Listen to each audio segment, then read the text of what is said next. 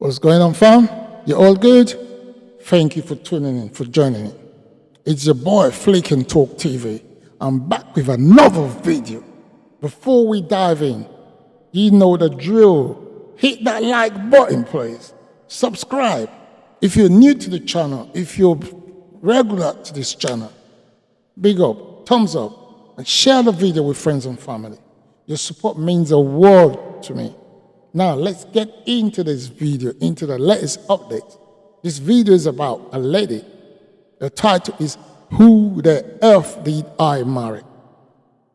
So, please, watch this video to the end. It's part 2 of this video. Please leave your comment. And please be nice on your comment because this is an educational video. Loads of people could benefit from this just watching this video. It takes a lot. It takes someone, a strong person, to actually make such a video. So all thanks to this lady. And thank you. So once again, we're in this video.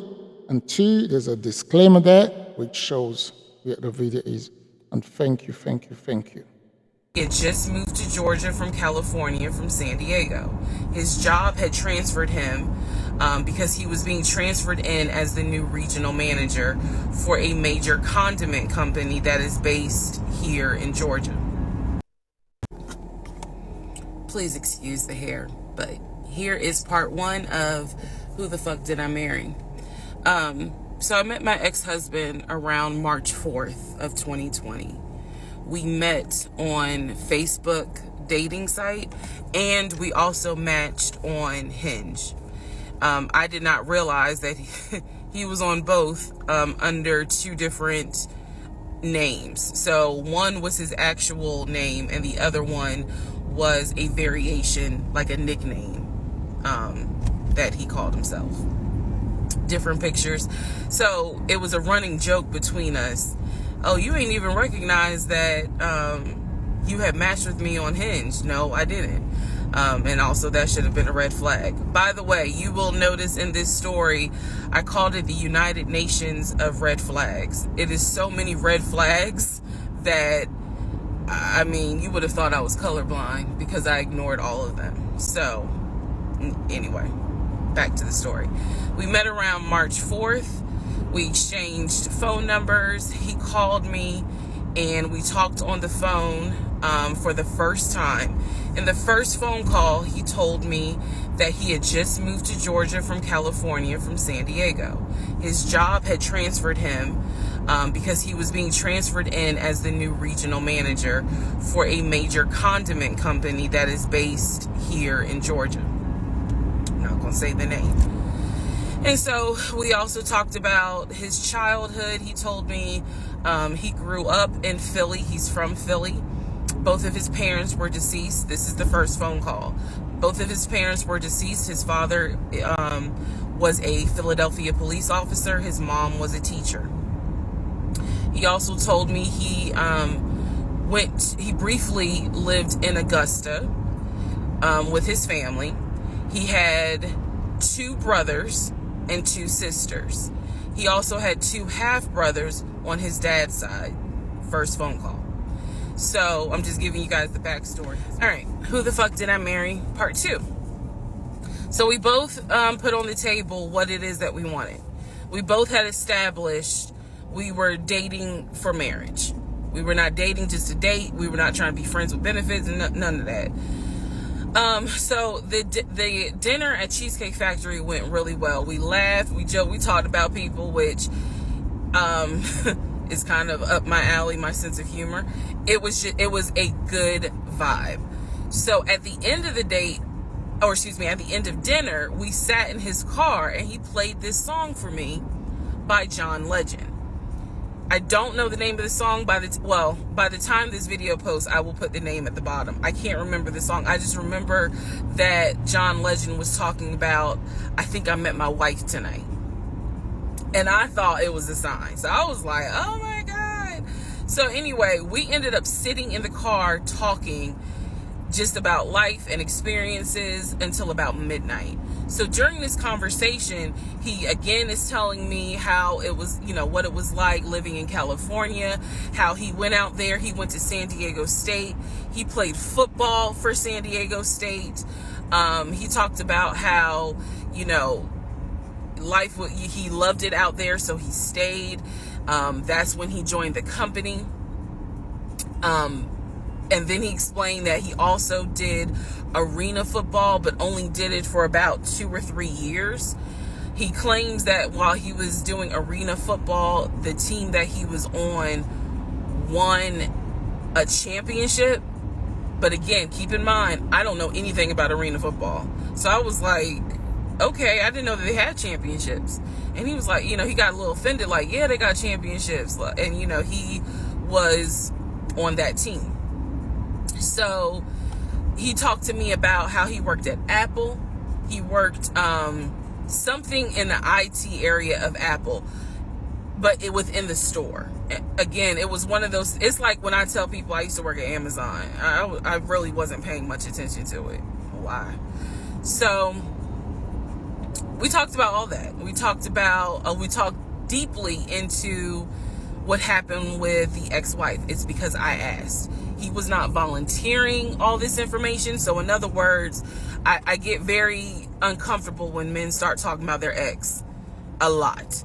That's not what happened. I was asking questions because I was really trying to figure out, okay, are you ready for a relationship, or are you still missing? All right, part 3, who the fuck did I marry?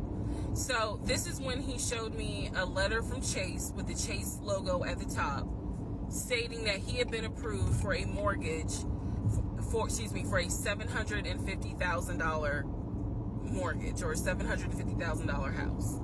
So he was like, we can't go over $750,000. And I said, I remember asking him, can you afford the mortgage on a $750,000 house? Because I know I can't. This is when he explains to me, I told you how I played arena football. I invested my money really well. So he said, I have money that will help pay for the mortgage. He was like, we're good. Like, I'm financially, I am okay. He was like, that's why I'm able to get approved for a $750,000 mortgage. So he told me that his money was in different savings accounts. He said he had an account with Chase Bank, he had an account with US Bank, and he had an offshore account. This is what he told me. The offshore account, I was like, why? And he explained something about, the US, the US imposes taxes on money when you have a certain amount in US banks. He was like, so everybody knows that it's smart to have some money in an offshore account. Y'all, look, I live paycheck to paycheck. I was like, okay, that's whatever. I said, so you have the money to pay for a home. I'm also holding in my hand a letter from Chase saying that he was approved for $750,000. So I went off of what I saw. So we contacted a realtor. I won't say his name, but man, if he ever sees this TikTok, I owe this man such an apology. But we contacted a realtor who was based in Cobb County, because I was very adamant I wanted to move back to Marietta, Smyrna area in Cobb County, Georgia. He was fine with that. His whole attitude was, you're going to be my wife, happy life. So we met a realtor. I would find houses that I wanted to tour. Keep in mind that this was COVID. So at the time, we could not tour a home. It would have to be a virtual tour. So this particular realtor, we found a house in Douglasville, Georgia. Not Cobb County, but nevertheless, it's in Douglasville. I was fine with Douglasville. So we found a house in Douglasville, Georgia. The realtor did a FaceTime tour of the house. The house was really a nice home. 5 bedrooms, 4 baths. So we did a FaceTime tour of the home, and the home was listed, I believe, roughly 400 and something thousand. I really like the house. I could see myself living there. I could see us living there. Could see us with the kid there. This is now April, just for timeline purposes. This is April.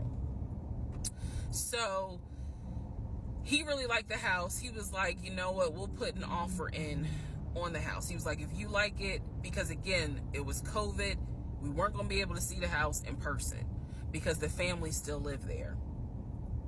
So he said, I'll put an offer in. We'll see if it's accepted. I said, okay. So he puts an offer in. He's telling me he put an offer in. I need to clarify some things he told me and the things that I actually saw. So for this house in Douglasville, he told me he was putting an offer in. The realtor would call me because one thing that the realtor told us, he was like, if the woman likes the house, typically the house is going to get bought. So he kind of dealt with me a bit more than he did my ex-husband. And again, this is April 2020. This is before we got married. So at the time, he was my boyfriend.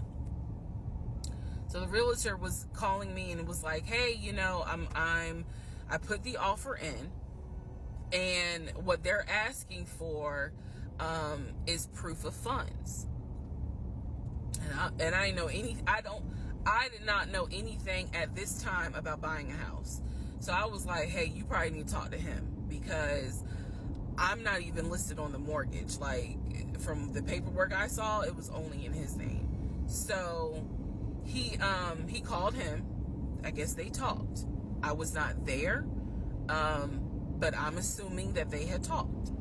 So the boyfriend is coming, my ex is coming home saying, yeah, I talked to so-and-so. I sent him over the paperwork. The offer was approved, and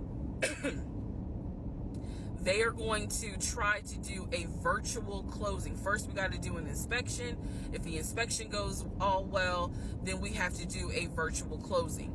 He also told me that he put down earnest money on the home. He put down, I believe, $5,000. He said, I just transferred the money over to the realtor's account or whatever, so that it could be earnest money for the house. So I'm just like, okay, great. He was like, so realistically, this is April. We should be able to get in that house by June. Okay, no problem. So this is what he told me.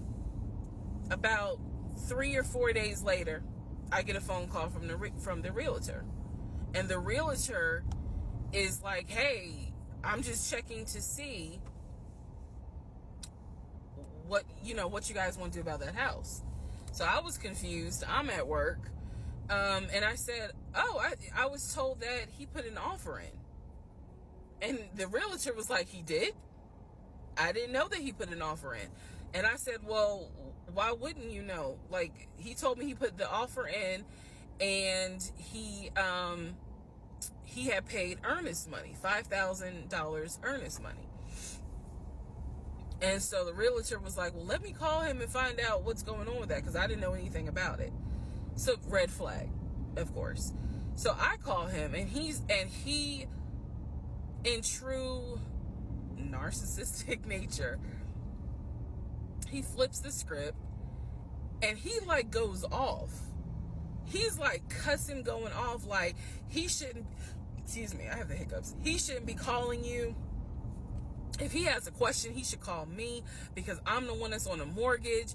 He was like, and now it's going to be an issue. And I said, well, did you put the offer in with him or not? And he said, no, I did not put the offer in with him. I put the offer in with a friend of mine who is a realtor, so I can give him the business. So I did not hear from that realtor again. So I was just like, is the house under contract or is it not? He was like, yes, the house is under contract. This is how crazy things work out. About 3 days later, on realtor.com, I'm looking at the house because I was trying to figure out in my mind how I'm gonna decorate. It shows the house is under contract. So, showed my boyfriend. My boyfriend's like, I told you it was under contract. He was like, I like, did you not believe me? And I ain't had the heart to say, hell no, I didn't believe you. Like, it seemed too good to be true. But once I saw the house was under contract, I absolutely believe that, okay, it's under contract with him. Like, yeah, we're about to do inspection. We are about to move. And so we had driven by the house because, again, keep in mind, a family's still living there. So we had driven by the house. At this point, he was like, I want us to start looking for furniture so that way we can go ahead and order it. So when it's time to move, the furniture is ready, because, you know, it takes like 6 to 8 weeks sometimes for furniture to be delivered if they don't have it in stock. Like, he was very methodical in planning and saying, this is what we need. All right, part 4. So we go to Home Depot, we go to Lowe's. I'm choosing all these appliances. He's taking pictures of the SKU number. We have representatives helping us, and he basically explained to them, hey, we're buying a house. We should be closing sometime in June. Can we order this stuff now? Can I put a hold on it? Like, what can we do? Because we're not ready for delivery. I stood there as the Home Depot rep said, we can hold it in our warehouse. Like, you can buy something and we can hold it. People do it all the time, especially with COVID. So I watched him pay. I want to say it was about it was either $350 or $500. I watched him pay a deposit on a whole new set of appliances for them, and they were going to hold it until we were ready for delivery. I watched this. So I was like, okay, good deal. Like, we got the appliances. Next, let's go to Rooms to Go and Ashley Furniture and find actual furniture. So we went all around Rooms to Go. We went to Ashley Furniture. We went to American Signature. And I saw all these things that I wanted. Again, he's taking pictures of it. He was like, I can go online and order it. I didn't think anything of it because, again, I just saw that we held the appliances. So I was like, okay, that's fine. So April turns into May. May 2020 comes. This is where things start to get a little interesting. May comes, and obviously we had not done inspection. And I'm asking him all the time, what's the deal with the house? He was like, oh, because of COVID, they're trying to get someone to do the inspection. But the guy that they had, it was always something. The guy they had caught COVID, so they're going to have to get somebody else. And he's like 15 houses backed up, so it'll be a while. So at this point in May, I know I look crazy. In this point in May of 2020, I started recording audio diaries. I don't know why. It was something just made me just start recording my thoughts in an audio diary, and I still have them. And I would save them by the date, and I would just start talking about what's on my mind. So I was like, I knew there was something was nagging me, like, but I kept pushing it out of my mind. I was like, you saw, this is what I reminded myself. You saw him pay for the appliances. You know the house is under contract. You know that he told you that he's the one who put the house under contract. Why would, like, I remember saying to myself, why would he lie about that? This is so easy to verify. Why would he lie about that? Have you caught him in any other lie? And at the time, the answer was no. So I really was like, maybe you just aren't used to a guy who actually does what he's supposed to do. Like, I was questioning myself and then answering my own questions. So inspection didn't happen. Around mid-May, I found out I was pregnant. May 2020. When I found out I was pregnant, he was ecstatic and I was like, oh shit. The reason why I was oh shit is because, number one, I'm plus size. Number two, because of my age, I felt like it was probably going to be a high risk pregnancy. And I wasn't married. And that nagged. I cannot tell y'all how much it nagged me. There was a lot of internal struggle in between. My family didn't even know that he had moved in at this point. I told them, that I was pregnant. Went to the doctor. Everything looked good. But again, because it was COVID, he couldn't go in with me into the actual room. So, doing any sort of ultrasound, doing the blood test, because my HCG levels were really high. So the doctor was like, hey, it might be twins. We don't know yet. You're still kind of early, along. They gave me a due date. The due date was January 26th of 2021.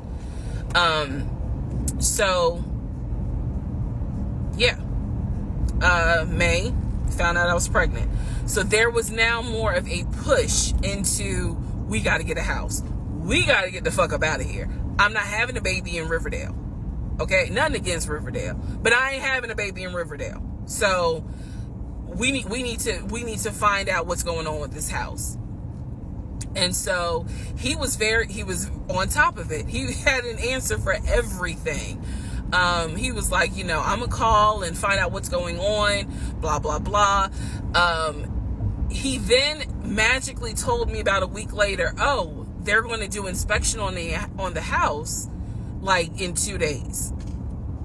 So I was just like, okay, keep in mind, I'm taking his word for it. I'm taking his word for all this. So he's like, they're going to do an inspection.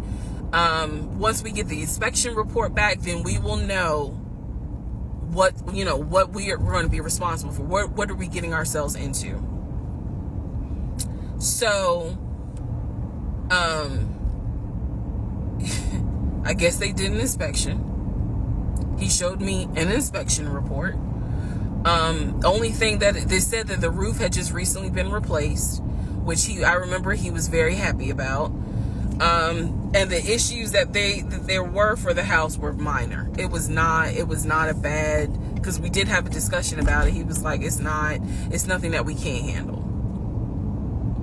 Then he said that we were set to close the end of May. We were set to close the end of May. He told me it was going to be a virtual closing. You're probably like, what the hell is a virtual closing? Because again, he's saying because of COVID, people are not closing in the office. They're doing a virtual closing where you would need to electronically sign the paperwork. This is what he's telling me. And so he was like, we're set to close like just before Memorial Day. And so for some reason, again, there's still that nagging part. For some reason, I didn't start packing. Anyone that knows me will tell you I hate moving. I've done it enough in my life. I hate moving. But I did not start packing up that house at all. I was just like, I'm pregnant. My body was changing so fast that it was like I can barely keep my eyes open half the day.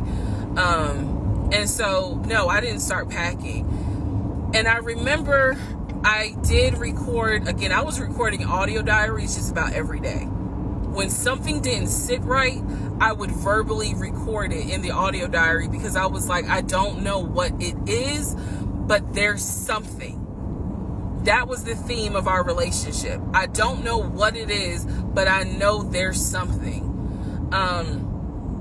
And so I remember talking to myself in my little prayer closet, because that's where I would do my recordings. And I remember thinking, what if what if we don't get this house? Like, what if we don't get, what if he's lying? But again, there goes that thought process of, why would he lie about this? Like, who makes up that they're buying a house when in fact they're not?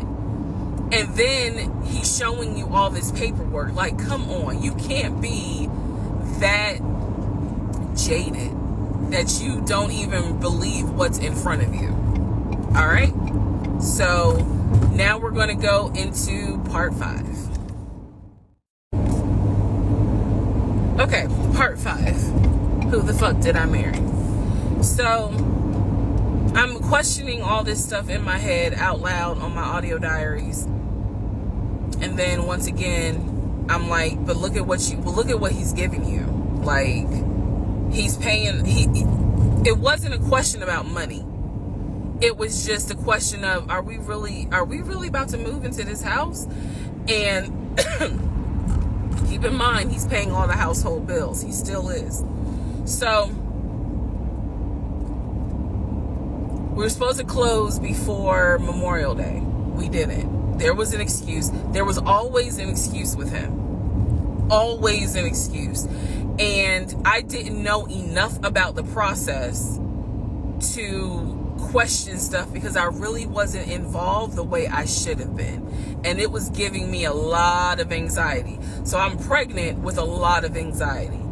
And if I'm gonna be 100% honest with y'all, I was not expecting that I was probably going to have a healthy pregnancy because I was stressed.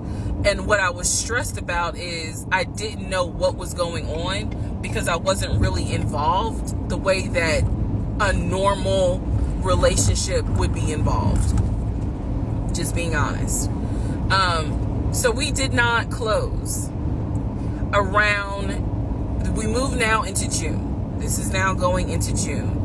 Around June 5th, I looked at the house again on Realtor.com.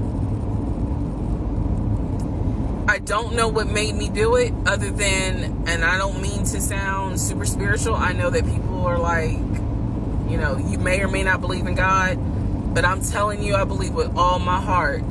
Probably the Holy Spirit was like, look at that house on Realtor.com. So I looked at the house on Realtor.com. This was around June 5th. It showed that the house was off the market. And I remember being like, okay, wait, what does that mean? What does that mean? Because ex-husband is telling me we're about to close on the house. We're about to close. It's our house.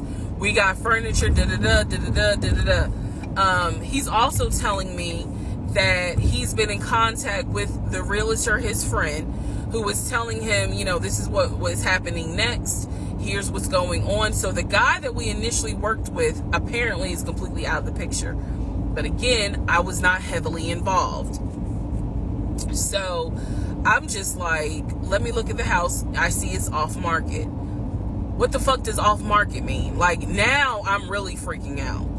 So it shows the name of the real estate agent for the seller. I don't remember her name. I called her and I said, you know, I said, my husband and I, even though I wasn't married, my husband and I were looking at this house at 123 Main Street.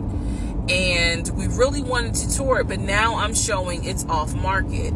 Is it not available? Or, you know, I pulled that card. And she was like, oh, no, ma'am. The home closed yesterday. It closed June 4th. Again, there are certain dates I just remember. And I said, oh, it closed June 4th? I was like, really? And she said, yes, ma'am. She was like, my sellers sold the house. And I was like, oh, man, okay. Well, I said, my husband and I really wanted, you know, we love the pictures of it. And we're getting ready to start a family. So I would have loved to have been able to, have the opportunity to see it. I asked her something. I don't remember the specific question I asked her. And I know why I asked the question, because I was anticipating that my boyfriend at the time was going to have some sort of excuse. So I asked her something about the buyers. And I remember, and somehow, again, forgive me, I don't remember the question I asked her, but the answer was that it was an older white couple. So I get off the phone with her, I record an audio diary, and in the audio diary, I specifically say, okay, there is no house.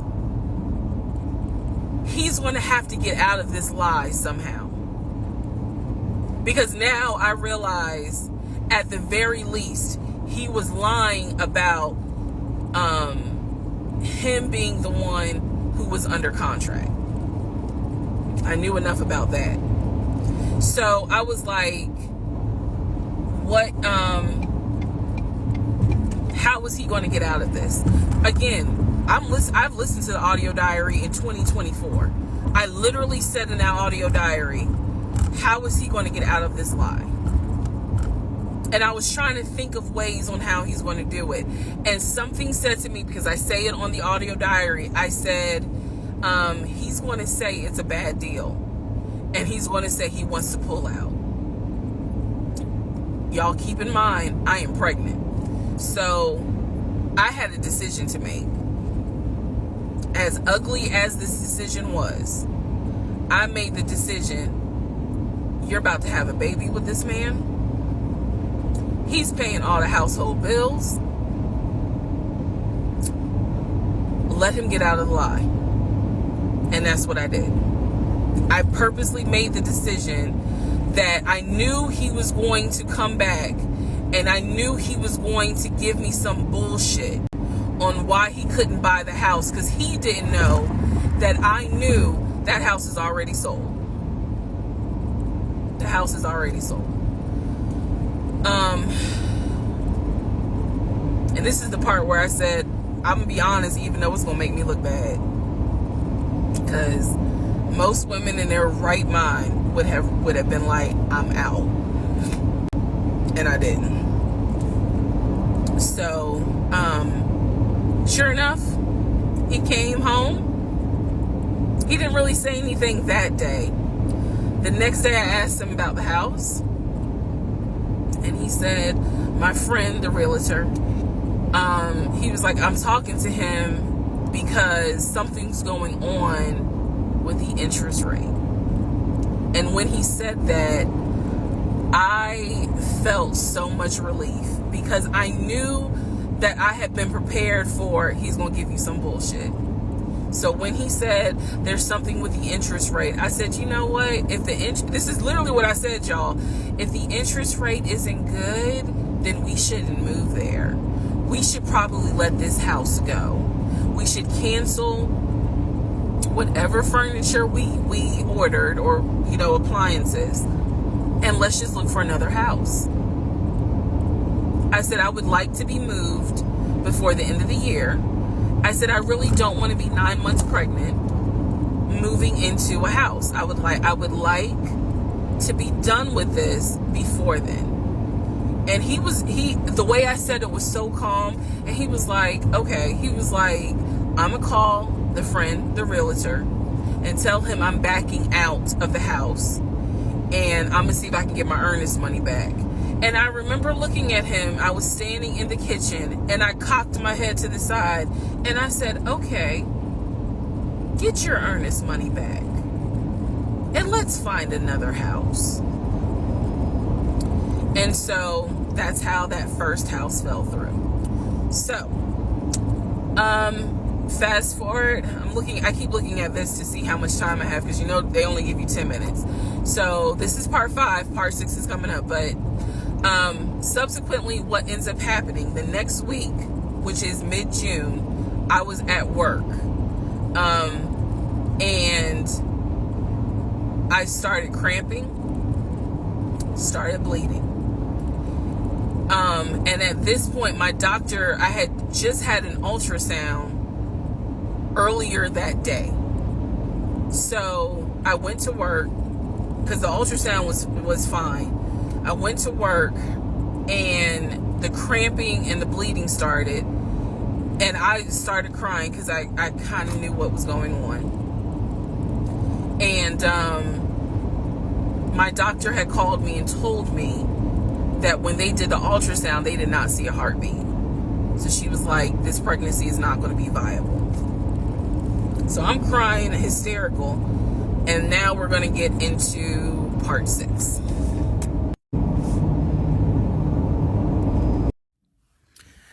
Okay, so this is part 6 of Who the Fuck Did I Marry? So where we left off. So obviously, my doctor had called and told me there was no heartbeat. The pregnancy was not viable at that point, and I was cramping and spotting at work. Went into my best friend's office and immediately started crying. She was like, "What's going on?" And I said, I told her what the doctor said, and she grabbed her keys, grabbed her purse, and was like, "Let's go, I'm taking you home." On my way home, I called my boyfriend and told him what the doctor said, and he was like, "I'll meet you at home." So he was coming from Duluth, went straight home. And so about 24, 48 hours later, I had a doctor's appointment, and my doctor gave me 3 options. First option, let everything happen naturally. Your body will expel the fetus on its own. Second option, you can take a pill which will induce expelling the fetus at home. The pill basically will cause you to contract and expel. The third option was to go into the hospital and do a D&C. I did not want to do a D&C because I did not want to be in a hospital with COVID going on. And for whatever reason, I did not do the option of let it happen naturally. So I chose to do the pill. His birthday was June 17th. My ex's birthday was June 17th. So the decision was made, we're going to celebrate his birthday that day, go out to eat. And then that night I would take the pill because we both were off from work the next 2 or 3 days. So went out to eat to try to celebrate as best we could, and then took the pill that night. That night was the most traumatic, excruciating pain I've ever put my body through. I do not recommend any woman, if prayerfully you don't have to go through that, but I don't recommend taking that pill. If you don't have to, don't do it. I spent the whole night in the bathroom just crying in so much pain. They gave me a narcotic. I couldn't take it because I found out I was allergic to it, so it was causing me to like projectile vomiting. It was a mess. So, and he was right there. You know, he was scared that he needed to take me to the ER. But in the morning, the pain kind of subsided. So about 72 hours later, I had another doctor's appointment where the purpose of this appointment was to do an ultrasound to see if everything had passed. Everything did not pass. So because of that, my doctor was like, we're going to have to do a D&C. My D&C was scheduled for the first week of July. My boyfriend, my ex, was going to take me. That was always the plan. 2 days before my procedure, he comes home and tells me that he is up for a promotion. He's up to be promoted to VP. Because of this, the president of the company, is coming in, and it was going to be this huge business meeting he had to go to. The business meeting was scheduled for the day of my surgery. And so I'm throwing a fit because I was like, there's no way you can do that meeting. Like, I need you to take me to the hospital and all this other stuff. And so he offered to have his sister take me to the hospital. Apparently his sister lived in Douglasville.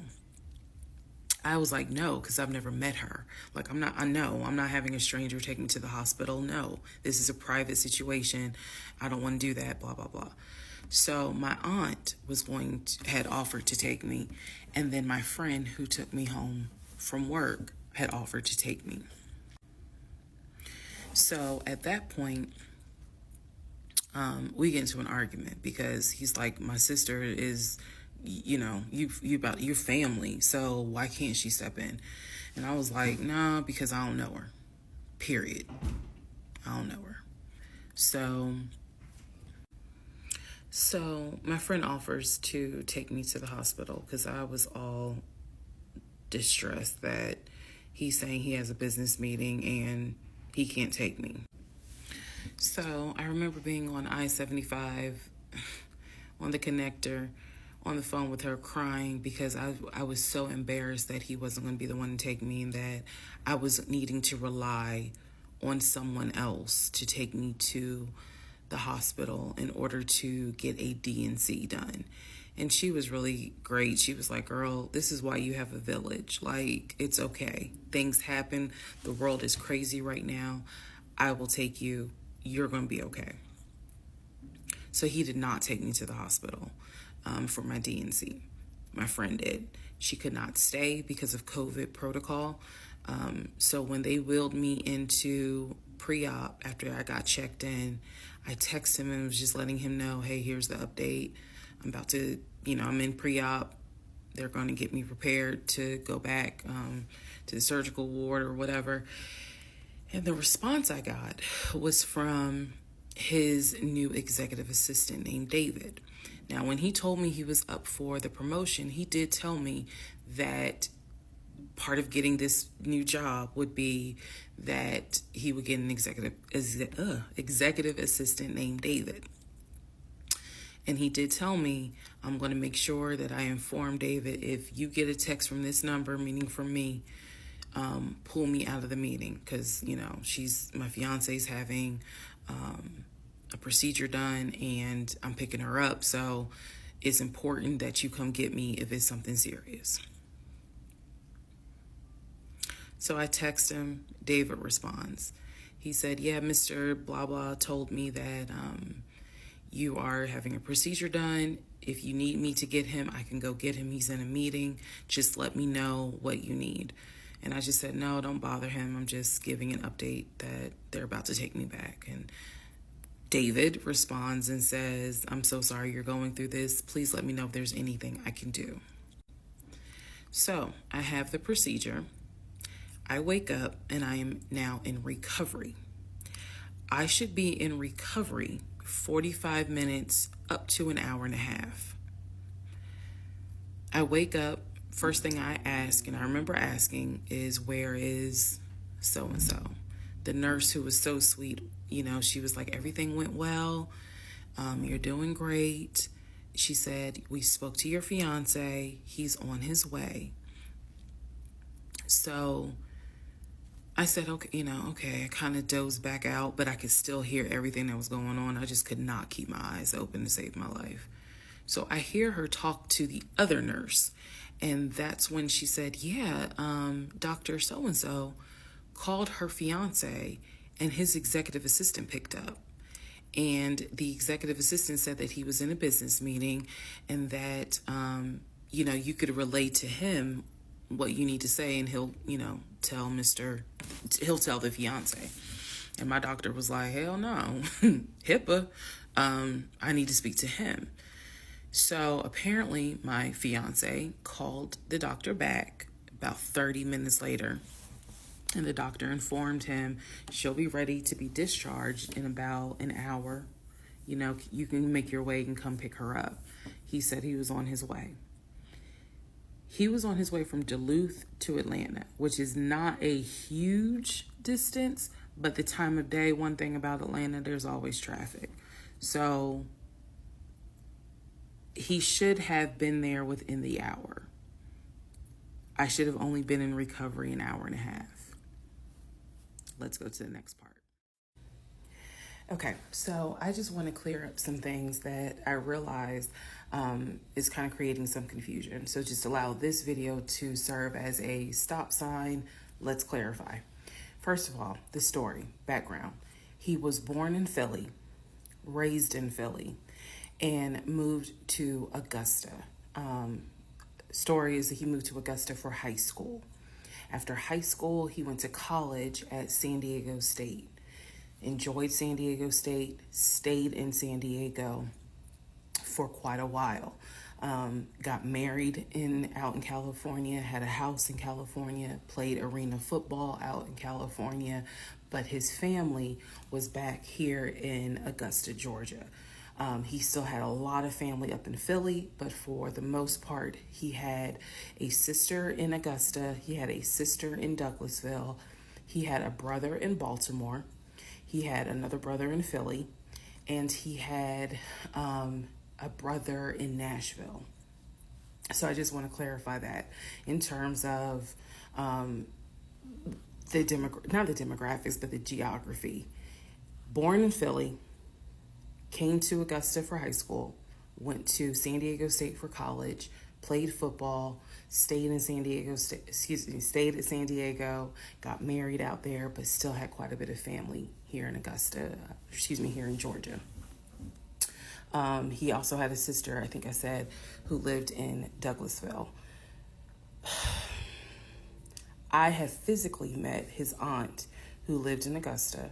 I've met his brother who lives in Augusta. I have spoken on FaceTime with a brother who lives in Baltimore. And then I will demonstrate how he used to talk to the brother that lives in Philly. That's coming up. You haven't missed that. In terms of the proposal, you did not miss the story of the proposal. I simply didn't want to share it because it was embarrassing. Basically, he gave me 3 ring options. We went to a jeweler at the Mall of Georgia. He had me pick out 3 rings. I told him which one I liked the most because I knew it wasn't a romantic proposal at all. I knew which ring I liked the most. I told him which one. He basically said, when I'm ready, I'll give you the ring and I'll propose. Fast forward about, I guess it was summer because I was actually pregnant when the ring came. We were sitting at the dinner table. He took the ring box out of his pocket, slammed it on the dinner table, and I was like, what is this? He was like, open it. I opened it. Inside was the ring that I had wanted, that I had chosen at the jeweler. And he was like, all right, so this means that you're going to be my wife. I was pregnant. So, again, when I asked y'all to give me grace, it's because there's certain things that's just like, girl, what was you thinking? Trust me. There's no excuse. So there was never a, will you marry me? It was more of a, we're living together, we're having a baby together, we need to get married, because the backstory also was that his dad was a retired police officer, but at one point his father was a pastor. So he could quote the Bible like nobody's business, as we all know. So can Lucifer. But anyway, he could quote the Bible like no one's business. And so that's how we ended up engaged. And I was wearing a ring. I will find a picture and I will try to post it. But I was wearing the ring.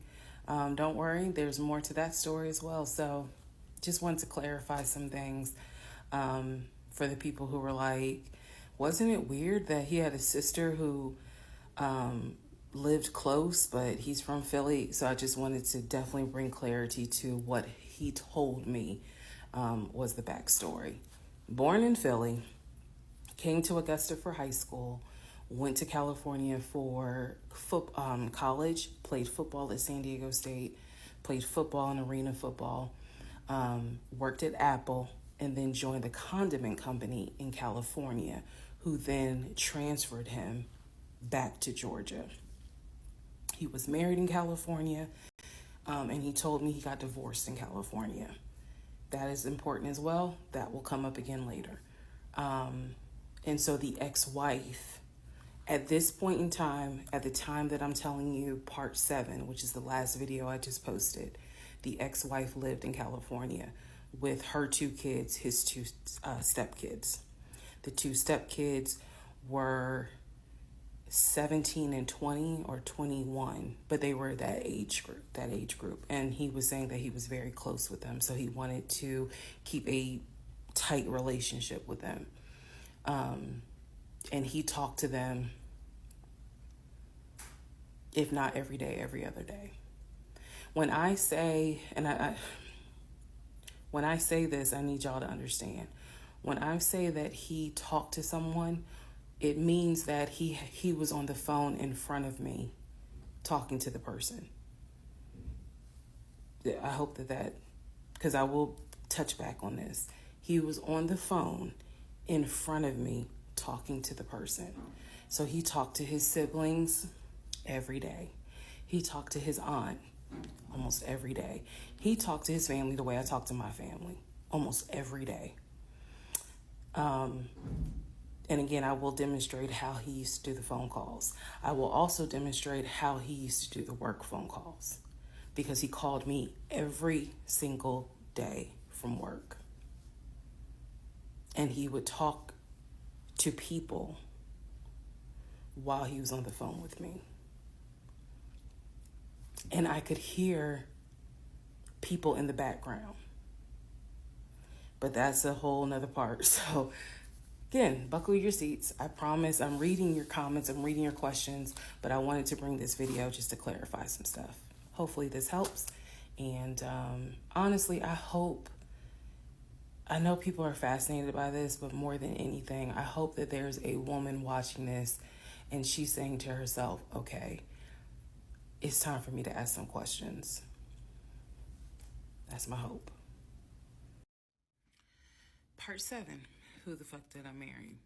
So I should have been in recovery at Northside Hospital for about at most an hour and a half.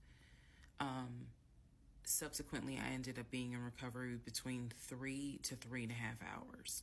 The nurses kept calling my ex, asking what's the status, because they were actually getting ready to do a shift change. So they kept calling, asking what's the status, like, where are you? I want to say that they called a total of 3 times and they spoke to him twice. So at this point, I knew that they were all like, where's her fiance? Like, what is going on?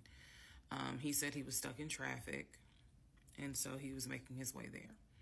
He eventually did get to Northside Hospital, and they wheeled me down, because again, he couldn't come in just because of the protocols. So when I got in the car, and I'm in pain, but yet drugged up, couldn't keep my eyes open, I was just out of it.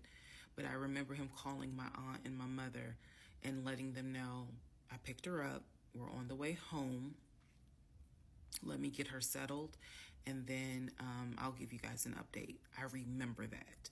What I did not know was that he had texted my aunt and my mom and asked them to not bother me for like a week. Like, just please don't reach out to her. Let her just rest. I am from New Jersey. I am from an African American family. You don't tell my black mama or my black aunt that, please don't bother her for a week. I didn't know this at the time, but I'm just interjecting that part. I'm trying to stay in the timeline, but he did apparently do that, and my aunt was like, "Why will fuck you up?" Anyway, so go home. He waits on me hand and foot. I recover. Just needed about 24 to 48 hours to just get my mind right. During this time, in between when the house in Douglasville fell through, we had not talked about a house. So I guess it was about a week later, after the DNC, he decides that, do you want to start looking for a house again? Excuse me, I have hiccups, y'all. Do you want to start looking for a house again? because of what happened with the house in Douglasville, I felt like I was smarter this time to say, you know, I want to be involved in every aspect, because I don't know what the fuck happened with that house in Douglasville. But what I do know is that he lied to me. I didn't know then what I know now. I just knew he lied about I knew he lied about being under contract. So I told him, I said, I don't want to work with your friend who I've never met, never talked to. I know that he has talked to him because he's talked to him in front of me. And I'm going to demonstrate on one of the videos how he used to do his phone calls. Don't worry, it's coming. So we found a new real estate agent. Really nice guy. His name was Scott. I am using his real name. Really nice guy. And we told him what the budget was. And Scott was like, okay, when you guys are ready, we can start looking at houses.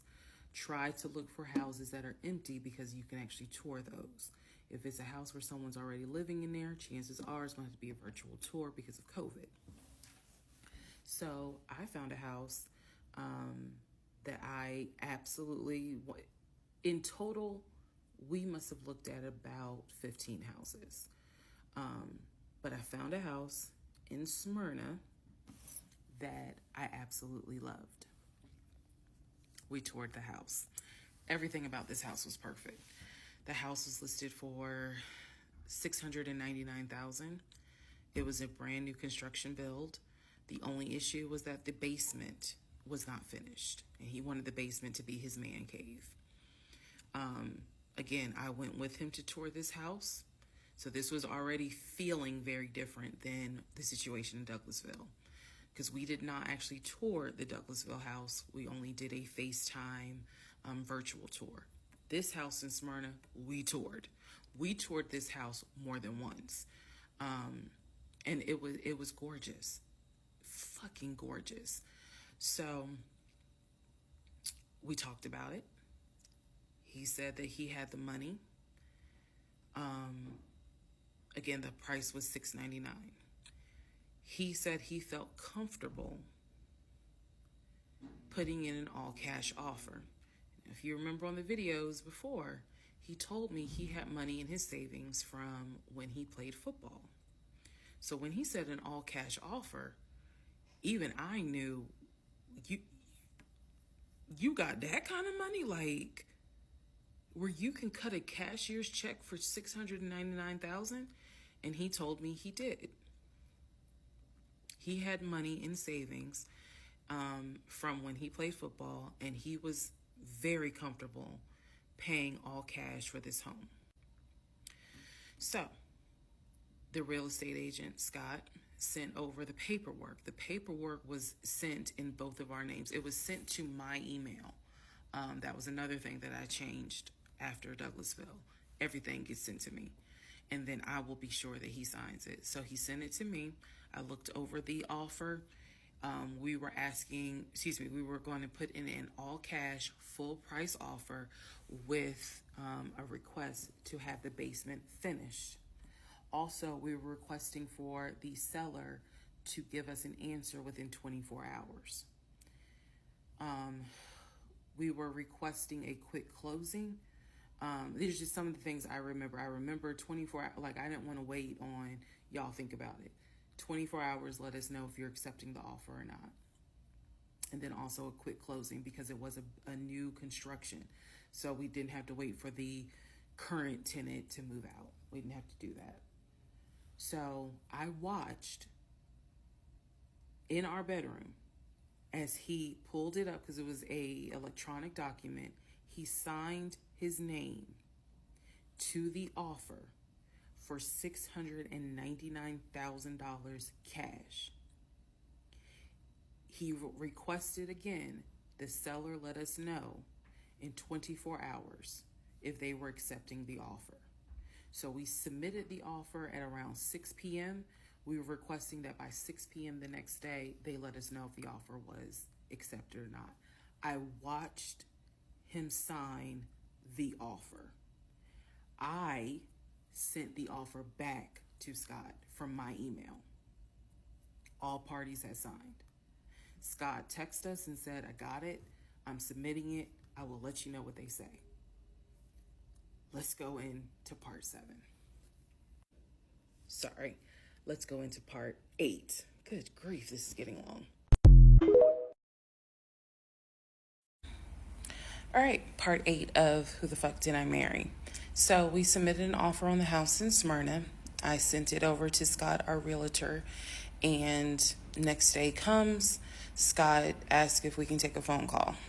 So he calls us and tells us that the offer was not accepted and the builder did not do a counter offer. We don't exactly know why.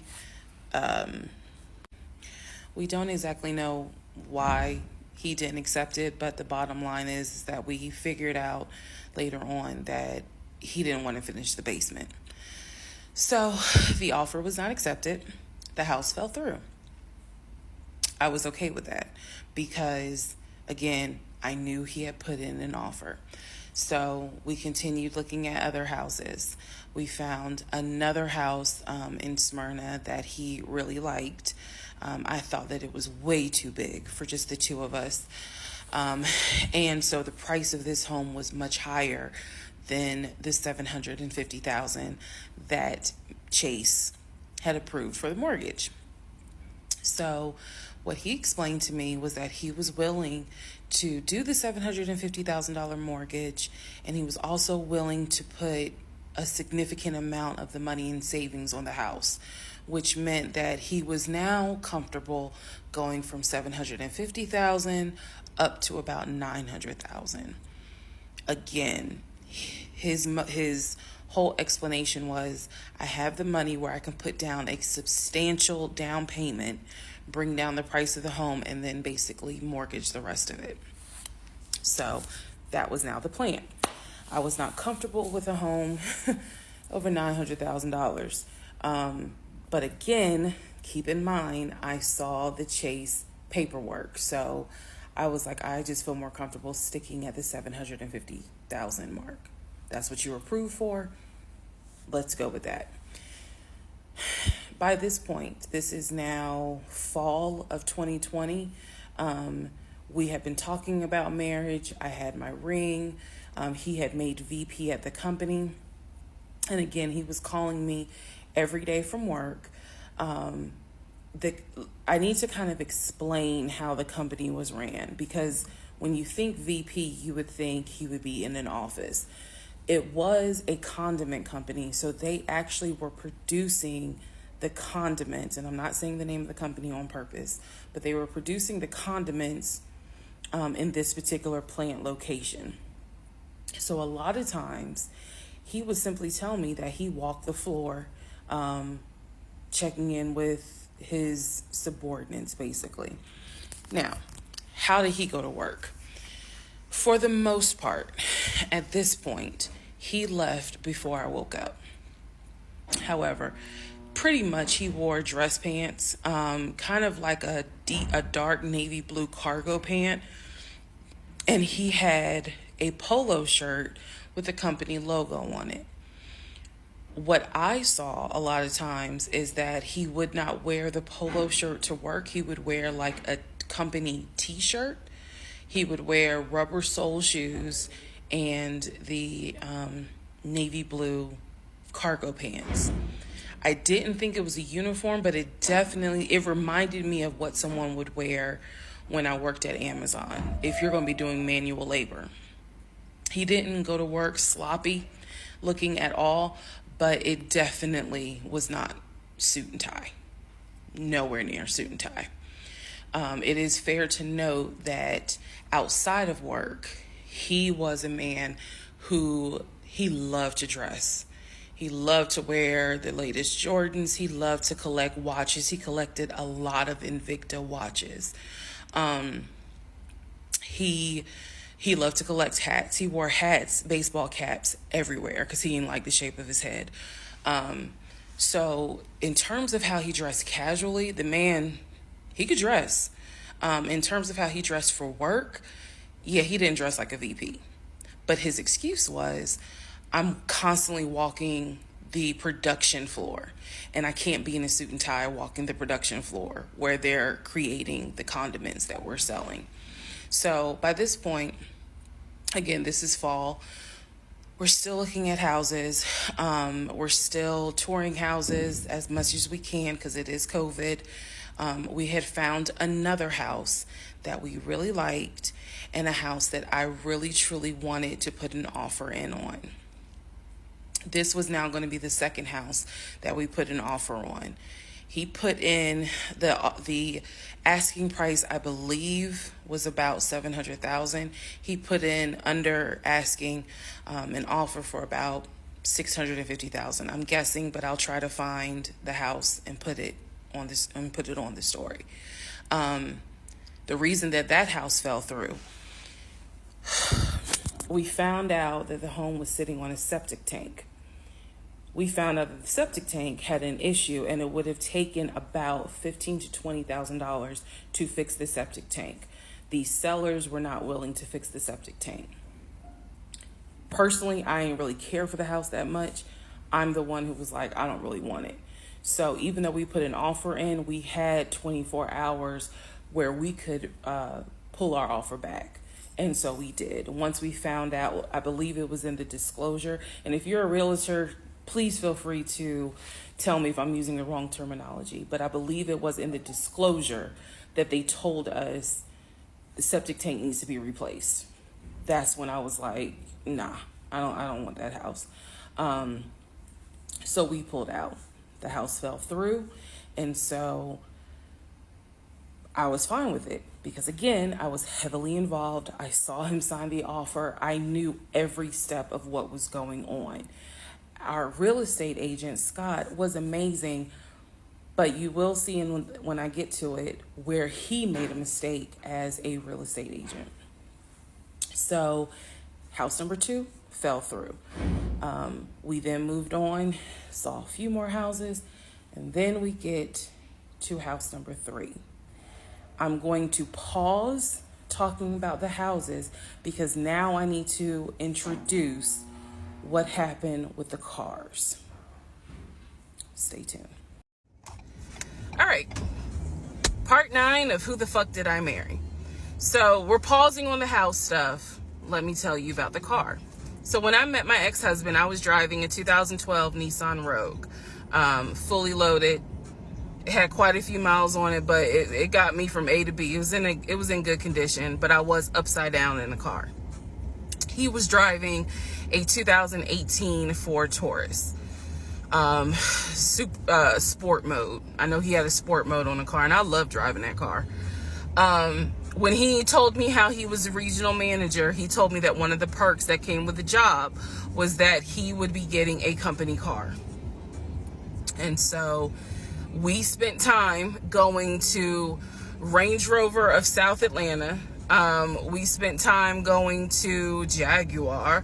We spent time going to BMW. We spent time going to Ford, which was on Mount Zion in Morrow, if you all are familiar with that area. He test drove a whole lot of cars. In the end, he decided on a BMW sedan. I was there when he test drove the car. I got in the car with him. I loved it. And he explained to the salesperson, I'm getting a company car. I need to get a printout of the full price of the car, tax, tag, and title. Because what my company is going to do is wire over the money for the car. The salesperson was like, okay, apparently that happens a lot. So he gave him a printout with the tax, tag, and title for the car. In front of me and the salesperson, he called the person in the finance department for his job. Obviously, I have no idea what this person's name is, but he called the person. He explained to them, this is the amount of money. He said the president of the company, so-and-so, has authorized for him to get a car, not spending more than, I think, $90,000 tax, tag, and title. The BMW came out to just under $90,000. And so he I remember this conversation so fucking vividly. So he's on the phone in front. I'm sitting down. The salesperson sitting down at their desk, and he's like, they put me on hold. And so he's like, I guess the person comes back, and he says, yeah, the price of the car is blah blah blah. He was like, give me a second, and I can send you a picture of that printout that shows tax, tag, and title for the BMW. He gets off the phone. He takes a picture of it. He sends it to whoever. He waits about 10 minutes. He calls the person back. He says, did you get it? Apparently the person did get it. But the person who can actually physically do the wire transfer had gone home for the day. So what he says to the BMW salesperson, he's like, okay, we're going to have to do this tomorrow because so-and-so went home for the day. I don't know who the salesperson is. I can only tell you from my viewpoint what I thought. I had no reason to think this was a lie. I really didn't. Because again, you got to please keep in mind the circumstances that all of this is happening. We're inside the dealership. We're sitting at the desk of this person. He gave us the printout. He's on the phone, doing business, basically saying, look, this is how much money the car is going to cost. He's taking a picture of it. He seemingly is texting someone saying, this is how much, this is proof of how much it is. Then he asked the BMW salesperson, I need your wire transfer information. The guy got up, rushed over to, I guess, their finance area to get the bank wire information, because obviously you have to wire it a certain kind of way. Rushes back over, gives it to my ex-husband. My ex-husband's like, okay, first thing in the morning, we will get this wired over, and then, I'll come and pick up the car. My fiance, will drive me up here to pick up the car. So we leave. He felt like, because at the time that this all happened, I was pregnant. So he felt like, look, we're about to have a baby. I don't want you driving that Nissan Rogue. I want to get you something more secure, something new. I really wanted a Kia. I really wanted a Kia Telluride.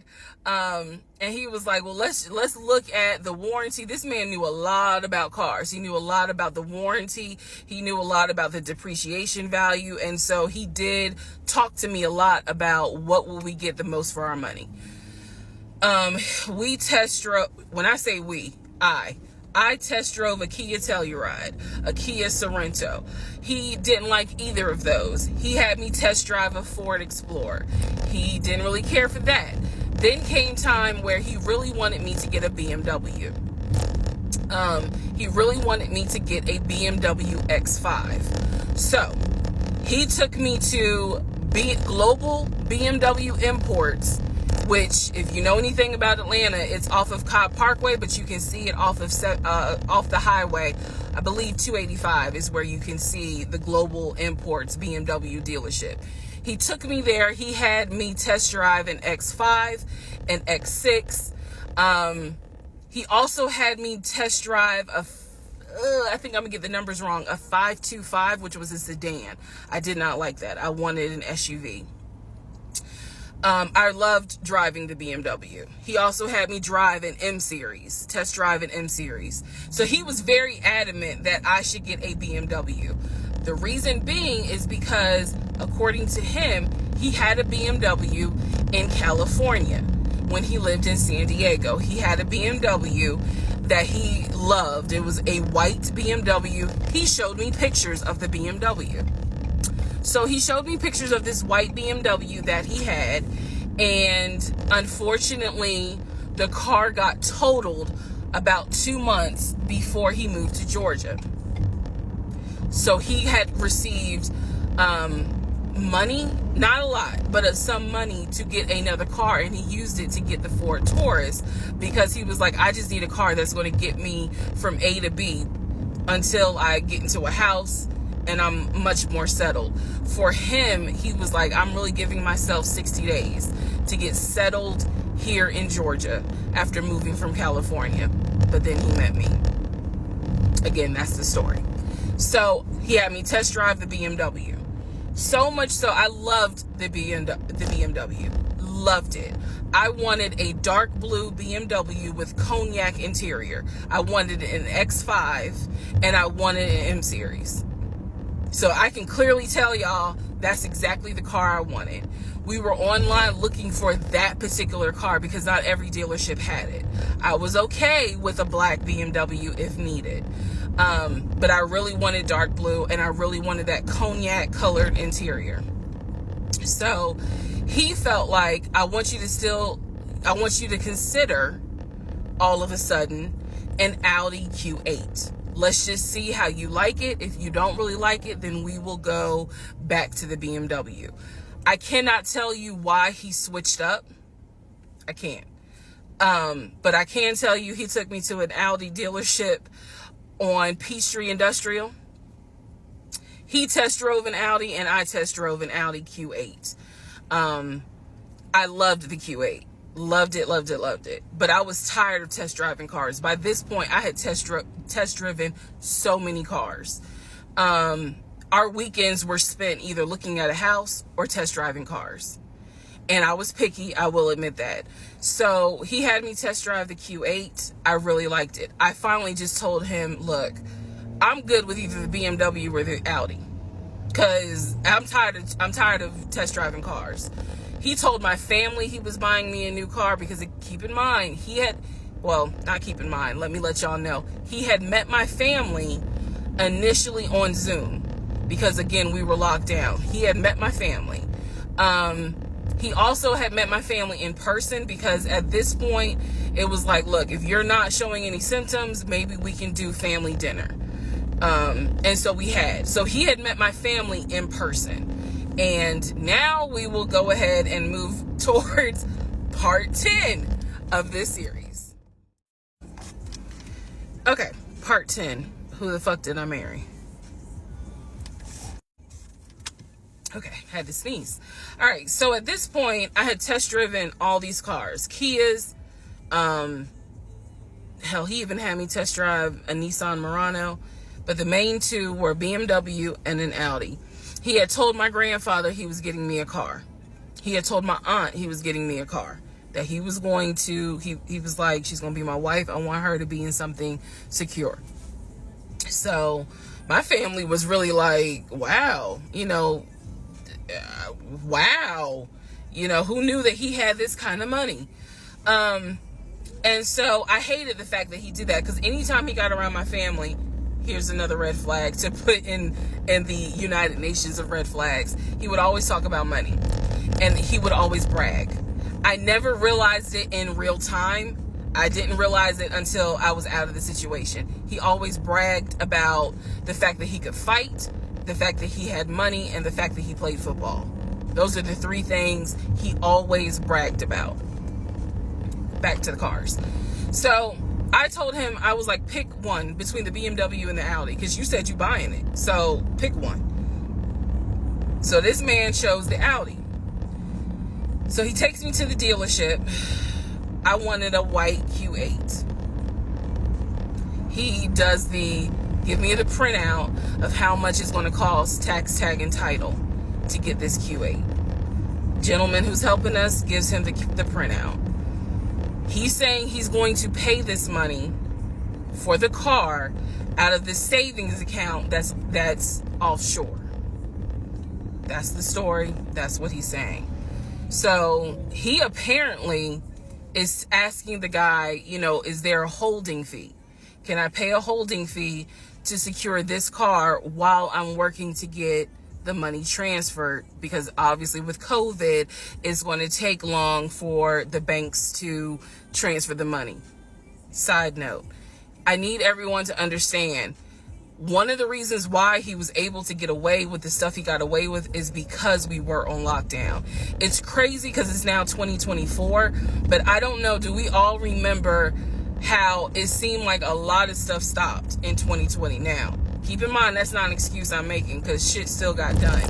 But in terms of business as usual, Business as usual just was not happening in 2020 at this time. So when he's saying, oh, it's going to take a while for the bank to transfer the money, the gentleman who was working at Audi he didn't make a face. He didn't blink. He was like, I know it's going to take a while because of COVID. So basically what ends up happening is we leave. He has the printout. He calls the bank, or he calls his financial advisor, who does have a name. The financial advisor's name is Eric. I feel comfortable using certain people's names, especially if we find out they didn't exist. So he calls Eric. He tells Eric in front of me, hey, I need to transfer $72,526, whatever the amount was, because I'm buying a car for my fiance. This is the bank account information. Do you need me to give it to you over the phone, or do you need me to email it to you? Pause. I can't hear what the person's saying, but that's what he would do. Do you need me to give it to you over the phone, or can I email it to you? Okay. All right, give me a few minutes and I'll go ahead and email it to you. All right, let me know. I'll call you back to find out if you received it. Okay, hang up. So I'm hearing this because, again, I'm not paying attention to, did I hear anybody on the other phone? Did I hear anybody on the other end? So he proceeds to type up an email, type up something, telling him this is the information that we need. I didn't think anything of it. He called me at work the next day to tell me that the money was sent to Audi, that he called Audi and he confirmed with Audi that they received the money. What he told me is that the car is going to be delivered to the house. Y'all, it's not that I lived in the hood, because I didn't, but I did not live in an area of Clayton County where you would have a brand new Audi delivered to your house. So I remember saying to him, I don't want that car delivered to the house, not yet, because I need to put that car in the garage. And my Nissan I only had a 1-car garage, so my Nissan was in the garage. So he said, okay, well, let me call them back and change the delivery date. Can you be home, or can you do a half day? So he's asking me, can you work a half day so that they can deliver the car and you will be home for it? I said, yes, that's fine. Because again, it's COVID. I'm working from home anyway. I only had to go in the office 2 days a week. So I'm at home the next day. He told me the car would be delivered between the hours of 1 and 3. Obviously, between 1 and 3, nothing happened. So 3 o'clock, I called him. He's at work. He sends me the voicemail. He calls me back. I said, it's 3 o'clock. No one ever came with the car. What's going on? And then I remember I was like, well, do I need to call Audi myself? Because I thought that you handled it. But if you didn't handle it, do I need to call them? And so whenever I would suggest I will handle it, he would get very, very defensive. Red flag number 472. So he was like, no, I will call Audi. Don't do anything. I'll call Audi and find out what's going on. Okay. So I'm at home chilling, cooking dinner, normal night. He calls me back and says, yeah, the car was stuck on the truck in Spartanburg, because apparently that's where their deliveries come from. So when he told me this, I was in the kitchen laughing, because by this point, I will be honest, and I told y'all I'll be honest even when it makes me look bad. I was guilty of, on one hand, I believed him, and on the other hand, I was like, let me see what lie he come up with. Let me just see. But keep in mind, my brain was really not rationalizing, not comprehending how deep the lie was. I just thought that no one told him the car was going to be delivered, and he made that up. I had no idea how deep the lie went. So he said, the car's in Spartanburg. It should be delivered this weekend. The weekend came, he had a whole other excuse. I don't remember what the exact excuse was as to why the car was never delivered. I do remember we got into an argument and I was like, don't even worry about it. I'm gonna get a new car my damn self. I don't even need your help. Which is probably one of the worst things you can tell a narcissist, because they love to be the hero, you know, it's all about them. But I was like, don't even worry about it. I'll get, when I have the money to get a car myself, I'll do it. I don't want to hear anything else about a new car. I don't want to hear shit else about a car.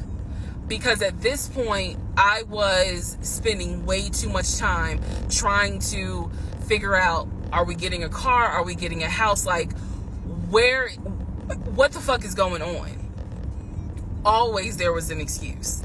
So when I told him I don't want to hear anything else about a car, and I am not going to a dealership to test drive another car, that ended that whole discussion right there.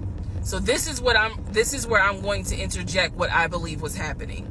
I believe that my ex-husband is the type of person, he gets off, nut. He gets off on you being excited about something that he knows you will never get. So I believe that he enjoyed going to car dealerships. He enjoyed watching me test drive a car and get excited about it, knowing I was not going to get it. It is the level of cruelty. And again, I'm telling y'all stuff that I found out way later on. It is the level of cruelty that I still cannot comprehend. So the whole issue about the BMW and the Audi, I think he just enjoyed seeing me get excited and then pull it away. Part 11 coming up. All right, part 11. So for this part, I'm just going to give you some backstory on the family. Pause all the stuff about the house. Pause the stuff about the car. This is backstory on his family, my ex-husband's family. All right, follow me. My ex-husband's parents, mom and dad, are both deceased. Mom passed away from cancer. Dad passed away shortly after her. I'm not sure what he passed away from. So he has a number of siblings. He has two, with his parents, he has two brothers. One is older, lives in Philly. One is younger by 2 years, lives in Nashville. He has two sisters. One, Shantae, is older, lives in Douglasville with her husband and two kids, a boy and a girl. Younger sister, Kim, is the baby, lives in Augusta with her husband, worked at, I think he told me, Procter & Gamble. That was the story. He had two half brothers that were through his dad. One brother lived in Baltimore. The other brother lived in Augusta. The brother that lived in Augusta, I have physically met in person, shook hands, hugged, all that. The brother that lived in Baltimore, I have FaceTimed with, talked to him. The brother that lived in Philly, the older brother that he looked up to, I have never talked to him on the phone. I would always talk to him through my ex-husband. So the conversation would be like, hey babe, brother so-and-so said hey. He didn't call him brother so-and-so. We'll call him John.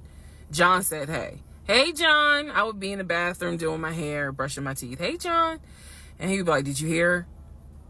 He said, how you doing? I was like, I'm good. How's he doing? Because that's just me. And so he would relay back and forth.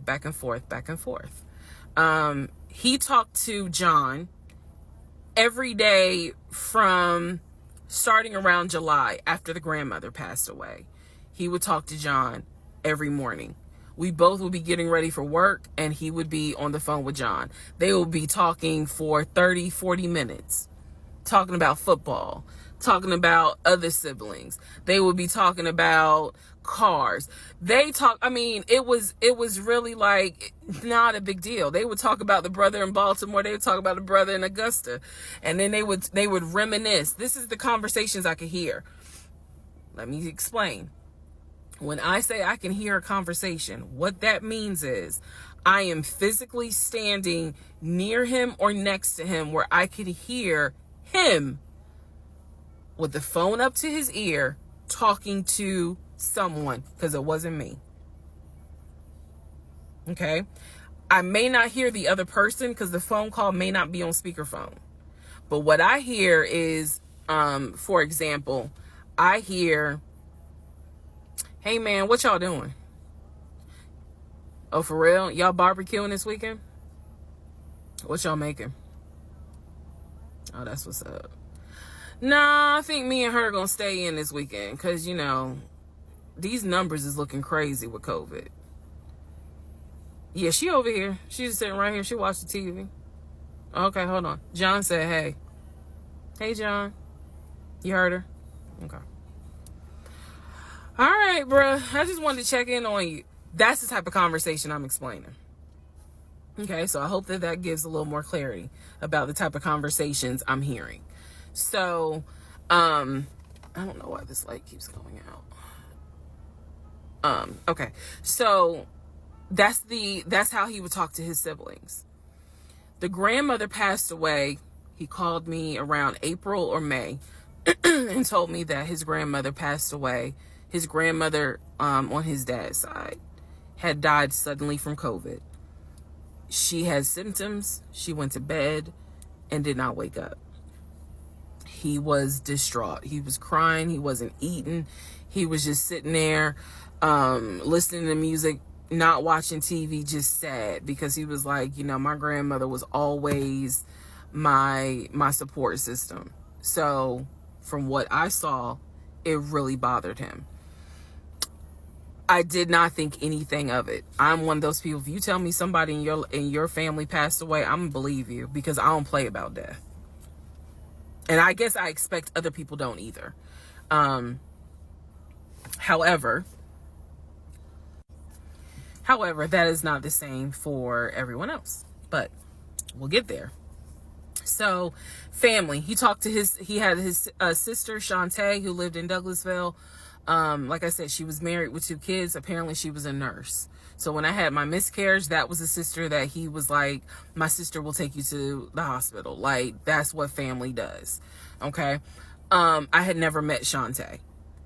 I've been on the phone, I've been around him when he was on the phone with Shantae. Never heard her part of the conversation. But he would be talking to his sister. That's what he said. That's what it sounded like too.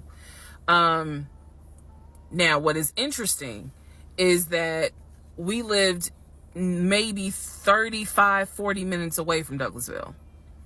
So there were plenty of times that he had invited me to go with him to his sister's house. Okay, let me tell you how this would always work out. Total times he invited me was probably 3 times for different barbecues or whatnot. The first time he invited me, I was like, nah, I ain't going, because again, COVID. And she's a nurse. Hell no. The second time he was like, yeah, she invited us, but I don't think we should go because COVID. No. The third time I agreed to go. I was like, absolutely, I'll go meet your sister. Like, that'd be great. On our way to her house, to Douglasville, to go see the sister, apparently he got a phone call. The phone was always like on vibrate, but he got a phone call and he told me that something came up, and so she had to cancel the barbecue, the get together, whatever. And so I was just like, oh man, you know, okay, well, hopefully we can go another time. It didn't happen close enough for me to have red flags, if that makes sense. But at this point, as y'all probably like, girl, you so blind. But again, I didn't think anything of it, because it's like, okay, it fell through. We'll see. We'll reschedule. And so we just went out to eat, and then he talked to another brother, the brother from Augusta that he would have on speakerphone. So it was like, you know, I didn't think anything of it. I really didn't. man. And the more I talk about it, the more I realize, like, I'm not a dumb person, but it just never dawned on me the things that you have to now investigate. It didn't dawn on me, but nevertheless, that is the backstory for his family, right? Grandmother passed away. 3 weeks later, he called me and told me his uncle had passed away from COVID. The uncle had tested positive, had to go into the hospital, and he died. It was a bit of a red flag. It was a bit of a red flag, but like I said, I don't play about death. So I was just like, wow.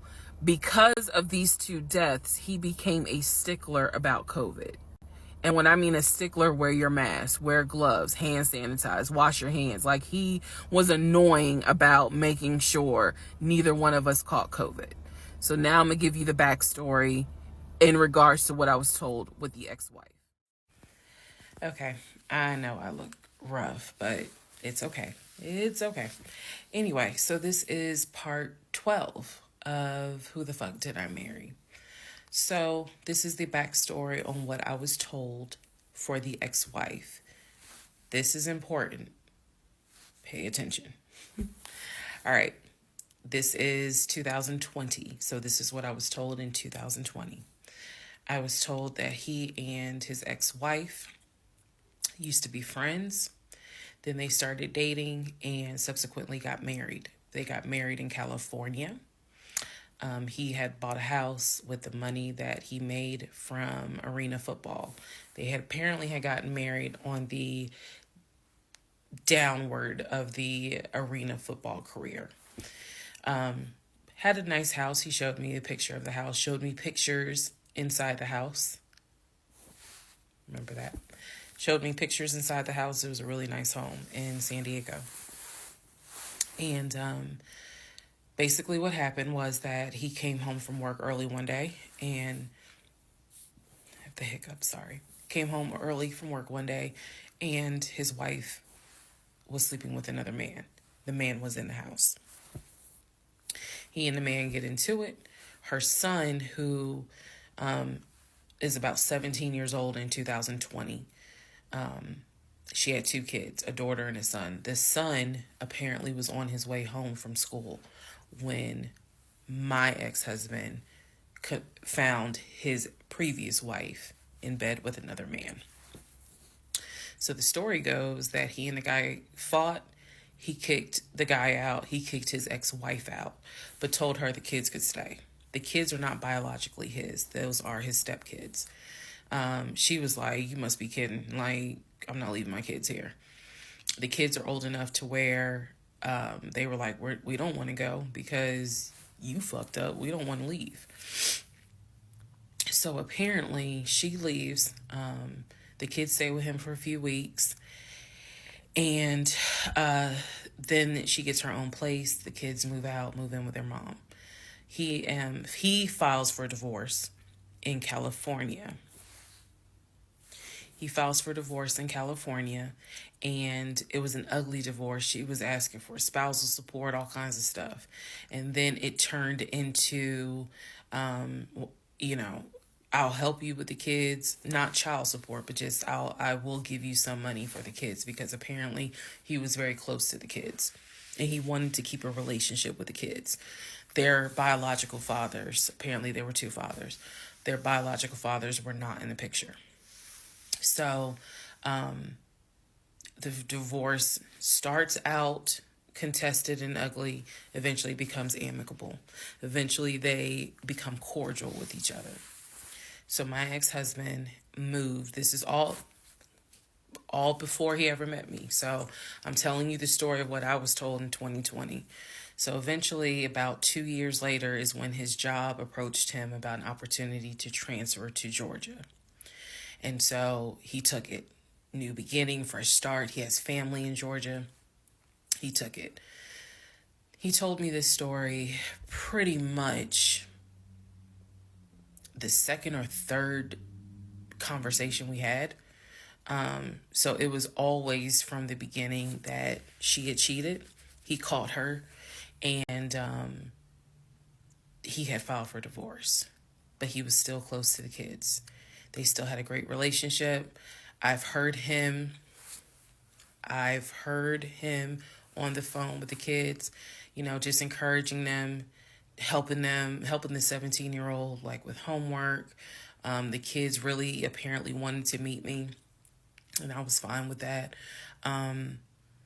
He would send them money, if they needed something, because he loved the kids as if they were his own. I'm telling you the story as I was told it in 2020. So, let's see, around April or May of 2020, he informs me that his ex-wife has moved to Georgia.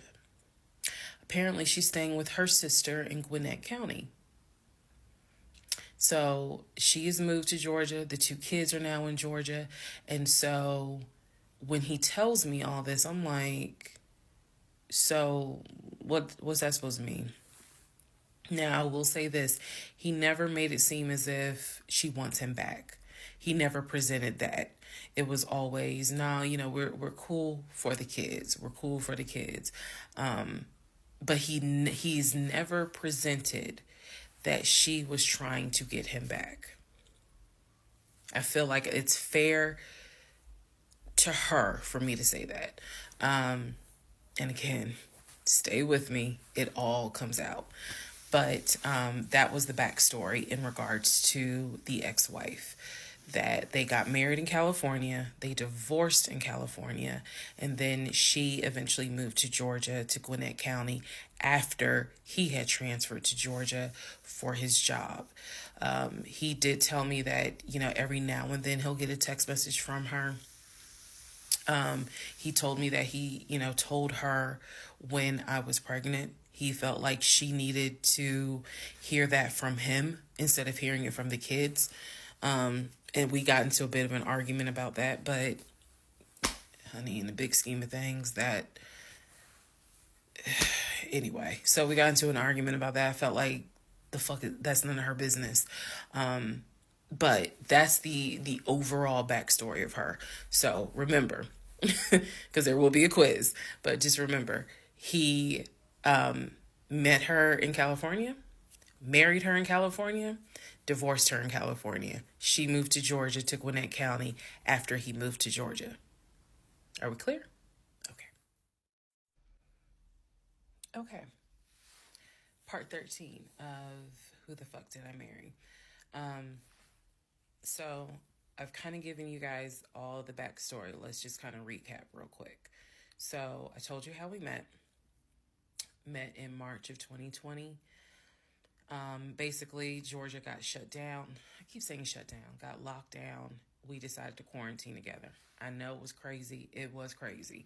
I really liked him. And thought he liked me. So I told you guys how we met. Things moved at a rapid pace. Met in March. Moved in together pretty much end of March, beginning of April. Found out I was pregnant in May. Lost the baby in June. Had to have surgery in July. Started looking for houses. Started looking at cars. All this stuff happened literally between March and in August is when I got my car. So, got a car in August. He paid the down payment for that car, which I was shocked by. And no, it was not a BMW or an Audi. It was a Nissan Altima, but I loved that car at the time. So he paid the down payment for that car. Told me he would help me with the car payment. The biggest mistake that I made, and I'll explain why I say this. The biggest mistake I made was that I signed myself up for a car note, where I knew I needed his help to pay the car note. I knew better. My mom has always taught me, do not ever put yourself in a position where you are financially dependent on a man. And all of that went out the window. And the reason why I say that was the biggest mistake is because when I have pulled back the layers of this whole monstrosity of life that I lived for 2020 and 2021, it really does boil down to the fact that I truly ended up marrying him more out of fear than anything else. And I'll expound upon that later. But I got the car in August, and by this point I was exhausted of looking at cars. I was mad that I didn't get a BMW X5 dark blue with cognac interior. And I was tired of looking at houses, getting my hopes up, looking at a house and picturing myself in the master bedroom, the kitchen, the island, all that stuff. I'm a visual person, and I was tired of getting my hopes up. So now we're going to segue into fall, going into the holidays.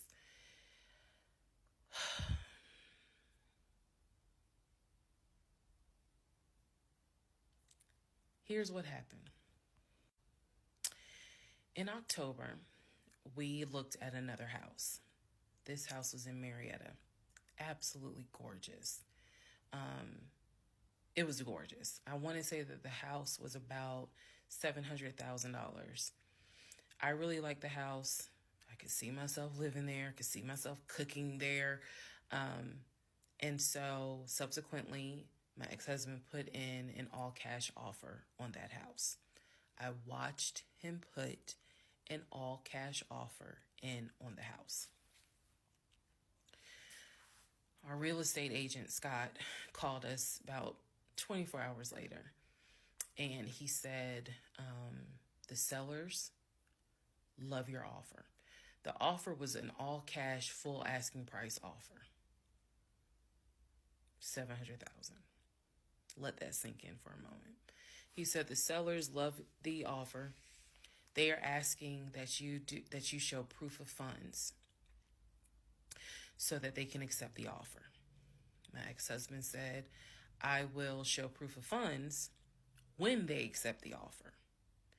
The seller said, great, we'll accept the offer when you show proof of funds.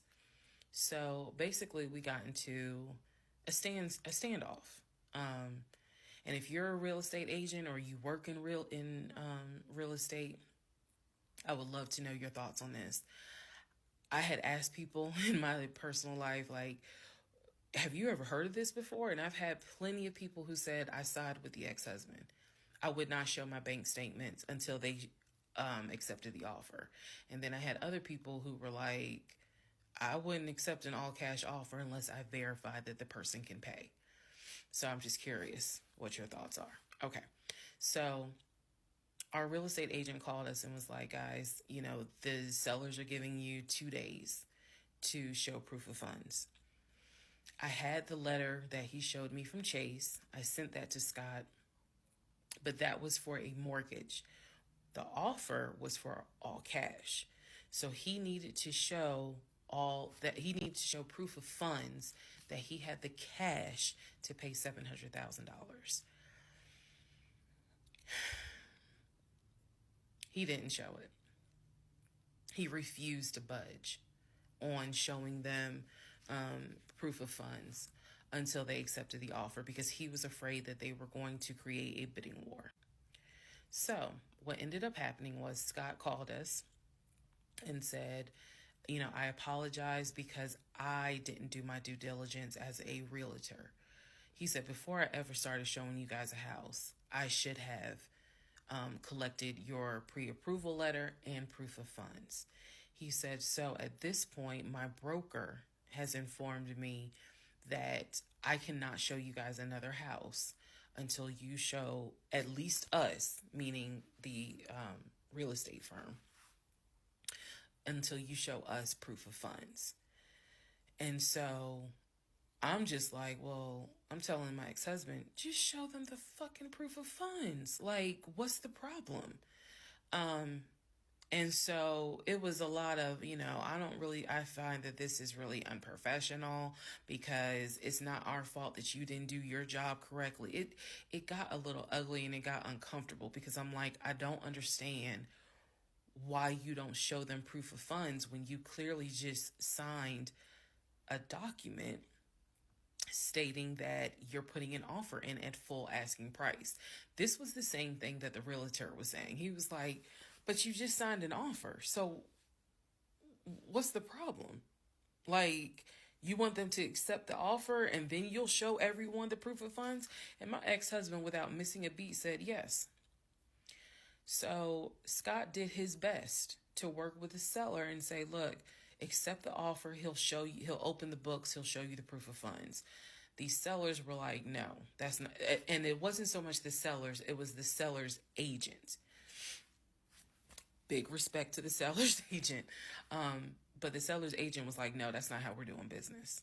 He needs to show those proof of funds before I advise my clients to accept his offer, period. If he's not willing to do it, we'll go on to the next offer, because they did have another offer on the table. It was less than asking price, but they were willing to accept that offer over the all cash offer because those people had basically shown proof. So subsequently, the house fell through. We passed the 2-day deadline. They went with the other offer. Also, at this point, our real estate agent, Scott, and I do not blame him for this, pretty much cut all ties, because what he, I believe, felt like was, I don't know what's going on, but something's going on. And this is not how I do business. So until you guys are ready to show the proof of funds needed to buy a house, you need to get yourself another agent, because we were already about 20 to 25 houses deep by this point. We had already put in 2 other offers. They fell through. And now here we are with this house. And once again, it fell through.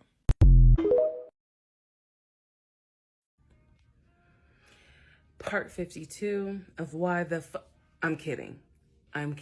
Don't worry. But guess what, guys? I'm going to London and Paris. I'm so excited. It is official. I get to go to London and Paris, the 2 cities I have been wanting to go to since I was in high school. And you guys, I'm going to make the most of this trip. I want to see Westminster Abbey. I want to see the Tower of London. I want to see Buckingham Palace. What up, Charles? I'm trying to see it all. Then I'm trying to catch a flight over to Paris, or should I take a train? I want to see the Eiffel Tower. I want to see the Palace of Versailles, the Hall of Mirrors. I want to see the Louvre. I want to eat an eclair at a nice French cafe. I want to experience everything. But here's the thing. Where should I stay? What places should I visit? What places should I eat at? So if you've ever been to London or Paris, or if you live there, please put in the comments your suggestions, because again, I want to do this trip right. And before you guys even ask, of course I'm taking you with me. Of course I'm going to document everything and do a series on it. Now, don't worry, it won't be 50 parts, but what it will be is entertaining, and it will be thorough, and you know it'll be detailed and descriptive. So I just need your help. I need your suggestions. Where do you suggest that I go when I go to London, when I go to Paris? How do you suggest I get around? Should I take the metro? Should I get an Oyster card? Like, all of these things I really want to know. Why? Because it's time to plan and prepare for hashtag Reesa in Europe. So excited. You can't tell me nothing. I'm about to order some new hair. I'm about to get a new outfit or 2. I'm about to go into Atlanta Hartsfield-Jackson International Airport looking fly me Delta Airlines. I don't know if I'm gonna get first class, but I will try for comfort. But it's okay, because I'm so excited to do this. I'm so excited I get the opportunity to go. And you know, now that I think about it, I want to see where Marie Antoinette was executed, because I'm pretty sure that just before she was executed, she thought to herself, damn, I shouldn't have married that man. I get it, Marie. I get it. So put it in your comments. Where should we go? Hashtag Reesa in Europe. I get to go to Europe. Okay, so good news and bad news. Number one, this is part 14 of Who the Fuck Did I Marry? Bad news, this is going to be the last post for the night. And the reason why, good news, tomorrow's my birthday. So I'm just going to make this video, post it, and then I will pick back up probably Friday, because honestly, I truly want to enjoy my birthday tomorrow. I just want to enjoy my birthday. All right, so y'all don't be upset. Just, if anything, watch parts 1 through 14, then we'll be ready for part 15. So the house fell through in October 2020. And what I told him was, I said, I don't want to look at another house. I don't want to talk about cars. I want to get through the holidays, because it was going to be a holiday season where I could not celebrate my family because of COVID. So I said, I just want to get through the holidays. I want to get through the end of the year. And we'll revisit stuff in January. I was very calm when I said it. No argument, nothing like that. And he said he understood. A lot of what fueled me staying in this situation really was the fact that, number one, I didn't want to be alone. Number two, I didn't want to look stupid by having the relationship end so quickly for everyone to be like, we told you something was up. And number three, I was ready to get married. And that, ready to get married fueled a lot of stuff. And again, I was still making my audio diaries. So listening back to it, I knew something was wrong. I admit that. I knew something was wrong. But what I thought it was, truthfully, was like, why does it seem like there's always something? Like, why can't we just go ahead and get the house? Why is it always something? Why can't I just get the BMW? It still didn't dawn on me how deep this something went. And for the people who keep asking, I'm going in order of events. So yes, there will be a video where I explain how everything came out and what came out, what was true, what was not true. It's coming. I'm just getting all of this out in order. So I told him I didn't want to look at a house no more.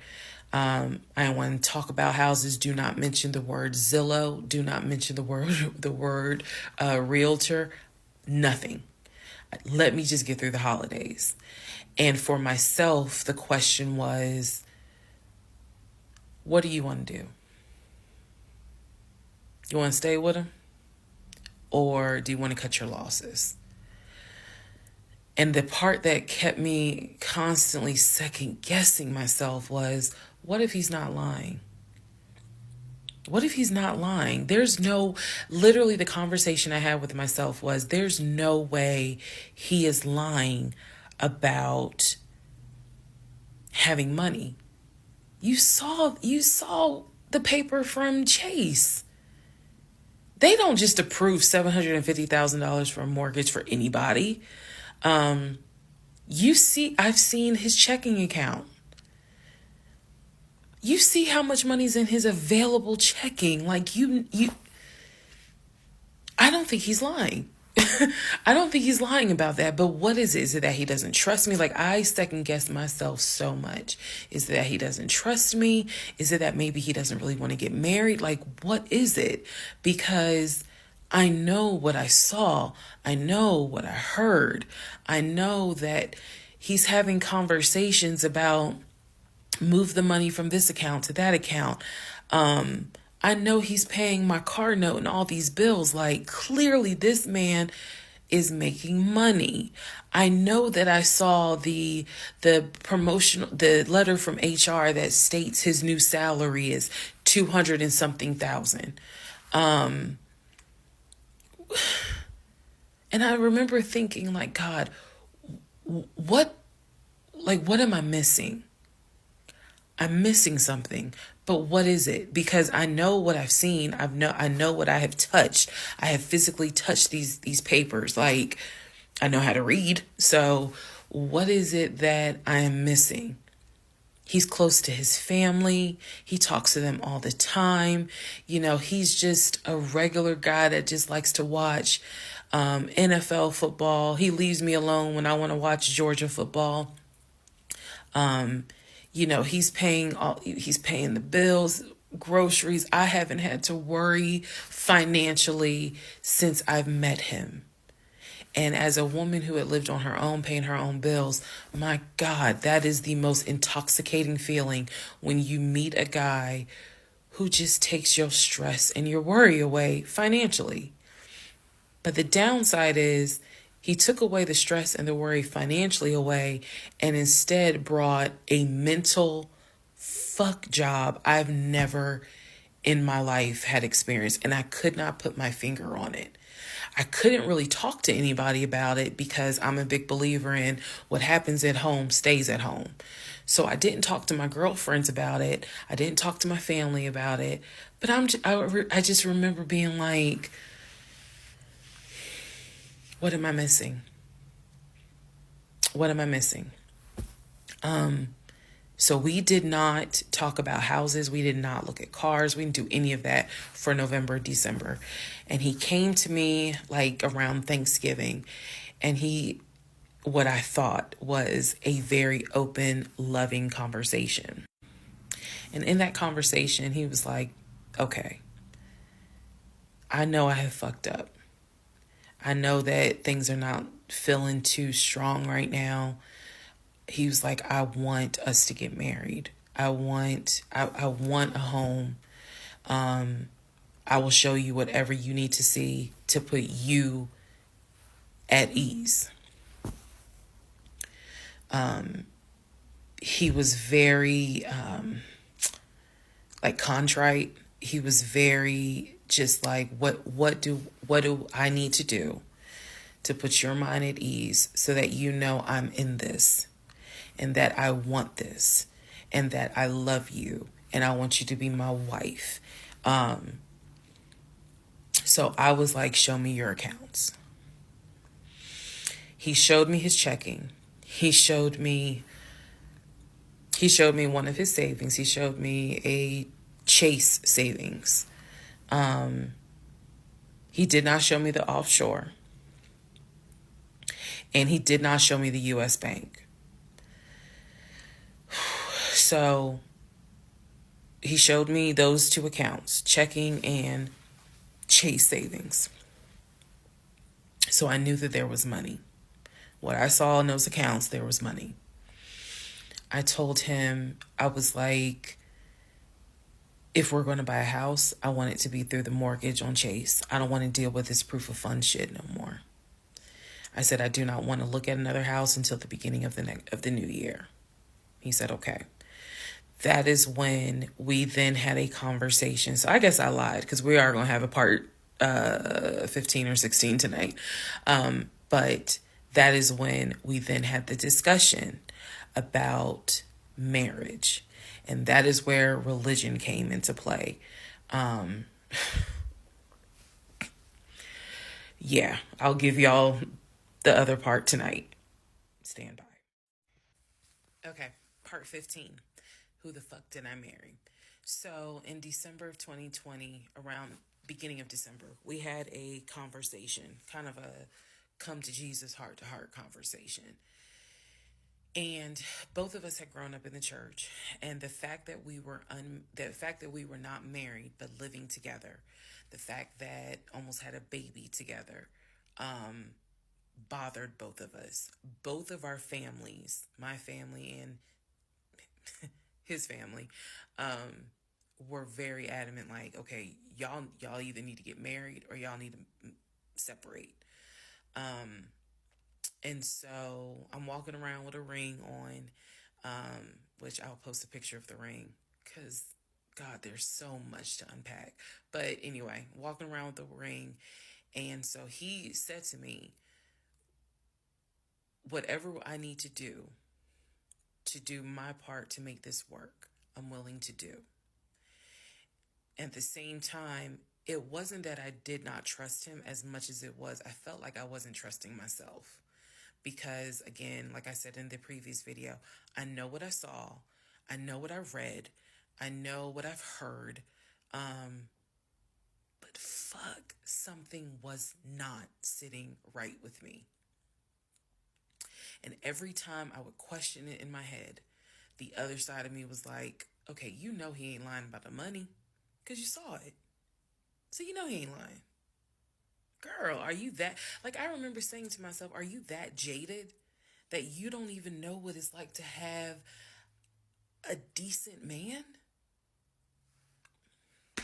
Yes, I really had the audacity to have that thought. So we agreed at the beginning of December, like, we wanted to be together. I believe I loved him. I believed he loved me. So the decision was made that we were going to get married. It's still COVID, so we had to follow certain protocol. So we filed our marriage license in Fayette County, Georgia, because you could not get an appointment in Clayton County to save your life. So we filed the marriage license in Fayette County. On our marriage license, it asked the number of previous marriages. He said 1, I had 0. It asked for our social security numbers. He put his social security number down. I put my social security number down. I mentally wrote down his social security number. And I did a background check. I did a background check after I had filed a marriage license. Yes, I know, but I did. The background check, nothing came back. It was like no results found.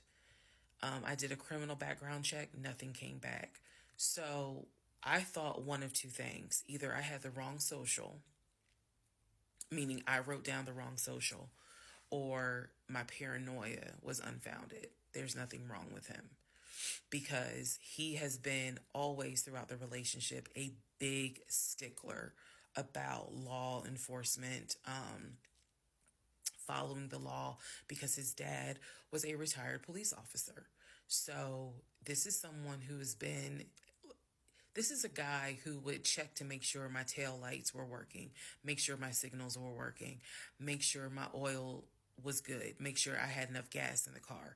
So when the criminal history came back with no results, I was like, well, of course there isn't, because the man probably hasn't had so much as a speeding ticket.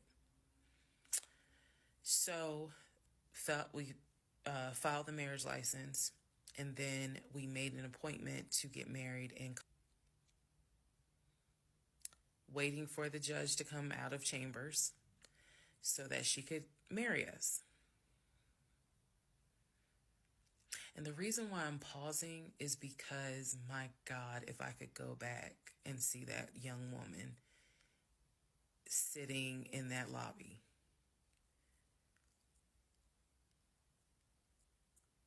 Wow.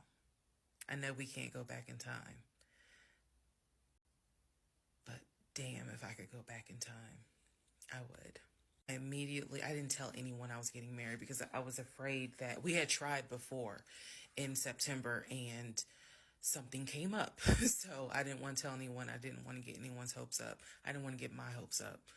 I know that's bad, but again, said I would be honest even if it's ugly. I told my mom, my family, that we got married, told my friends. They could not believe it. Like, my mother was relieved, but she had no idea about what was going on. My aunt was more like, really? You married him? My friend, the one who took me to the hospital for the miscarriage, was like, I wish you would have told me, like, you deserve to have people there, take pictures and celebrate and all this other stuff. And she was like, you know, she's the type of friend, if you like it, I love it. You rock with them, I rock with them. The moment you don't, I don't either. So she was supportive. My other girlfriends were happy for me. They just hated that I had to get married during COVID. Because they were like, we would have loved to have, you know, thrown you a bridal shower and a bachelorette party and all of that. It just sucks that you couldn't experience that. So we got married on a Tuesday. On the way home, stopped and got some wings. Went home, and I had to get ready to go to work the next day. And life. I got married January 5th. By January 31st, I knew I was in trouble. I still didn't know how deep, but I knew I was in trouble. So, to give you all a very, very, very candid idea, got married January 5th. The normal things that married newlyweds do when we got married completely stopped. And that was not by me. You always hear men talk about, man, now that we're married, she don't. In my case, it was the exact opposite. It was the exact opposite. So, anyway, because this is not a forum to be all R-rated or whatnot, but y'all get what I'm saying. So, we got married January 5th. January 6th, I went to work. It was, a lot of people congratulated me because it kind of word got out that I had gotten married. January 7th, I filed the paperwork to change my last name. And if you were following me, you can go back like 15, 16 videos, and I talk about how I had to change my name back to my maiden name. But I changed my name within about 3 days of getting married. My attitude was, this is the bed that I made. I'm going to do right by him. I'm going to do right by my marriage. I took marriage seriously. And when I married him, I absolutely married him thinking, I'm going to be with you for the next 40, 50 years. So we're going to have to figure this shit out. That was my mindset. I did not get married to turn around and be divorced in 6 months. But I got married January 5th, 2021. And by January 31st, I knew I was in serious trouble. So that is where we are. The next set of videos, the next set of all this will be me talking about how things went downhill before it crashed and I found everything out. In the meantime, tomorrow is my birthday. So, happy birthday to me. The fuck did I marry? This is the interlude, basically. I'm not recapping on this video. I'm just kind of answering some stuff that has been written to me. Someone was like, why are you airing your business out on social media? It's a valid question. For me personally, I feel like this was traumatic to experience, to live through. And I'll expound on that on another video, the aftermath of the toll that this took. Honestly, and I know some people are going to be like, that sounds crazy. It is kind of cathartic to get this out because I cannot tell you how much of this has been internalized since 2020. Also, I don't want to seem like a cautionary tale to other women or to men for that matter. But to my sisters, to my ladies, white, black, Hispanic, Asian, doesn't matter. If something does not sit right with you, investigate it. I cannot stress that enough. If just one woman watches these videos and she's like, you know what, something don't sit right with me, let me look into this, then it was worth it. Yes, it is a Lifetime movie. Yes, it is Netflix. Yes, it is crazy. Yes, it is hilarious also. And I understand all of those reactions. As someone who lived it,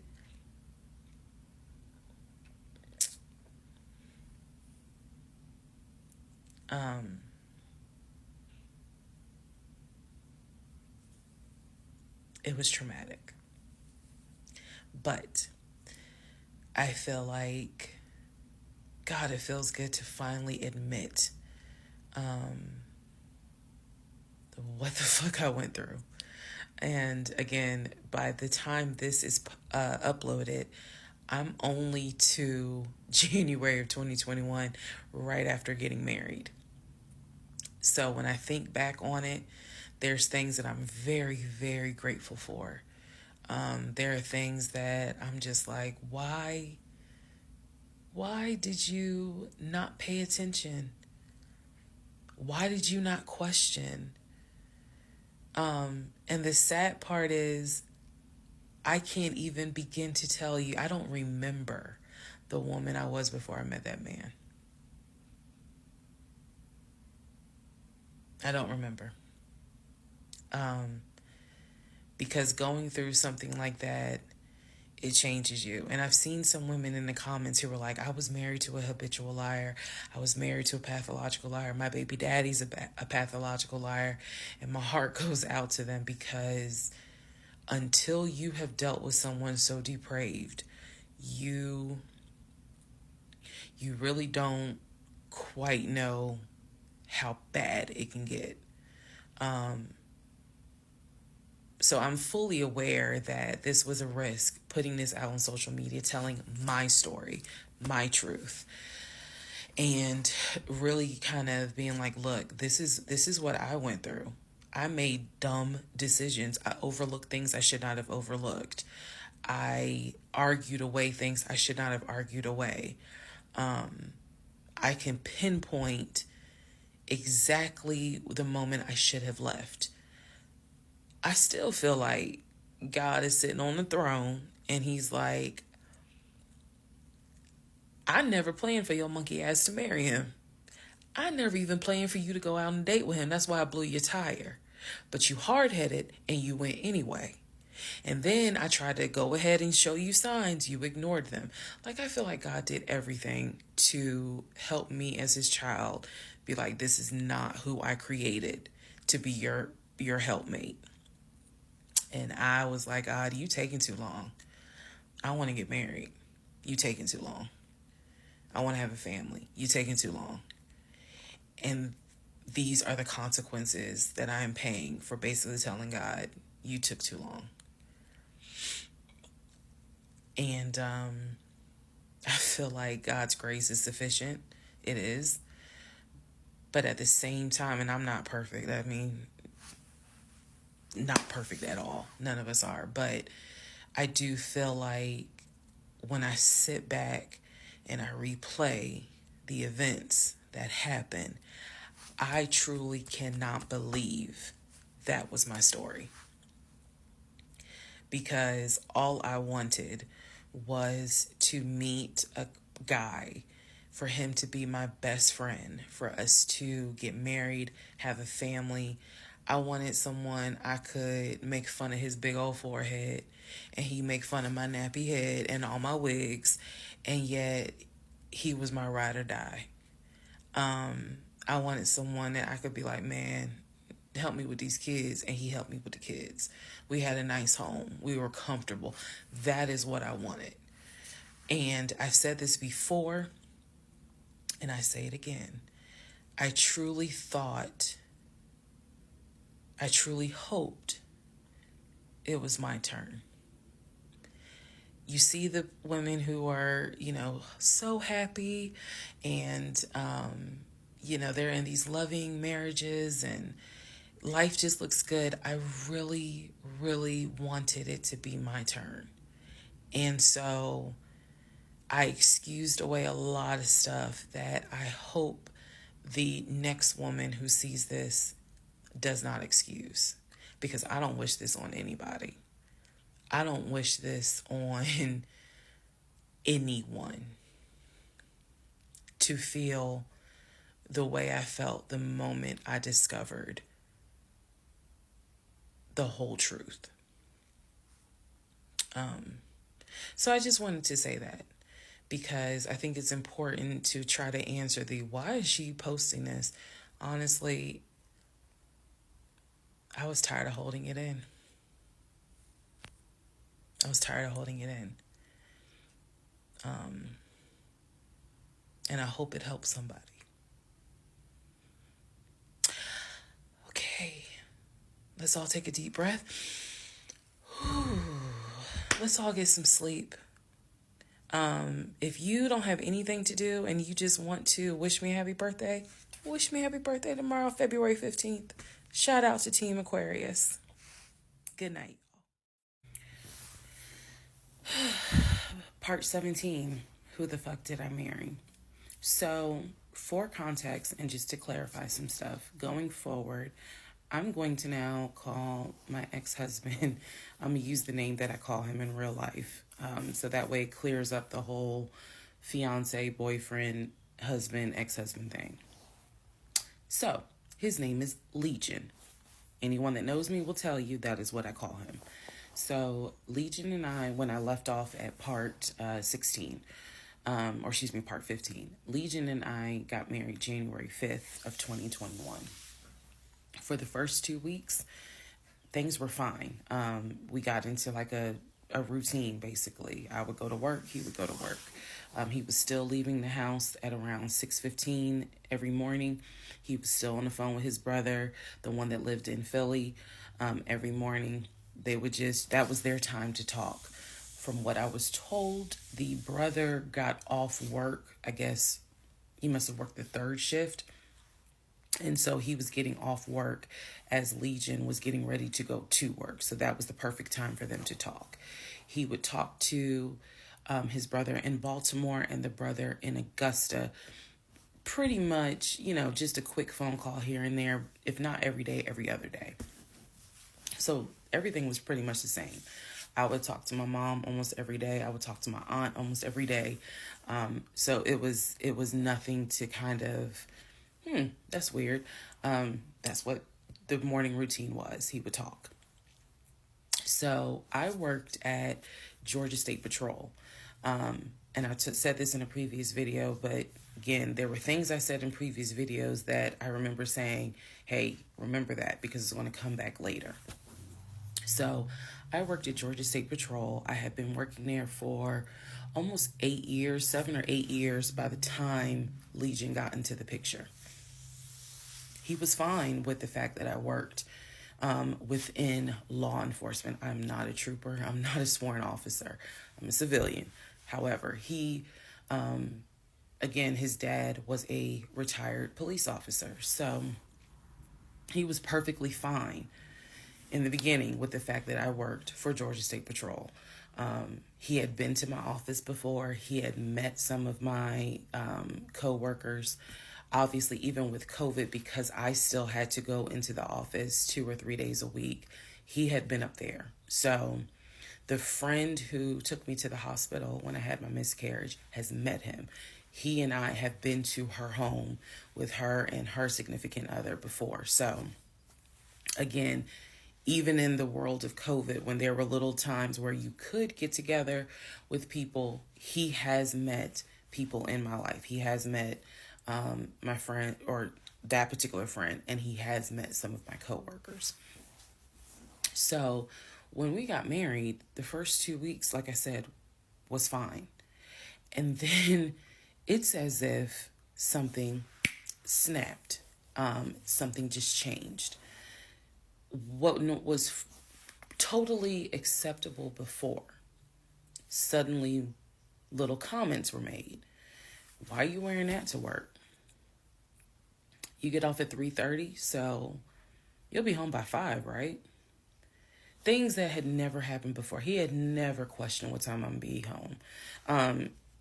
Really, he didn't need to question it because when I'm off work, I leave. So it was never a situation of, oh, I'm going to just sit around at work and just run my mouth because I have nothing to do. And then it turned into, he would call me every day from work. And I'm going to demonstrate how those phone calls went. But he would call me every day from work. And if he even so much as heard a male voice in the background, he would have little comments to me. Who was that? Are they in your office?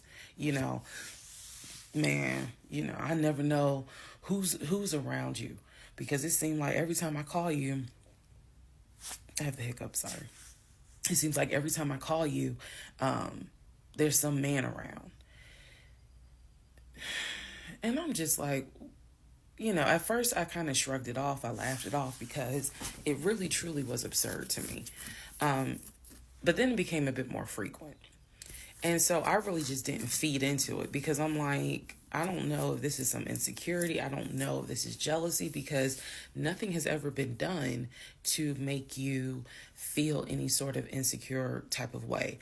I've never entertained another guy, never flirted with another guy. Like, I don't know where this is coming from. So it is also important to note, we got married January 5th. Things started changing around 2 weeks later. And the reason why I know it's 2 weeks is because I had recorded an audio diary on January 21st is the date of the audio diary.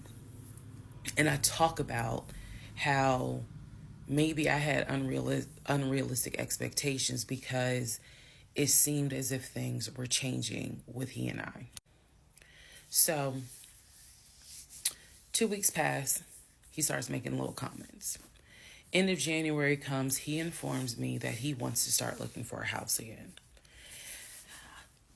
I had no real desire to go through that process. So what he decides is that he's going to look for a house for us using his friend, the realtor, the one I did not meet.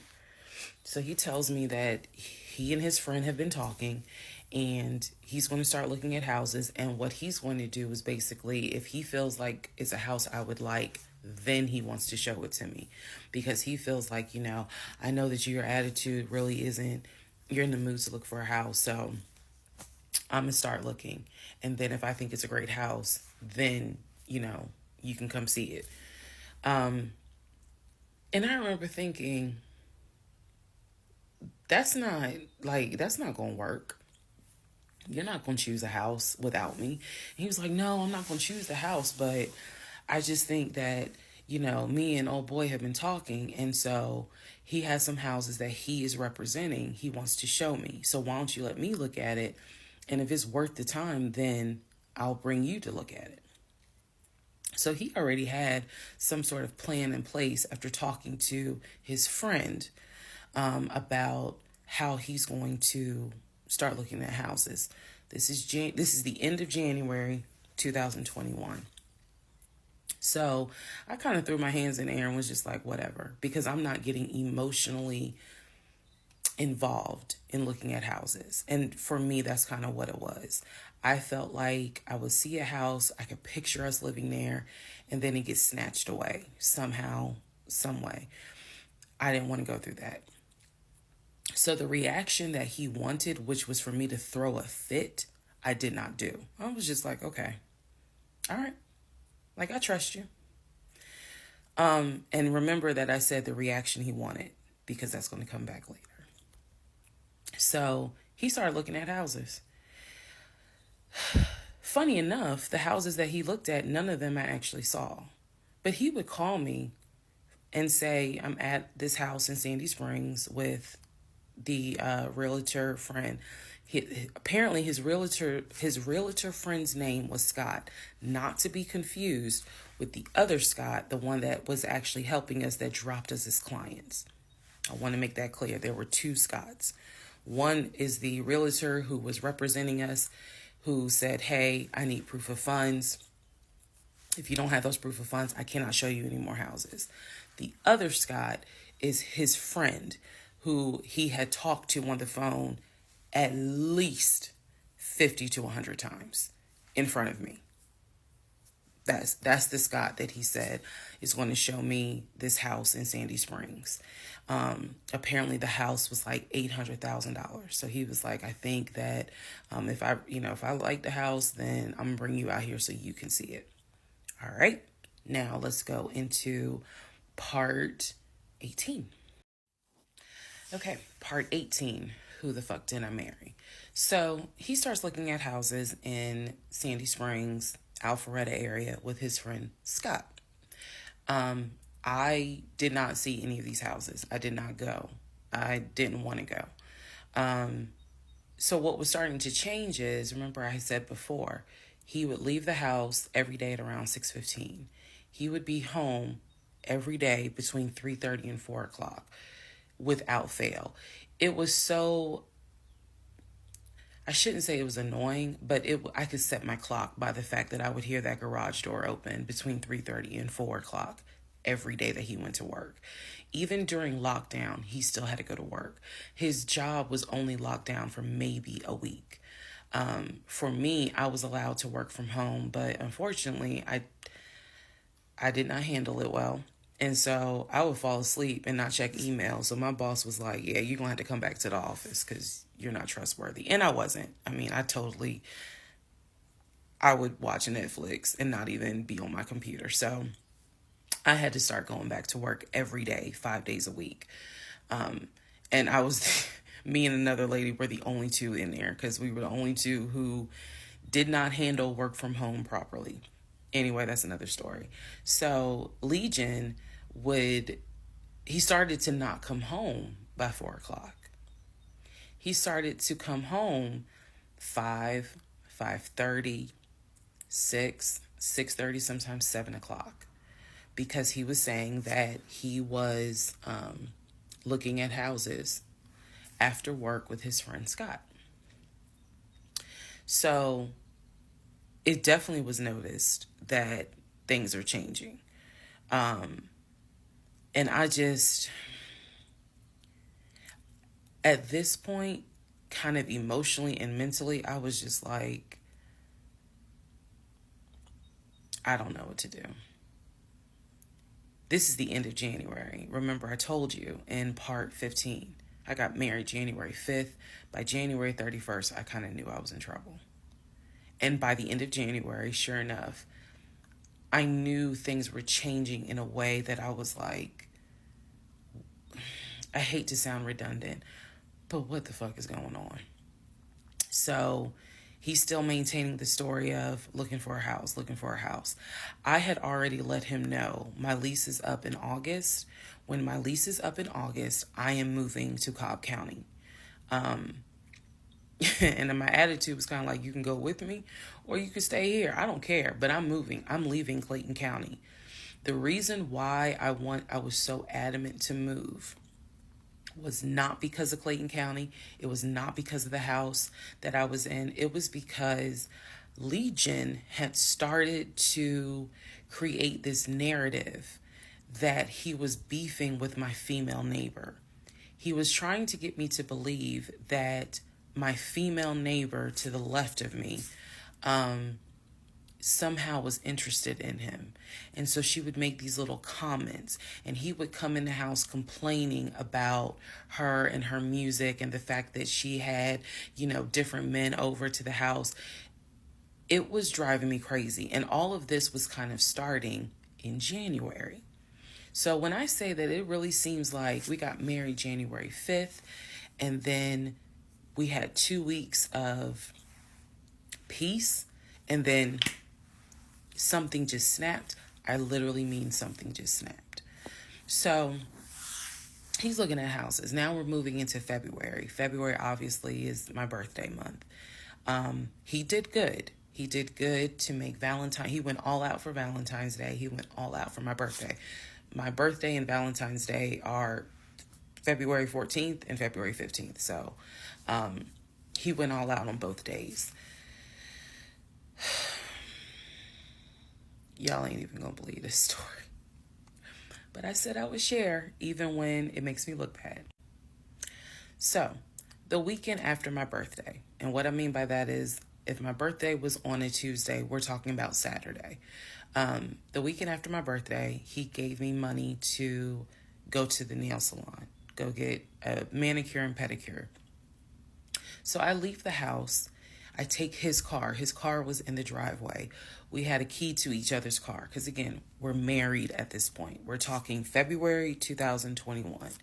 So I take his car and I drive to the nail salon over in Morrow. I'm in the chair getting a pedicure and I get a text message from my husband saying, someone was just at the house looking for you. And I'm like, who was looking for me? Who was it? And he said, I don't know. I think it was some, this is through text. I don't know. I think it was some dude you used to mess with. Okay.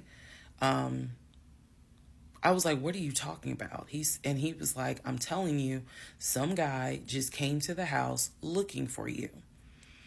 I told him you were not here.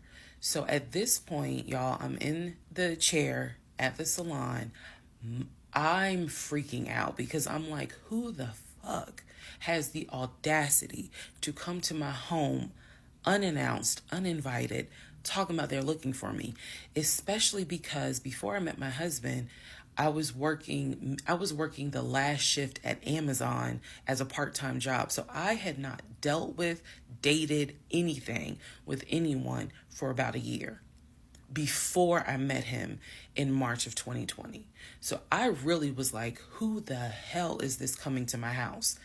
So I finished the pedicure. I head home. Once I get home, I'm like, what are you talking about? What happened? And so I'm frazzled in a way. And he's calm. He was like, yeah, it was a black Dodge Charger. They pulled into the driveway. They backed in. They backed in as if they had been here before. So clearly this was someone who's been to your house. He got out the car. He said, I opened the door and I went out there and I said, is there something I can help you with? And he said, the guy said, I'm looking for, and gave him my name. And he said, I'm sorry, she's not here. And he said, he was like, oh, okay. All right then. And just got in the car and drove off. And I was like, my brain stopped working because I'm thinking, who the heck could this be? A Dodge Charger? I was like, are you sure that it wasn't law enforcement? Like, was it the sheriff's office trying to serve me with a lawsuit for a credit card I didn't pay? He was like, no, he was in regular clothes. He was like, and it was not a police car. It was on a marked unit, basically. And so I'm just like, who the heck could this be? And he was like, I know who it was. And I said, who? He was like, I think it was your ex. I said, what ex? He was like, the one that you had dated for 2 years. Remember back in like part 3, part 4, I told y'all, he told me about his ex. I told him about mine. I thought we were being honest with each other. So now, fast forward to February 2021, and he's telling me, yeah, I think it was the ex that you had been dealing with for those 2 years before you met me. I said, so you think that he showed up to the house uninvited after 2 years? And he was like, well, whoever it was clearly was comfortable backing into our driveway, getting out the car, and was like, I'm here to see, and gave him my name. And so he was like, she's not here. Is there something I can help you with? And the guy was like, nah, it's cool. And then just got in the car and drove off. So, again, brain is like, who could this be? So then Legion says to me, you know what? The way that you reacting to this is real suspect. And I'm like, what are you talking about? He was like, you over here freaking out. I told you I took care of it. I told you it was fine. And you over here freaking out, which makes me wonder, what have you been up to? Now, let's go to part 19. Okay, part 18. Who the fuck did I marry? So he says to me, the way you're acting is real suspect, because I told you it was fine. I took care of it. He was like, I ain't even worried about it. He was like, obviously, that nigga didn't know that you now married, that you've moved on. And so now he knows it. But for me, it was the fact that I don't do pop-ups. Don't come to my house unannounced. So if someone has done that, for me, it automatically feels like a violation, and it feels like it needs to be addressed. So it was not as simple as, I already took care of it, it's fine, let it go. Nah, we ain't letting nothing go, because you don't have my permission to show up to my house. And before this turns into something where I'm going to be on Fox 5 News, I need to address that with you, because that is not okay. So he didn't like the reaction I had to the story he told me, where someone basically disrespected my home. And he felt like my reaction was really suspect. So what I'm gonna get into the little details that he did not know about. So he tells me, again, it was a black Dodge Charger. They backed into the driveway. A gentleman got out of the car and he asked for me by name, and Legion said she's not here. So I asked him, what does the guy look like? And he said, he was like, why does it matter? I said, what the fuck does he look like? So Legion proceeds to give me the most generic description you can give. He was like, well, he was shorter than me. Ex-husband is about 6'3", 6'4". He was shorter than me. He was brown skinned. I said, did he have a hat on his head? Mind you, I understand that before marriage, I was a damn fool. I understand that. But every woman has that moment where you only gonna fool her but for so long. And eventually puzzles start coming together. For me, I felt like moving into marriage, certain things started coming together. So I said to him, did he have a hat on his head? He was like, nah, he ain't wear a hat. So in my mind, I am mentally going down a list of every possible man it could be. And it was only like 4 men. I had been in that house about 3 or 4 years at this point. So I knew all of the people, and I'm talking about from maintenance down to ex-boyfriends. It was a total of like 4 men. So when he said that it was a black Charger, I immediately was like, okay, I know that crosses out one. He said he was shorter than him. All of them were shorter than him. I said, did he have a hat on his head? He said, no, that crossed out one, because one in particular was a maintenance guy who always wore a hat on his head because he had like a bruise or something, and he was just self-conscious about it. So he always wore a hat. That leaves 2. So I said, was he muscular or was he skinny? So Legion's getting all frustrated. I said, just answer the question. He was like, well, he was kind of in between. And I said, okay. He was in between. I said, so was he light skin or was he dark skin? He was like, I told you he was brown skin. I said, was he my complexion? He said, no, he was brown skin. That eliminates one. So now there's one left. And yes, the one left would have been the ex that I had dated for 2 years. And so he was like, I know it was your ex. I know it was your ex. And I was like, that don't make no sense, because the ex that in my mind, I'm saying this, the ex that I had dated, he and I had no contact with each other, and he was not the type to just pop up at your house. That ain't his style. Not to mention, and I ain't tell Legion this, that man would not be caught dead driving a Dodge Charger. He hated Chargers because he drove it as a patrol car. So I didn't say anything. I just was like, that's weird. So what Legion didn't know is that at the time I had a security system. So I had a security system where anytime the front door, the garage door, or the back door was open, basically any entry point, anytime it was open or closed, it would send me a text message notification. So when he's telling me all this, I'm looking at my phone and I see a notification where the front door was opened and it was shut all within the same minute. So, for example, if it says front door open at 1 p.m., front door closed at 1 p.m. So, whatever he did was within those 60 seconds. He's telling me the story of the guy got out the car. He opened the door. He went out there, can I help you? And the guy said, I'm looking for, and Legion said, no, she's not here. And so he said the guy kind of was like, okay. And he was like, all right, thank you. And got in the car and drove off. Legion has also told me that he watched him drive out of the neighborhood, which means because of the way the house was set up, the townhouse, he would have still been outside watching this. I could be wrong, but something in me was like, that would take more than 60 seconds. So for the door to have been open and shut within the same 60 seconds, I was like, okay. So also what he didn't know, we didn't have a Ring door camera, but my neighbor did. And her Ring door camera caught my driveway. The view of the camera could see my driveway as well as her driveway. And so whoever was coming in the door, our driveways were right next to each other. And then on the other side of it was the grass. So it was a perfect view of my driveway. So she, I texted her and I said, hey, were you home?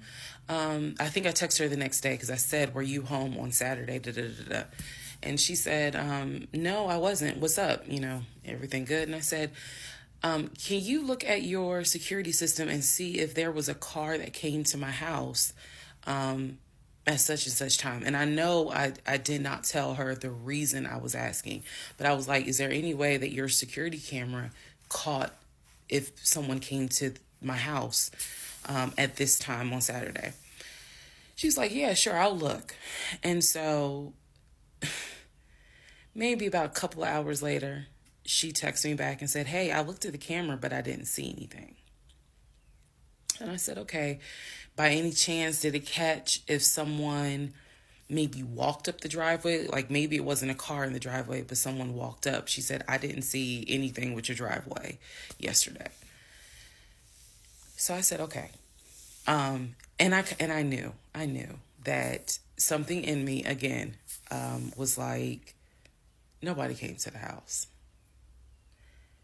So now here we are, a month and a half married. And now is when I'm like, why the fuck did he make that up? Because no one came to the house.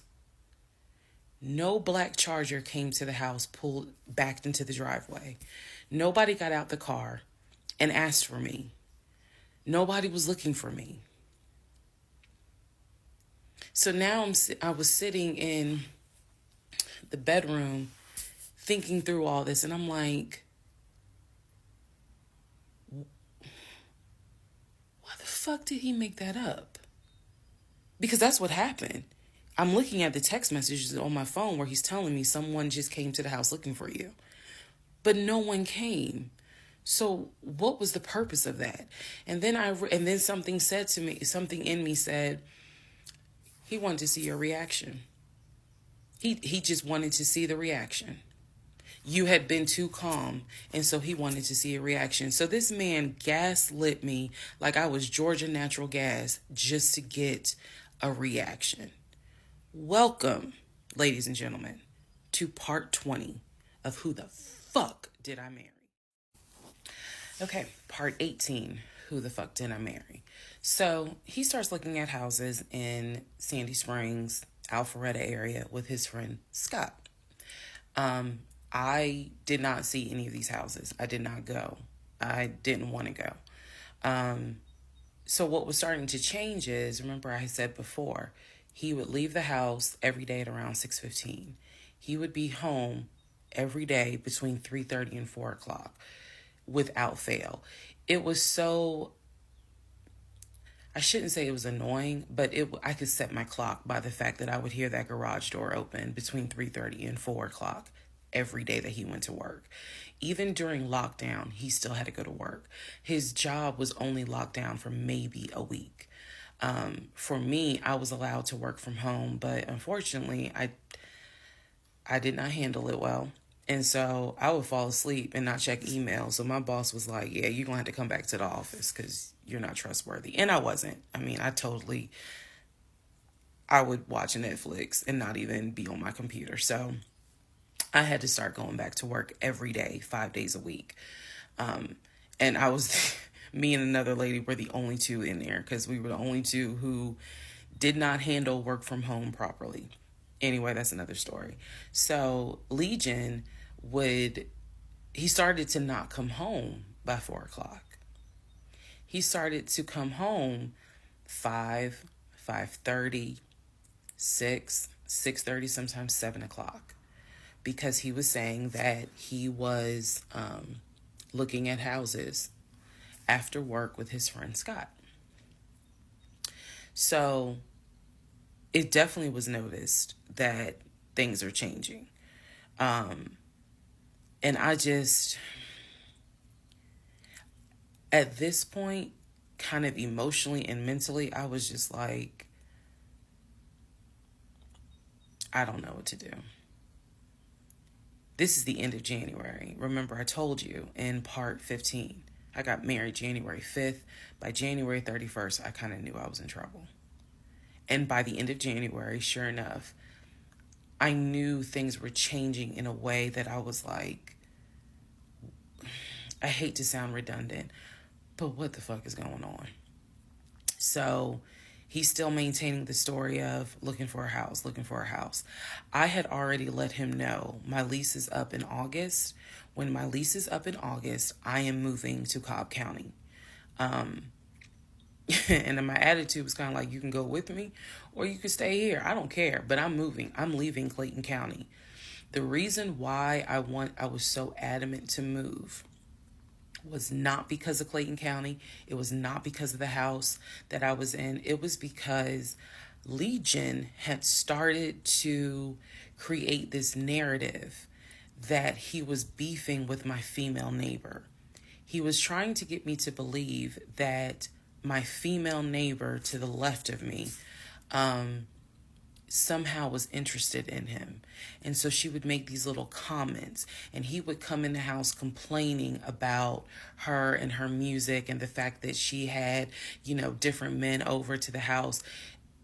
It was driving me crazy. And all of this was kind of starting in January.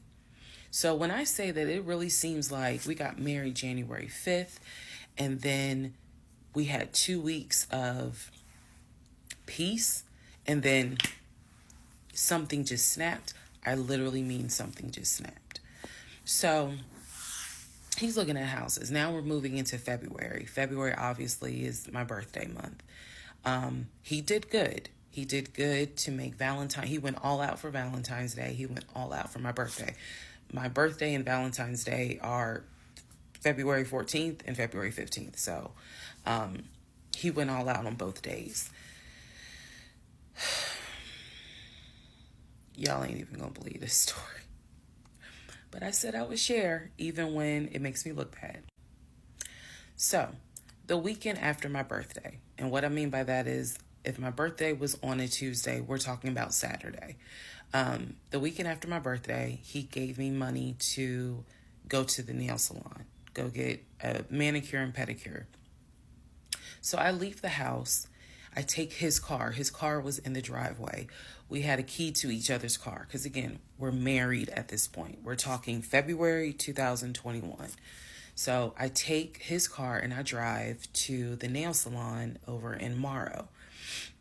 I'm in the chair getting a pedicure and I get a text message from my husband saying, someone was just at the house looking for you. And I'm like, who was looking for me? Who was it? And he said, I don't know. I think it was this is through text.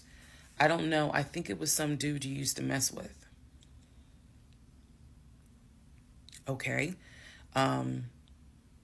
I was like, what are you talking about? He was like, I'm telling you, some guy just came to the house looking for you. I told him you were not here. So at this point, y'all, I'm in the chair at the salon. I'm freaking out because I'm like, who the fuck has the audacity to come to my home unannounced, uninvited, talking about they're looking for me? Especially because before I met my husband, I was working the last shift at Amazon as a part-time job. So I had not dealt with, dated anything with anyone for about a year before I met him in March of 2020. So I really was like, who the hell is this coming to my house? So I finished the pedicure. I head home. Once I get home, I'm like, what are you talking about? What happened? And so I'm frazzled in a way. And he's calm. He was like, yeah, it was a black Dodge Charger. They pulled into the driveway. They backed in.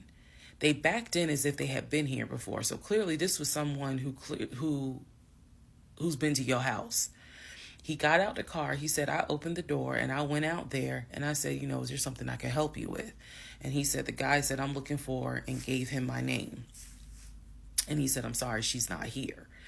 And he was like, oh, okay. All right then. And just got in the car and drove off. And I was like, my brain stopped working because I'm thinking, who the heck could this be? A Dodge Charger? I was like, are you sure that it wasn't law enforcement? Like, was it the sheriff's office trying to serve me with a lawsuit for a credit card I didn't pay? He was like, no, he was in regular clothes. He was like, and it was not a police car. It was on a marked unit, basically. And so I'm just like, who the heck could this be? And he was like, I know who it was. And I said, who? He was like, I think it was your ex. I said, what ex? He was like, the one that you had dated for 2 years.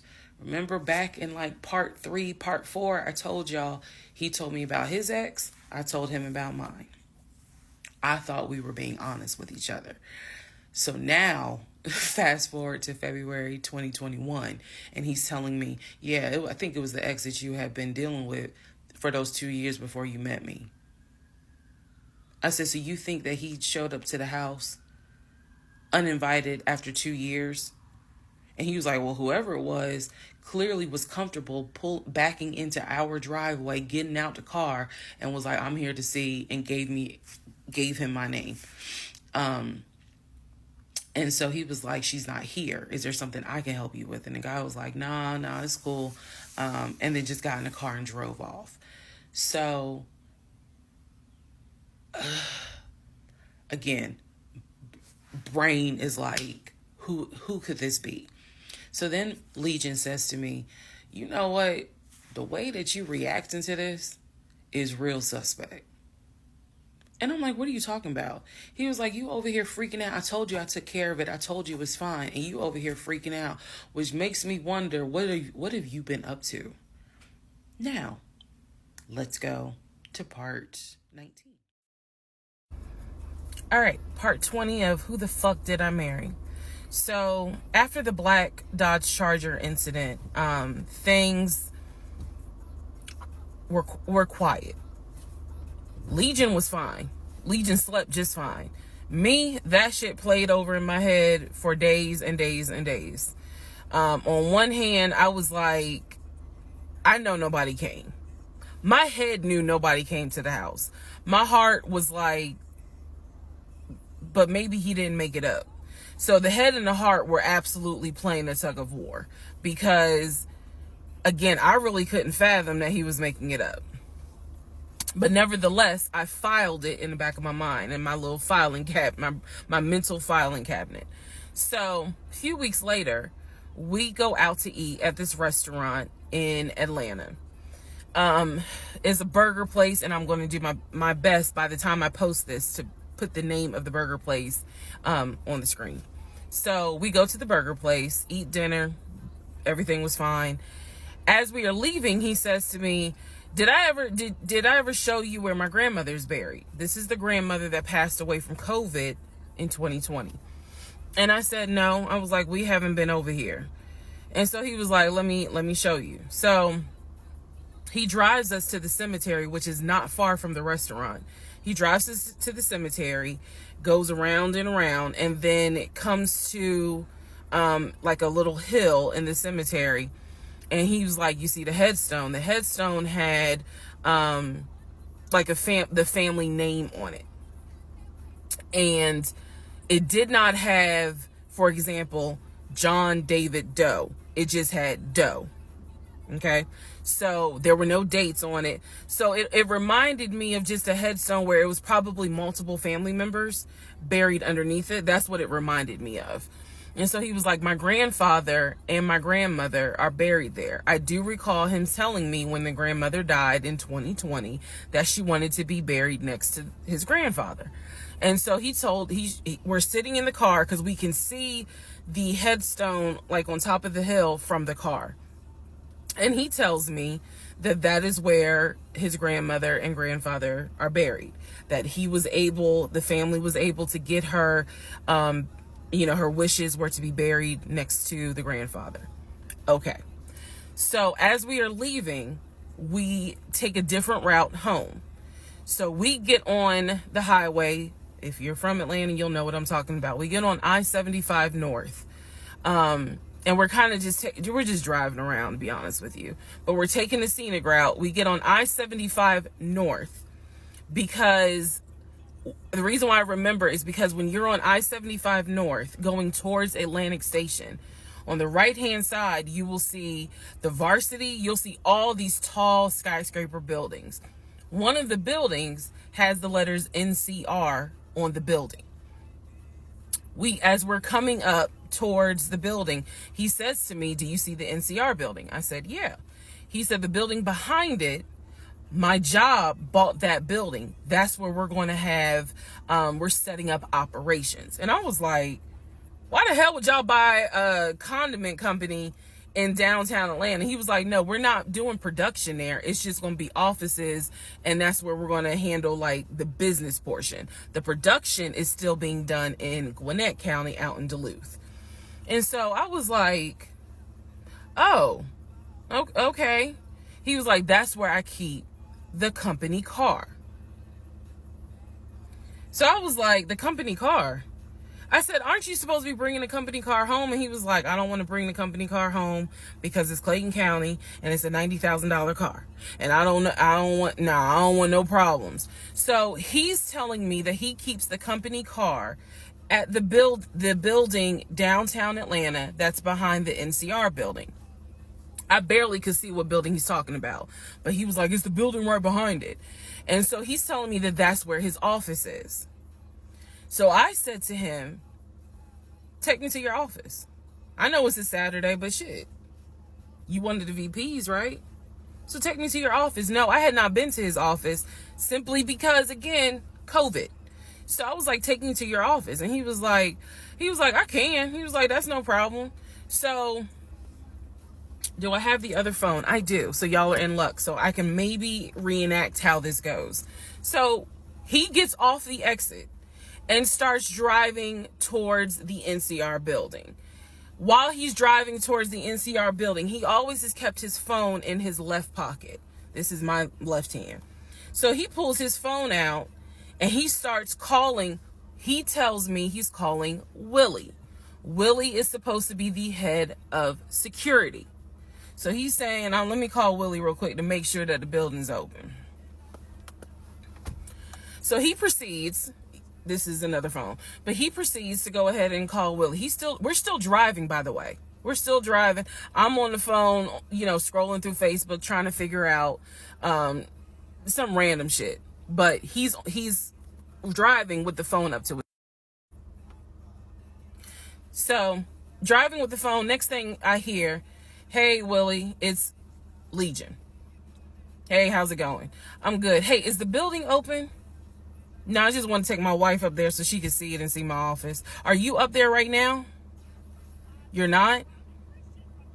Okay, is Mr. Justin working? Okay.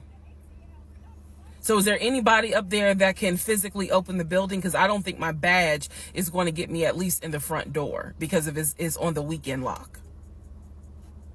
Okay. Okay. All right, let me know. All right. Thank you, Willie. Bye. Y'all see how I did that? He's having this whole conversation while I'm sitting in the passenger seat. So then he gets off the phone and he says to me, Willie is not working and Justin apparently called out sick. So the building is locked and my badge won't get us in the front door.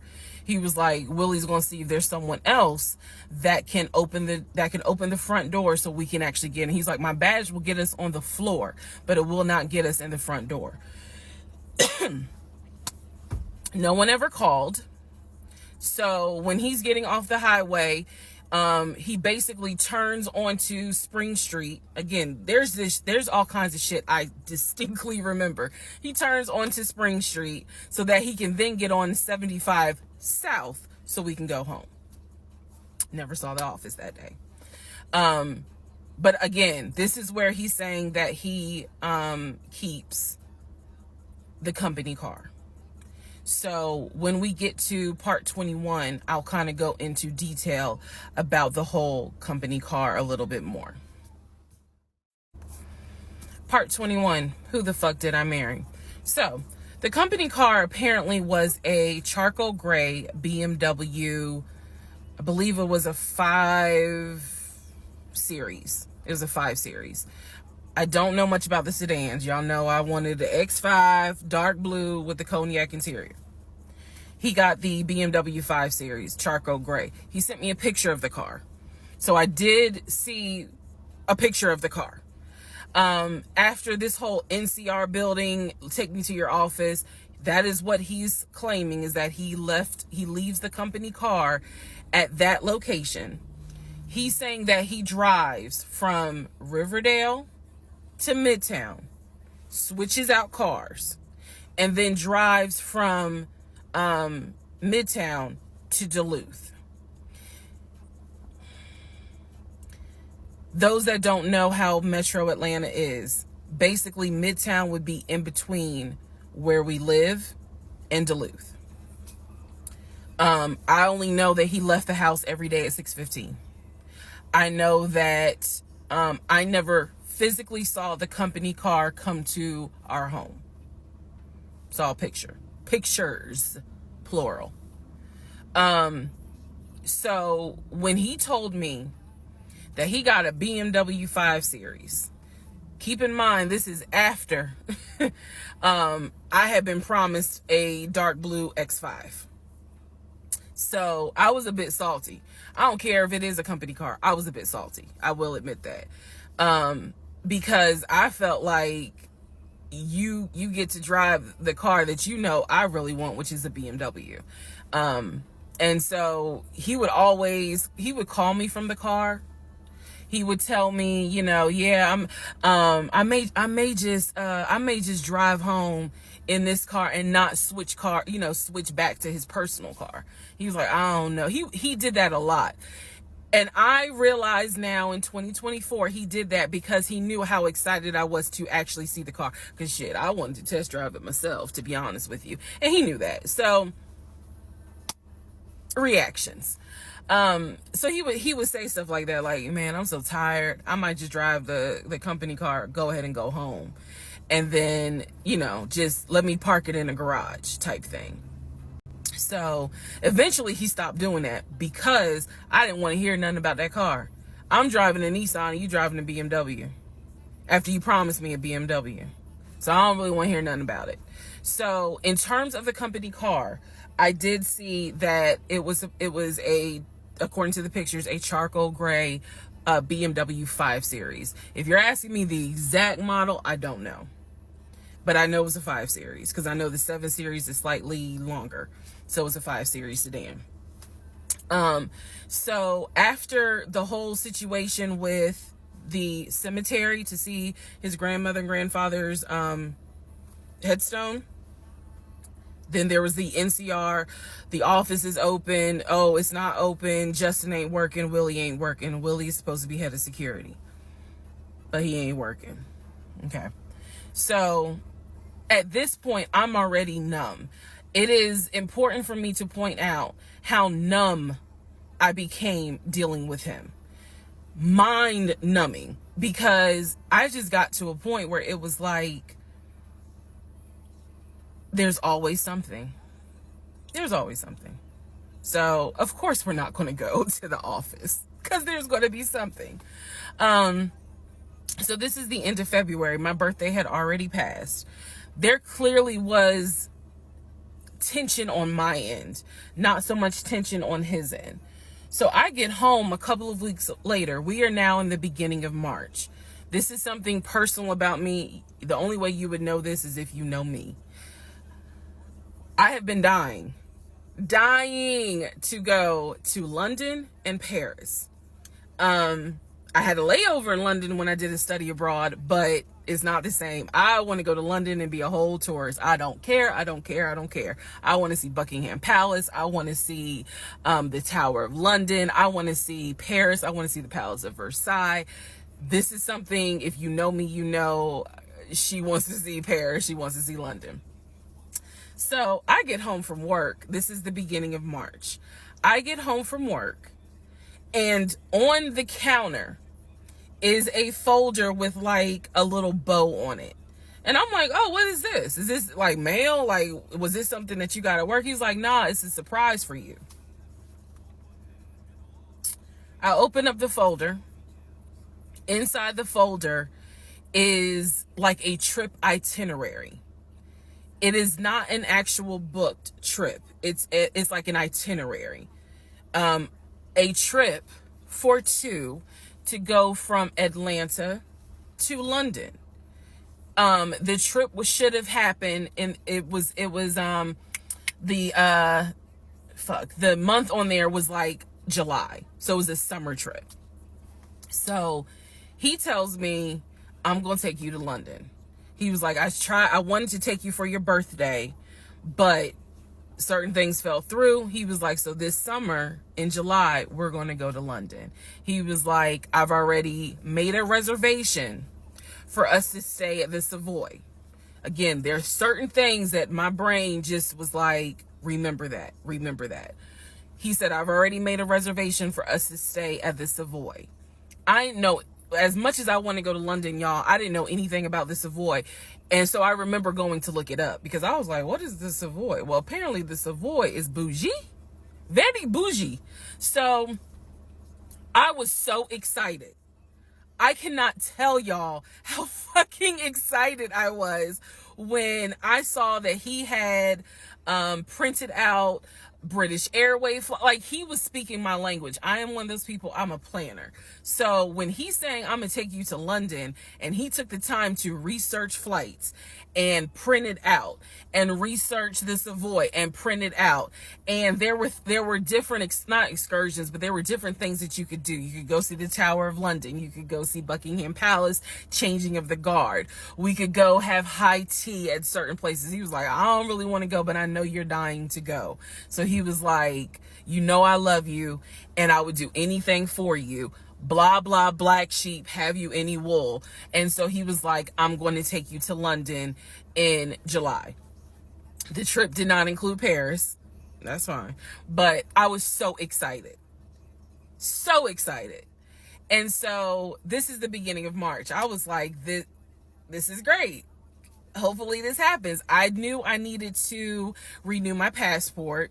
And he was saying that he had to renew his passport as well because his passport had expired. So both of us were like, okay, we need to get on this if we're going to try to make it to London in July, and it's now March. Me being the planner I am, I think I went to work the next day and printed out the passport applications so that we could fill it out and go ahead and get that process going. So, needless to say, Something must have happened, and I don't remember what it was. We just simply didn't fill out the application for the passport. So fast forward, we're now at mid-March.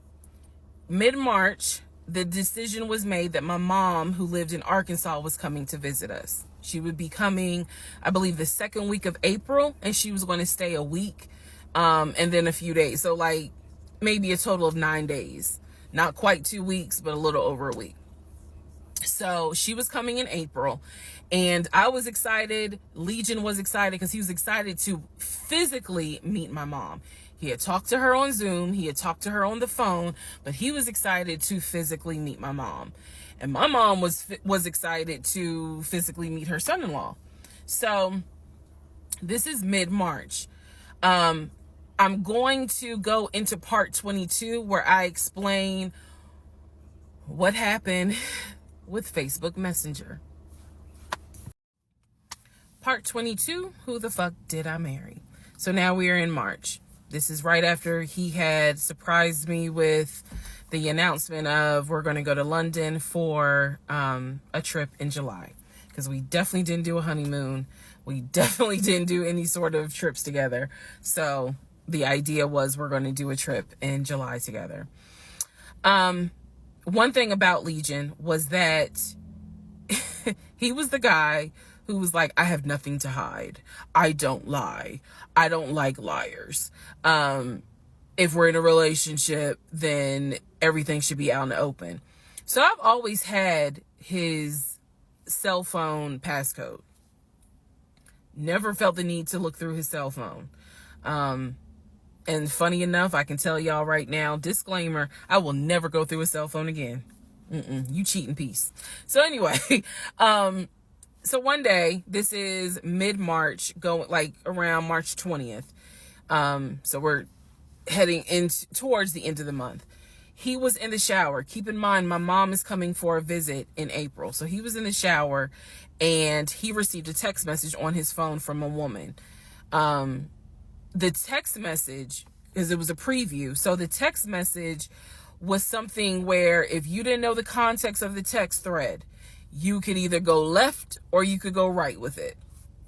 So me being just curious, I opened up the phone, put the passcode in, read the text, then read the thread. Come to find out, it was a text from his aunt. His aunt and his ex share the same name. That's why I say it could go left or it could go right. Text was from the aunt. So I looked at the text, went through the thread, nothing in there. So I went ahead, X'd out of the messages. I see that he has Facebook Messenger downloaded. And obviously it shows you the number of unread messages in the icon. So it showed that he had like 5 unread messages. So I clicked on it, just being nosy. And what do my wondering astigmatism eyes see? So in his Facebook Messenger is about 7 women. I can see their profile picture and I see their names. Some of them had a preview. The ones that he had not read, I could see the preview of the message. One in particular said, when are you going to come get this? Y'all know what I'm talking about. So I clicked on that one first. And I'm reading through the thread. And so she's saying, when are you going to come get this? But earlier in the thread, or further back in the thread, he had asked her, when are you going to give me? And she said, when lockdown is over. So from what I could piece together, he had not yet physically gotten with her. But had there been no COVID, oh, he would have smashed all day, every day. The other messages were innuendos, meaning the other messages from the other women were innuendos. They were not as graphic as the one between him and her. So I'm reading these messages, and what is interesting is that the person I am married to is not the person in these messages. Like, this man was on some nasty shit. And I say nasty not in a judgmental way, but with me, he seemed to act as if I was damn near virginal white. And I clearly see evidence that you into some shit that with me, you acting like, nah, I ain't really into that. So, I confronted him. I absolutely confronted him and was like, what the fuck is this? If 2 + 2 is 4 and 5 + 5 is 10, what the fuck is this? And so he did not, oh, that ain't what happened, blah, blah, blah. Instead, what he hit me with is, man, I was just playing around. Like, ain't nothing happened. I shouldn't have said all that, but I was just flirting. It ain't mean nothing. I don't even know that girl. I was just flirting. And so I'm like, is this what you into? And so he was like, no, it's not what I'm into. It was just stupid. It was stupid because I shouldn't have done it. So I'm going to be honest with y'all, because I've been honest all this time. What pissed me off the most was that here I am as a woman behaving, trying to do the right thing by him and this marriage. And you mean to tell me you out here offering your ding-a-ling to random chicks that you don't even know? I was more angry at the fact that I'm like, dude, do you know how much I have turned down in order to be faithful to your dumb ass? And I'm seeing that you basically are out here acting like you got Skittles taste the rainbow. I was hurt. I was angry. I thought about getting my lick back. I'm just being honest. I did. And he played it off like it ain't nothing serious. It ain't nothing serious. Don't overreact. Don't get emotional. It was just dumb. He was like, I will delete the messages. I'll even delete Messenger. And I told him, I was like, that's really not good enough, because that's not going to fix the root of the issue. So this is where I introduced that we need to do marriage counseling. He didn't have any issue doing marriage counseling.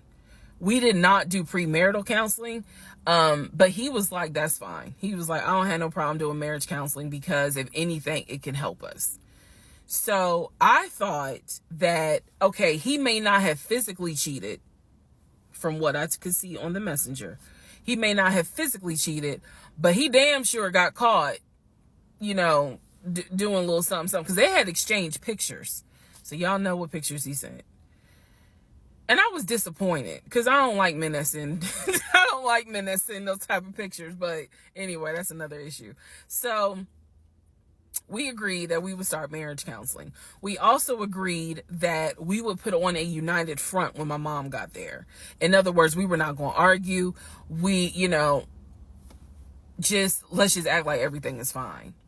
But at that point, when my mother arrived in April, I could not stand him. I did not want to be, but we couldn't, he moved back into our bedroom because he had moved into the guest bedroom when I saw the messages. Like 3 days before she came, he moved back into the bedroom because obviously she needed to sleep somewhere. So, I really could not stand him. And it was because I was busy second guessing myself, like, damn, what's wrong with me? Like, if that's what you into and I'm supposed to be your wife, like, let's have conversations. Like, shit, I went to FAMU. I understand some stuff, buddy. So it just was one of those things where it made me second guess, like, what's wrong with me? What did I do wrong? What is it that she got that I don't? Because you all out here willy-nilly, messaging her all hours of the night, because the thread went back quite a few weeks. I saw it in March. There were messages from December, November. So again, I'm just second guessing all kinds of stuff, self-esteem taking a hit. So no, I did not want to be around him. I did not want, I didn't like him, period. I did not like him. I left and I would just go for a drive because driving clears my mind. I called my aunt, told her what happened. I don't recommend that. I don't recommend calling family to tell them what's going on in your marriage. But I called my aunt, and my aunt lovingly was like, what do you want me to say? You married him. He ain't your boyfriend. Y'all can't just break up. That's the hard part about marriage, is like, I mean, yeah, I guess you could leave him, but at the same time, you married him. So, honey, you going to have to go back home. And y'all are going to have to figure this out. She was like, I can't give you advice on what you should do. I'm sorry that this happened, but you married him. So even though it was just one drive, I went back home, and that's when the discussion was, we need to do marriage counseling. Part 23, who the fuck did I marry? So we agreed to do marriage counseling. I had found a pastor and his wife who agreed to do our counseling, basically. Our counseling was going to be on Zoom, and it was going to be every other week, every other Tuesday. Initially, Legion was participating in it. His body language seemed to be that he was open and receptive to the marriage counseling. Now, the pastor and his wife were deeply concerned at the fact that we had only been married 3 months, and we were already dealing with some form of infidelity. We were in marriage counseling, and as the pastor would put it, there seems to not be any sort of intimacy. They were concerned. Rightfully so. I think any person would be if they knew what was going on within those 3 months. So the pastor and his wife, it is fair to note, we started counseling with them in the spring. We continued counseling with them up until a week before I found out what I found out, and he got kicked out. So one of the first things that the pastor kind of talked to us about was, what was the deal with the Facebook Messenger stuff? And Legion was like, it was stupid. I shouldn't have done it. It really was just attention, and I got carried away. He felt like he was not going to, he kept saying, I'm not going to keep apologizing. I'm not going to keep getting persecuted. After I told you, I'm sorry, I told you I wouldn't do it again, and I want us to move forward. You're either going to forgive me or you're not. The pastor and his wife were like, wow, the audacity is real on this one. So needless to say, we started moving slowly forward. It was always in the back of my mind, just like it was in the back of my mind with that black Dodge Charger. It was one of those things where, okay, I see how you kind of are moving and operating. He came to me a few days after we started our first counseling session, and he was like, we should get a joint bank account. What he wanted to do was to each one of us have our own account, and to get a joint account for our money to go in there for joint expenses. Now, up until this point, he had been paying the rent, the utilities, and I really was just paying for my stuff. So now he's suggesting, look, we're married now, let's go ahead and get a joint account. I wasn't necessarily against it because I knew that I would still have my own account. I would still have my own savings. So what I countered with was, okay, let's take a look and see what we're working with. Show me your checking. Let's look at each other's accounts. Look at what we have currently. He was cool with that. So he shows me his checking account. His checking account available balance was just over $9,600. Mine was just over $1,500. So there was a huge disparity in the amounts. And so he logged in on the phone and turned it towards me, and I could see available checking, available balance, just over $9,600. I logged into my savings. I showed him how much I had in savings. He picked up his phone, logged into his Chase savings, turned the phone towards me. In the Chase savings, it was roughly about $15,000. But I also knew that he told me he had a U.S. bank savings and he had an offshore savings. So at this point in time, I asked him, show me the U.S. bank savings, show me the other two accounts. He would not do it. This became a huge bone of contention.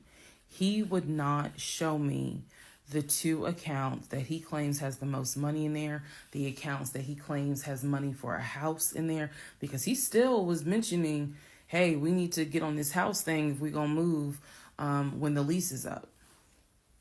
So I'm just adamant on, why don't you want to show me your savings account? You showed me the Chase one. Like, what is the big deal? And so he kept saying, he was like, there's a lot of money in there. And he was like, and my uncle always taught me, this is not the uncle that died, another uncle. My uncle always told me, you know, just keep your money tight, because women can be, I said, women, like, we're married. So go ahead and show it to me. He would not show it to me. So then we went back into marriage counseling, like the next session. And I bring it up. I said, he will not show me these two accounts that he claims has the money in there to buy a house. I told our pastor and his wife, I said, I saw the pre-approval letter, so I don't understand why he's not going to show me, to just put me at ease that he has the money in there. I had never questioned it before, because again, you tell me who in their right mind signs their name to a legally binding offer, an all-cash offer on a house, and they just do it willy-nilly. I don't know anyone that does that. So I actually never questioned what was in the savings, because I clearly saw him sign his name to a $699,000 all-cash offer on a house. If you don't know what I'm talking about, please go back to the parts in this playlist where I talk about what he did when we were looking for a house. So the pastor and his wife were like, Legion, that's not his name, y'all, that's a nickname. Legion, why would you not show your wife your savings account? Like, what's going on here? And so he made up some bullshit. And I remember the pastor's wife was like, something ain't right. And so at this point, Legion kind of shuts down. He's just like, look, y'all are not going to tell me when and where I open up my accounts to show anybody the money I earned. I earned that money. I earned that money by playing football, blood, sweat, and tears. He went to this whole Denzel Washington monologue about how he earned that money, and no one is going to come in and tell him that he needs to open up the account. So then he starts talking about the ex-wife and how she tried to get money from him in the divorce back when they were in California. So now the pastor and his wife, their red flags are just like, whoa. So much so that the pastor's wife said, and I will never forget this, she said, I don't think you all are going to make it to January. What she was talking about is, I don't think y'all are going to make it a year. And I really, truly was like, we're going to make it. Like, of course we're going to make it. And she was just like, I don't have a good feeling about it. And so Legion's all defensive. He at this point, he's folding his arms and because remember, we're on Zoom. He's folding his arms and he's just like, I'm done with this. Like, I'm not going to get attacked because I'm not comfortable showing you the amount of money that I have. Money changes people. And I'm not comfortable. So he's playing that victim card. And so the pastor and his wife were like, you know, we're still going to help y'all as much as we can. But so he was like, I'm not comfortable. And basically the pastor and his wife were like, look, we'll help y'all as much as we can. But there's some deep issues here. And, you know, this is what they advised us. Had the two of you came to us for premarital counseling, we would have told you, do not get married. Y'all should not even be together. That is what the pastor and his wife told us in marriage counseling. If you two had come to us for premarital counseling, we would have told you, y'all should not even be together, let alone get married. But here we are. So we will help you guys as much as we can. But the pastor's wife was like, I don't have a good feeling that y'all are going to make it a year. Part 24, who the fuck did I marry? So, remember, we're in April. We're now moving towards the end of April, and he still did not show me his savings account. Saw the checking, saw the Chase savings. So he decides that we should start looking for a house again, because my lease was up in August, and I made it very clear that when the lease is up, I am moving. I wanted to move to Cobb County. So he was like, we need to get the ball rolling. I didn't want any parts of it. Didn't want any parts of it. He found a realtor. This time it was a woman. And I believe her name was Amber. I think her name was Amber. So he found a realtor, and he told her what the budget was. Amber started finding houses. So please understand, or you don't really have to understand, but I believed he was a sane, rational human being. Sane enough that you would not sign an offer on a home if you didn't have the money. That's what I believed. So when we started working with Amber, I believe, showed us 3 or 4 houses. It was not nearly as many as the other realtor, Scott. So one of the houses, absolutely loved. I love the house. I really wanted to put in an offer on that house, and I'm going to post it on the screen, the house. Love that house. It was just absolutely beautiful. And once again, he wanted to put in an all cash offer on the house. But before he could put in he had told Amber, I want to put in an all cash offer. And what Amber, the woman, was smart enough to say is, okay, let's just go ahead and take it one step at a time. Let's go ahead and get your pre-approval stuff together. She said, I work with a great lender who, if you're not already pre-approved, he can get you pre-approved, no issues. And then if you want to do an all cash offer, then we'll go ahead and get the proof of funds together, so that way we can submit it all with your offer. Jesus. Y'all already know what happened, because you remember what happened on the last house with Scott. Basically, Legion was like, well, I can get you whatever you need. That's fine.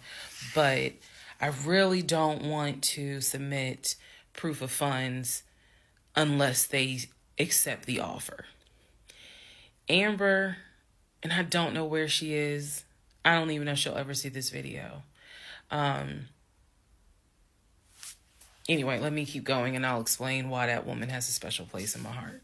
So Amber was like, I totally understand, but this is how we're going to do it. I'm going to need that paperwork, okay? And we'll submit it with your offer. She just simply was like, yeah, this is how we're going to do it. And so he did not submit the paperwork when she had asked him to. And I remember I was driving to work, and I stopped at the Quick Trip on Upper Riverdale Road in Riverdale, Georgia. And Amber had called me. It was in the morning. She had called me.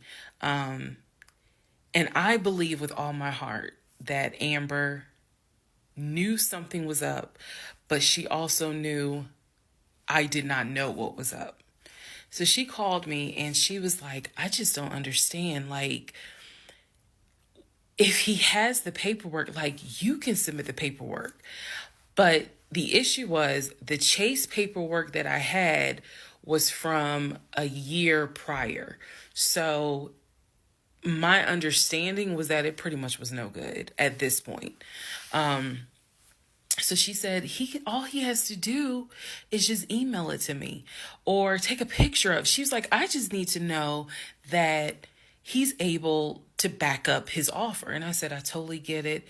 And she was explaining some stuff to me. She was like, he needs to do X, Y, and Z.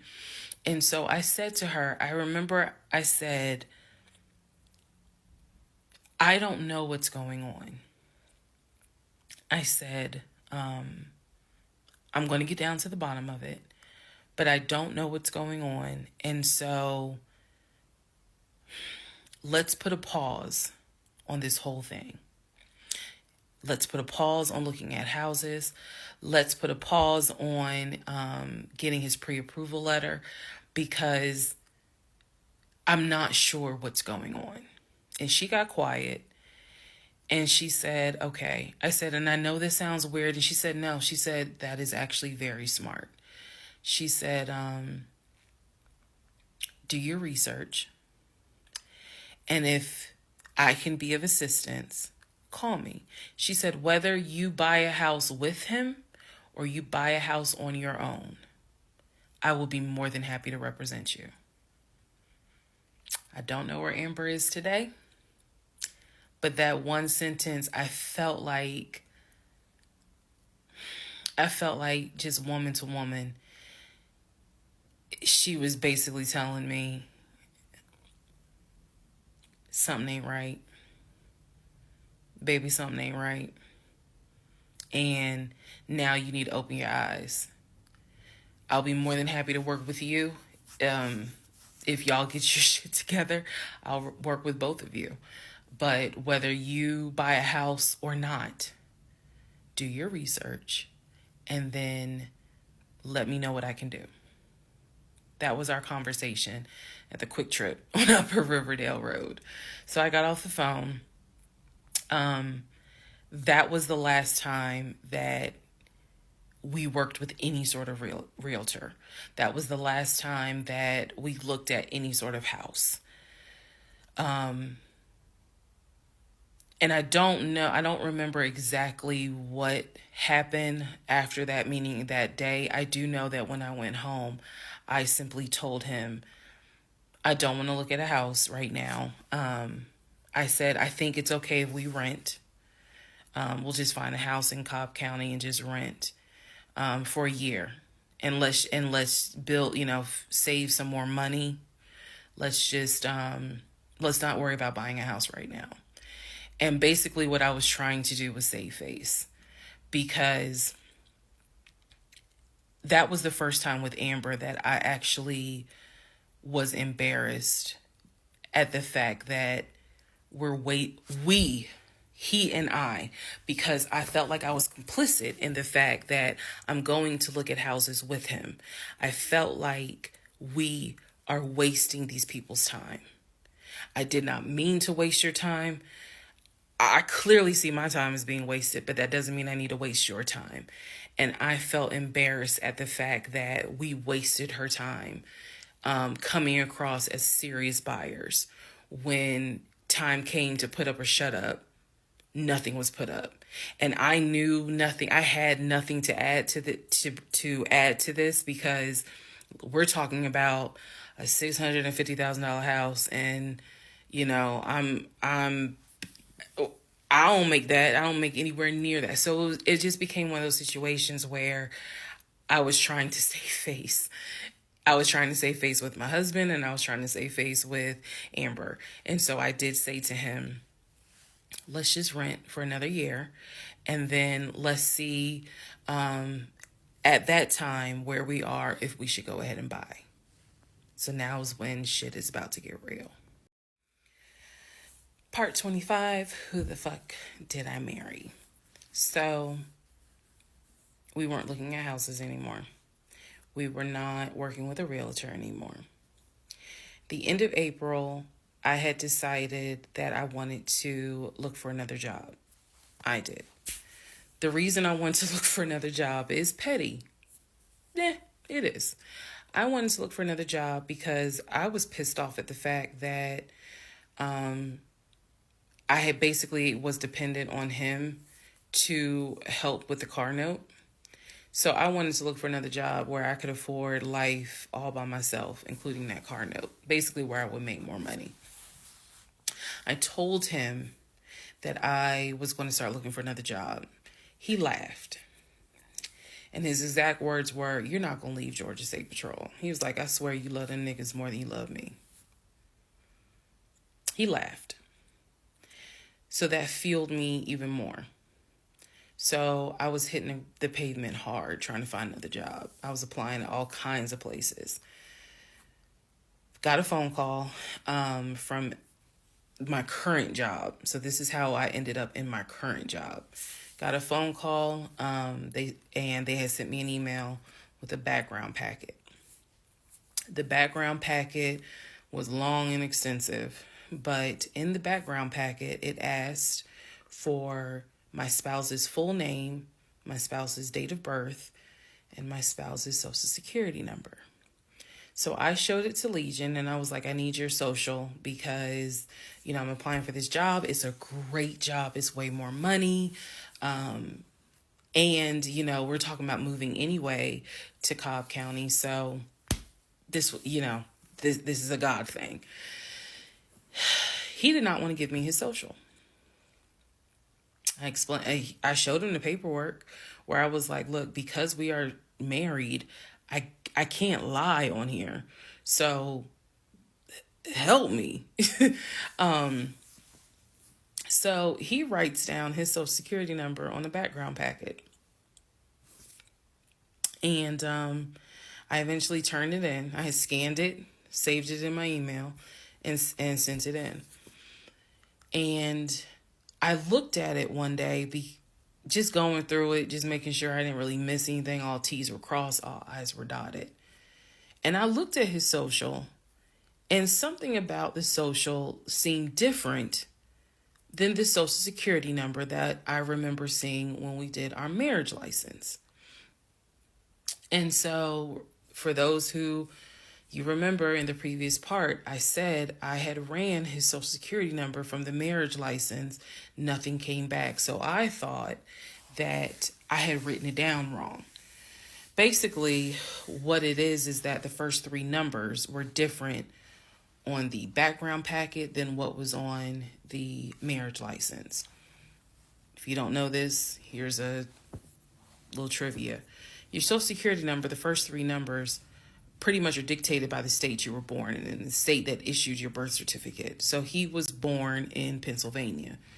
So the first three numbers of his social security number should be attributed to Pennsylvania. Pennsylvania, shit, they probably got like 5-6 different numbers, 3-digit numbers that your social security number can start with. So the social that was on the marriage license, for example, was probably 1, 2, 3. What was on the background was 4, 5, 6. Both of those social security 3-digit prefixes are issued through the state of Pennsylvania. Again, this is an example so I can make it clear. So when I saw his social on my background, I immediately knew that was a different social than what I saw on the marriage license. And when I compared, because I had found a copy of the marriage license that we turned in because I had filled it out on the computer. So sure enough, the first three numbers were different. The rest of the numbers were the same. So one of two things: either when I ran his background, I did in fact put in the wrong number, or the number on the marriage certificate or the background packet is wrong. So I decided that I was going to roll the dice and take the social from the background packet. Again, this is the background packet that I had to fill out to get my current job. I was trying to get a new job. Okay, so I took that social and I ran a background check on it. What came back on this particular background was all the addresses that the social security number, I guess, had been attached to. So all of the addresses, the states were Georgia, Rhode Island, Pennsylvania. What I did not see was California. So I thought that was weird. I thought, okay, maybe this is not a complete background because clearly he went to San Diego State. It's on his resume. It's on quite a few things. Social media. He didn't have a LinkedIn, but it was on his social media. So clearly he had been to California. So maybe I just need to do a different background check. Also to note, during this time, I think I told you guys he had hit his leg at work. So what was happening was it was getting more and more difficult for him to walk, like put pressure on that leg, on that knee. He was still able to go to work. He was still leaving at 6:15 in the morning. He was still coming back between 3:30 and 4 o'clock. But I clearly could see where he was in pain. He would elevate the knee, ice the knee. It was getting worse. And I was constantly like, go to the doctor. Let me take you to urgent care so that they can look at this knee, because you shouldn't still be limping and having a hard time putting weight on that knee. And every single time he was like, oh, it's fine. I have a doctor's appointment on Wednesday. The doctor just told me to ice it and to elevate it. This is an old football injury. It happens all the time. It used to happen a lot when I was out in California. So I'm mentioning this knee issue for a reason. But back to the background. So once again, when I ran the background the second time with his second social, it showed me states of Georgia, Pennsylvania, and Rhode Island. And that's all that I saw in terms of addresses. I didn't see anything for California. So by this point, we're moving into May of 2021. Things are starting to reopen. One of the things that reopened was San Diego State. So I called San Diego State. I called the registrar's office. Someone did answer, and there was instructions on how to request a transcript. I was able to try to request it online. You needed the student's name, and I believe you also need their social. And when I typed it in, it said no results found. I believe that I sent an email asking, this person is saying that they were a student there. Can you verify it? The response I got was there were no records found with that social security number. So I'm like, okay. I asked him about it. And in part 26, I'll tell you exactly what his response was. Part 26, who the fuck did I marry? So I asked Legion, what's the deal about San Diego State? He was like, what are you talking about? And I said, why is there no records of you there? I just came right out and said it. Without missing a beat, this man said, well, I was a private citizen. What the fuck does that mean? And what he said is that when he started at San Diego State, his father paid money so that, okay, it's important I say this with a straight face. His father paid money so that his name and social would not be publicized and he would be considered a private citizen.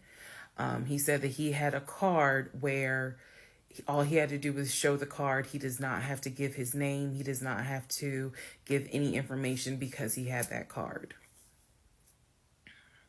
He said so San Diego State would not have any record of him, but he was in fact a student there.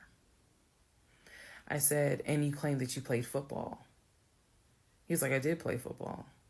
I said, so you're saying that the school did not publish your name anywhere and they were in violation of NCAA rules?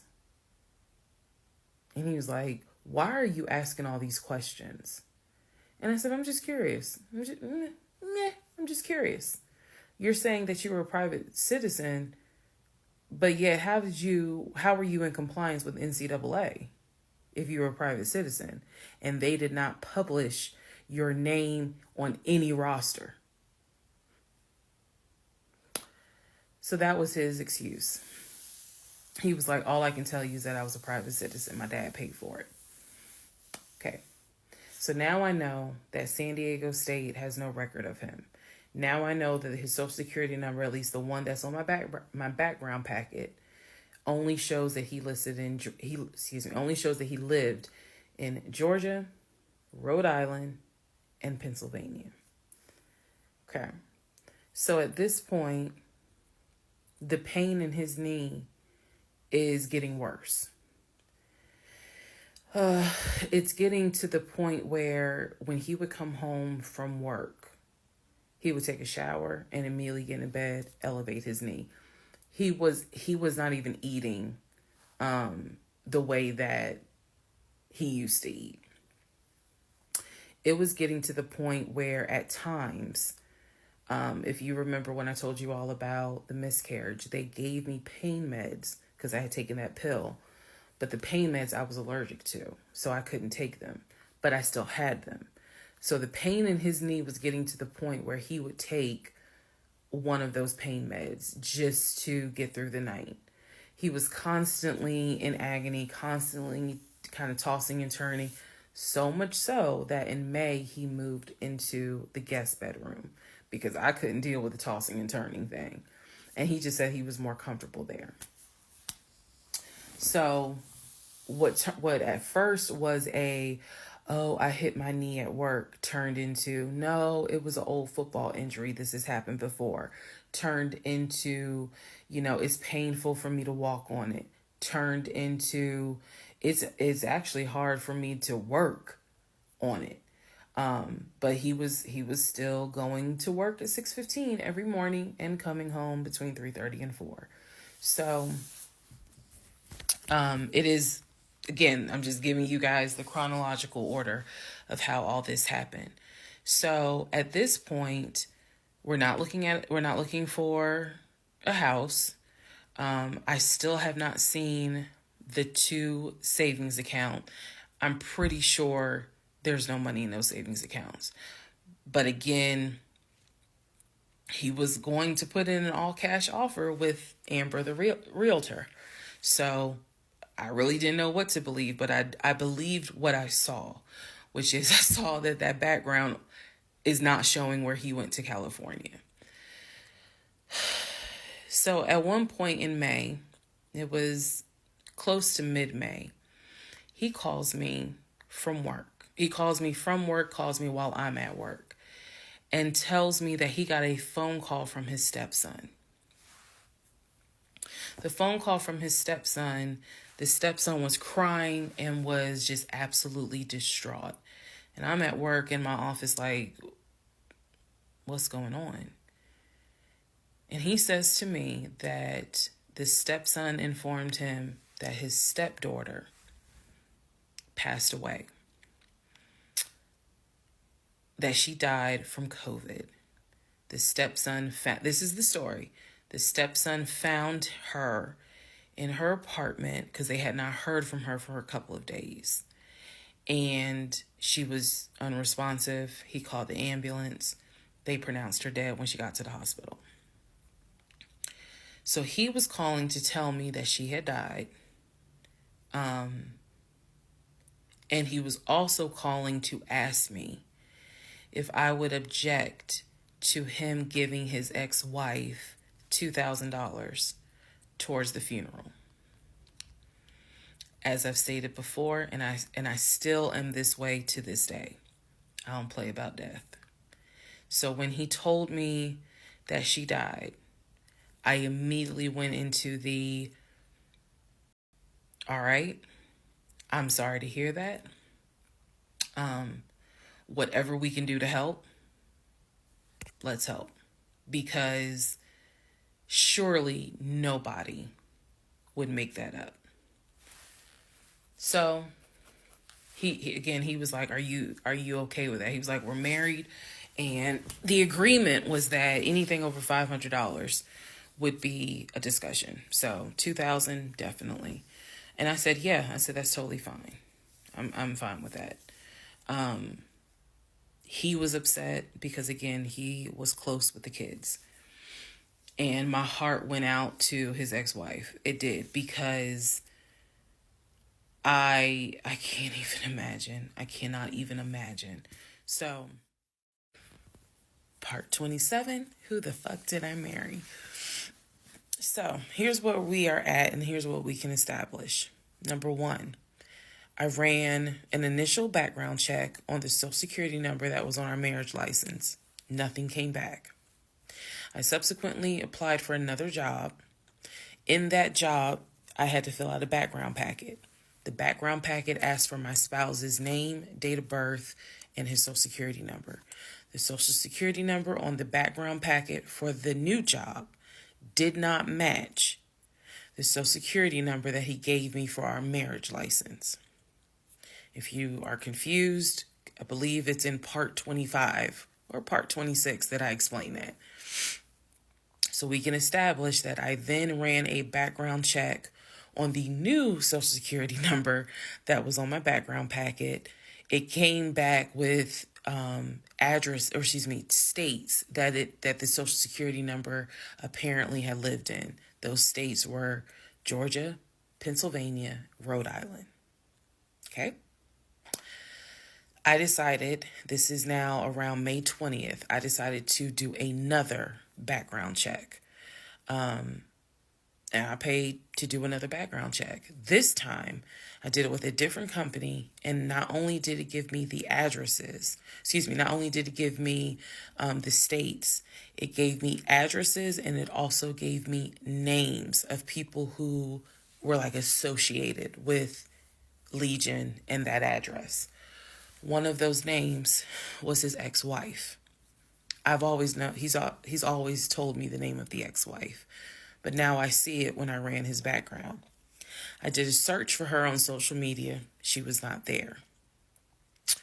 So the address that it showed that she was associated with him, because remember, his story is we got married in San Diego, we lived in San Diego, we divorced in San Diego. Men lie, women lie. The U.S. federal government with your Social Security number does not.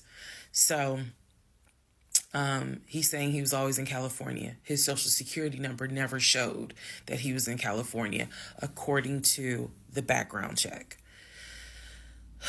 It did show that he had lived in Georgia at an address associated with the ex-wife. So tried to find the ex-wife, could not find her on social media. So I looked in the metro counties to protect her identity. This, I am going to not divulge a lot on this part. I looked in the metro counties in the open record courts. So typically, you can look in like Superior Court or Magistrate Court or Probate Court. So I looked in open records for the different counties, metro Atlanta counties. Let me be clear, metro Atlanta counties. And I looked under her name. And I found where they had filed for divorce in a metro Atlanta county. So when he said that he filed for divorce in San Diego and that he was married in San Diego, I was able to find, no, according to the state of Georgia, you were married here. You were divorced here. So I looked under her name, found a record for divorce, and it did show his name. So now I clearly see on my computer that there is a metro Atlanta County Court that has a divorce record in the state of Georgia between him and his ex-wife. So I did what any rational person would do. Because this is still kind of COVID time. Well, not really. It had nothing to do with COVID. Let me take that back. Because of the parameters of the court, you can only do the open records request in person. I did what anybody would do. I told my boss I had to go. I grabbed my purse, grabbed my keys, and I drove to the court to do the open records request in person. The open records request was for the divorce documents. Go back in the story, in the series, and remember I did a background on the ex-wife. I told you all exactly what was told to me. He met her in California. He married her in California. He divorced her in California because she cheated on him. He filed for divorce. She tried to get spousal support. It was going to be a little ugly. He was helping her with the kids. That was the story that was told to me. So, went to the court, filled out the paperwork, got the open records request for the divorce decree, for the divorce records. First thing I see, he didn't file, she did. Second thing I see, they didn't make it more than 6 months. I see the date of marriage. I see the date of dissolution, 6 months. Third thing I see, he was served in Metro Atlanta, which means that at the time of the divorce, he was living in Metro Atlanta. California was never mentioned. Fourth thing I see, he filed what is called a pauper affidavit. If you don't know what that is, I'm going to do my best to explain it real quick. Basically, he filed an affidavit with the court saying that he is so poor, he could not afford the fees to pay for a divorce. He couldn't afford a filing fee. He couldn't afford a service fee. That is what a pauper affidavit is for. All of this is in the divorce documents. She had filed. She said it was irreconcilable differences. She was not requesting any money whatsoever.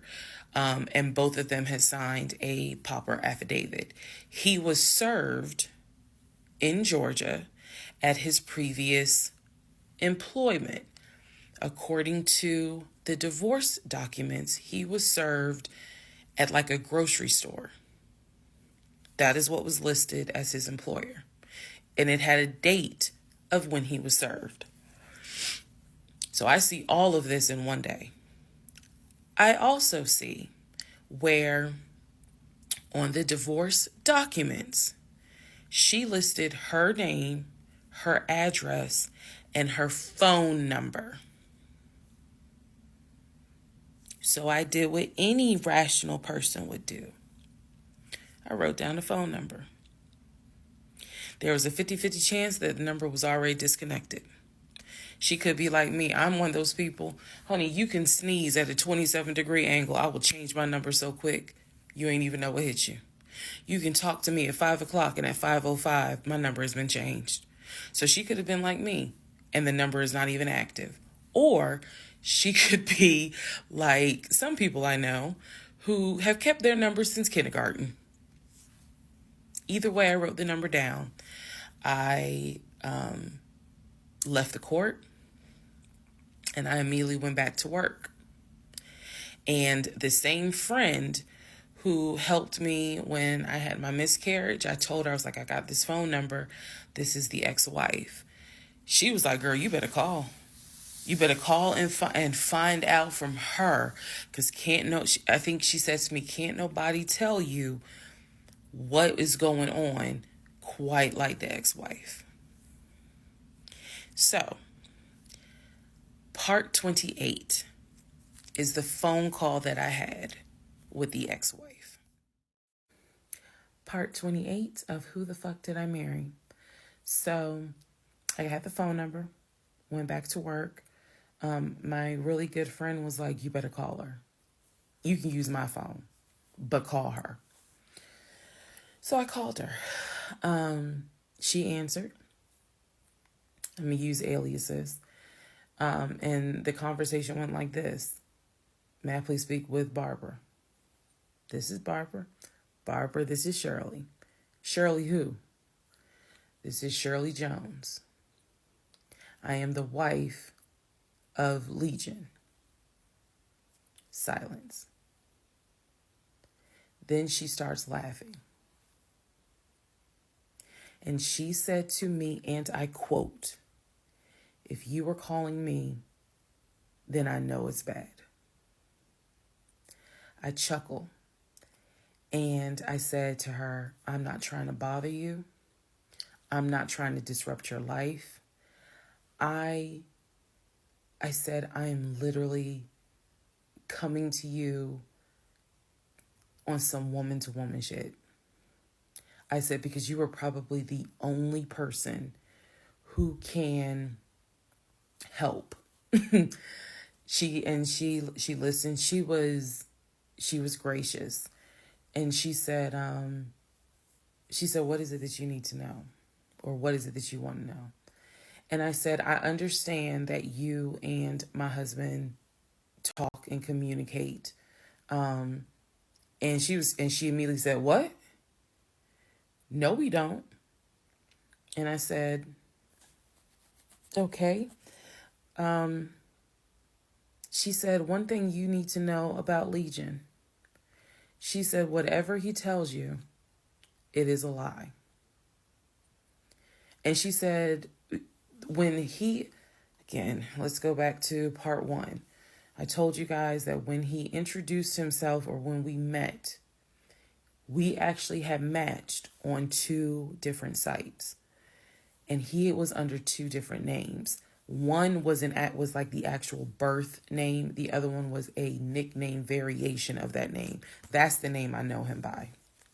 So for example, if his name was Matthew, he had a profile under Matthew, and then he had a profile under Matt. I would have known him as Matt. So she said to me, she was like, "I don't even know who Matt is." She was like, "That's not even his name." And so I knew what his actual government name is. She was like, "No one calls him Matt." She was like, "That must be his new personality." Or she was cracking a joke, but she was like, "Anything he tells you, you need to know is a lie."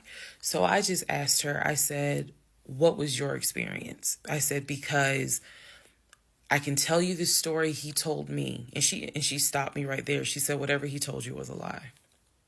She said, "Let me guess. He told you I cheated on him. Let me guess. He told you that I wanted money from him." And I said, "Yeah." And she said, "Yeah, that's a complete lie." So we had a conversation where she told me how they met.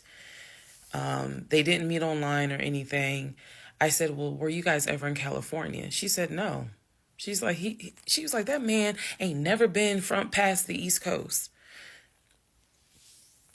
So I said, "Okay. So you guys have always been in Georgia?" And she said, "Yeah." She's like, "We got married in Georgia and we got divorced in Georgia." And that's when she asked me, "How did you even get my number?" She said, "Because I want nothing to do with him. So how did you get my number?" And I said, "I'm going to tell you the truth. It ain't going to make me look good." I told her, I said, this is what happened. And this is what led to me doing research. And this is how I got your number." And she laughed. She was like, "Wow." She was like, "Normally I would be freaked out." She said, "But under the circumstances," she was like, "Wow, okay." She said, "Yeah, if you're calling me, then it must have gotten pretty bad." She said, "So what did he promise you?" And we talked for about 35 minutes. She asked me in that phone call, she said, "Look, I want nothing to do with him. I have not spoken to him since our divorce was finalized." She said, "So I would just appreciate if you keep me out of whatever's going on with y'all." And I told her, I said, "I give you my word, I will never tell him I spoke to you." I said, "I give you my word." I said, this conversation is for me. It is not for me to use in any sort of legal litigation, nothing. This is for me." And I said, I don't plan to call you again. I don't plan to be a disruption in your life. I just needed to know, how bad is it? And she paused and she said, "It's bad." She said, I don't know what all y'all got going on. She said, but if it's anything like what it was for me, it's bad. So we talked a little bit more. She was very encouraging. She was like, girl, do not blame yourself. She said, I went through that and I had blamed myself. She was like, this is not on us. This is on him. She was like, he is a master liar, a master manipulator. She said, I ignored the red flags. So she was like, do not feel as though this is on you. We talked about there's an ex-girlfriend that shares the same name as his aunt. She and I talked about her. She said the reason why they broke up, because the ex-girlfriend, I didn't know this, the ex-girlfriend had reached out to her about 6 months before he met me. And so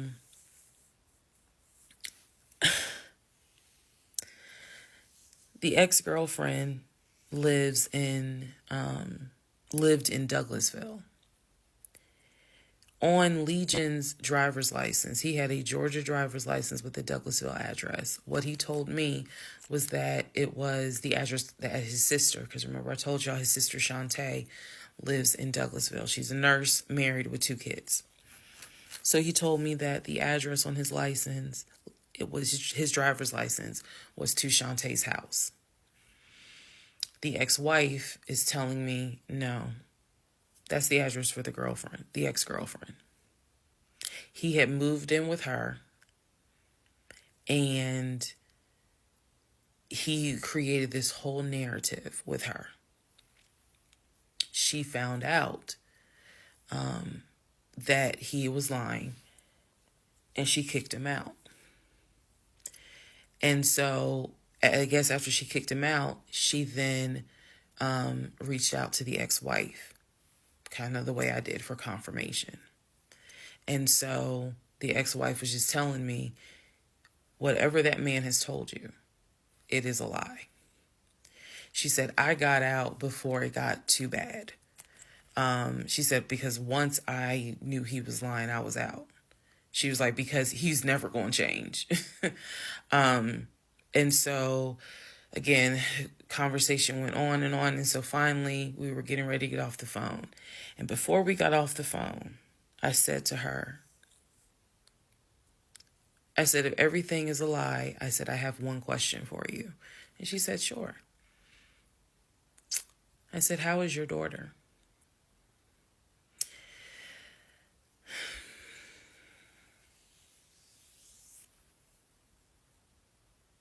I said, how is your daughter? Next part coming up.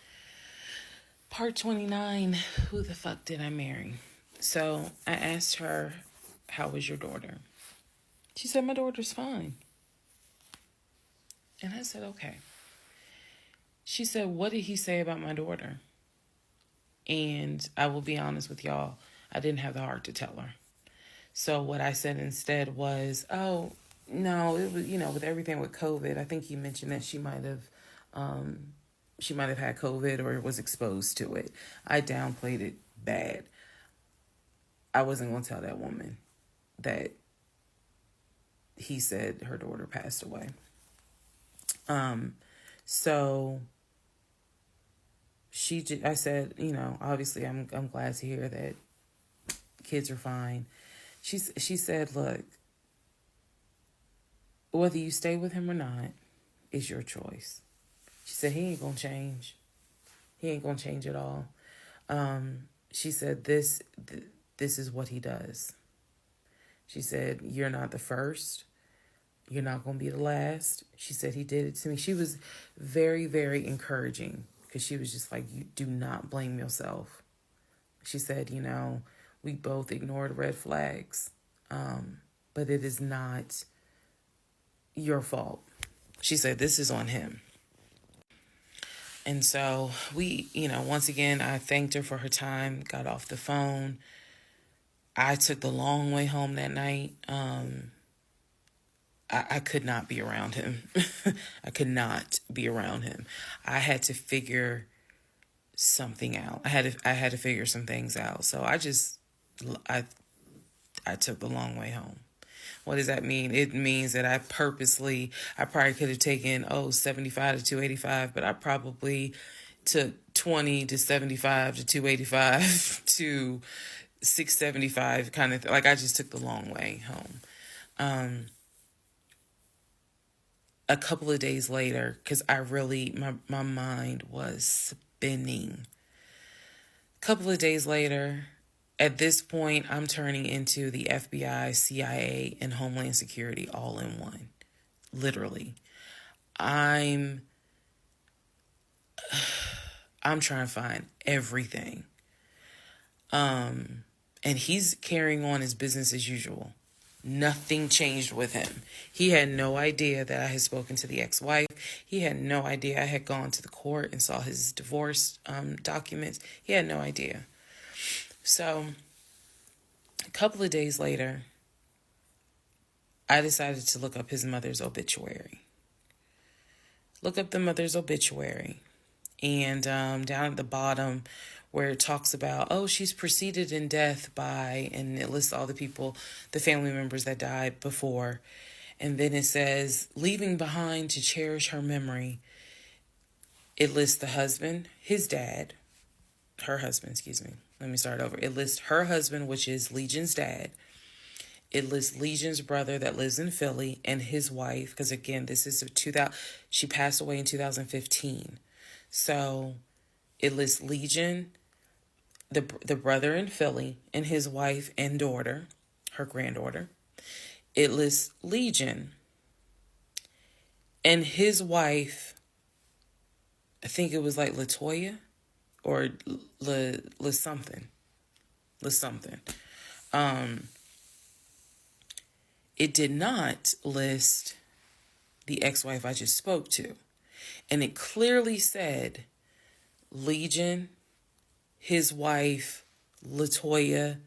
Then it listed the brother in Nashville, his wife, Jane, or whatever. So I'm thinking to myself, there's two things I was thinking immediately. Number one, who is Latoya? Never heard that name before. So I was thinking, who was Latoya? And then number two, where are the two sisters? Shantae and Kim. Shantae lives in Douglasville, married with 2 kids. Kim lives in Augusta, and I believe he told me she worked at like Procter and Gamble. So why aren't they listed on here? Because apparently, go back to the video. I posted it on there. I gave y'all background on the family. He apparently was one of 5 through both parents. Brother in Philly, older brother, younger brother in Nashville, an older sister in Douglasville, and a baby sister in Augusta. So why is it on his mother's obituary there's only 3 children named? Where are the 2 sisters? So I'm even more like, what in the hell is going on?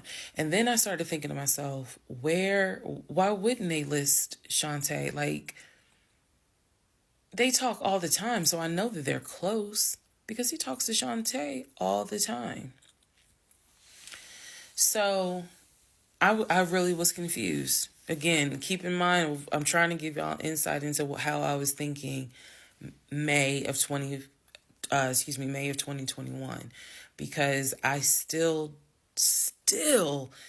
didn't find out a lot of stuff at that time. I found out enough to figure out, okay,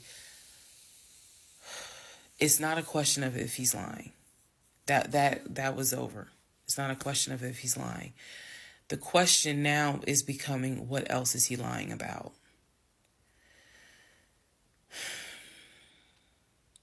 So we had the phone call with the ex-wife. Now I see an obituary that apparently there's another wife. I know on our marriage certificate, it only states he had one previous marriage. I had 0, he had 1. So this is how I'm thinking in my head, which is, okay, what am I missing here? I know we've established that he's lying, but who the fuck is Latoya? Like, I'm really trying to understand who is Latoya. And again, he's hobbling around the house, limping, and I'm in our bed, well, in the bedroom, just. I mean, I could not get on Google fast enough to try to figure some stuff out. So,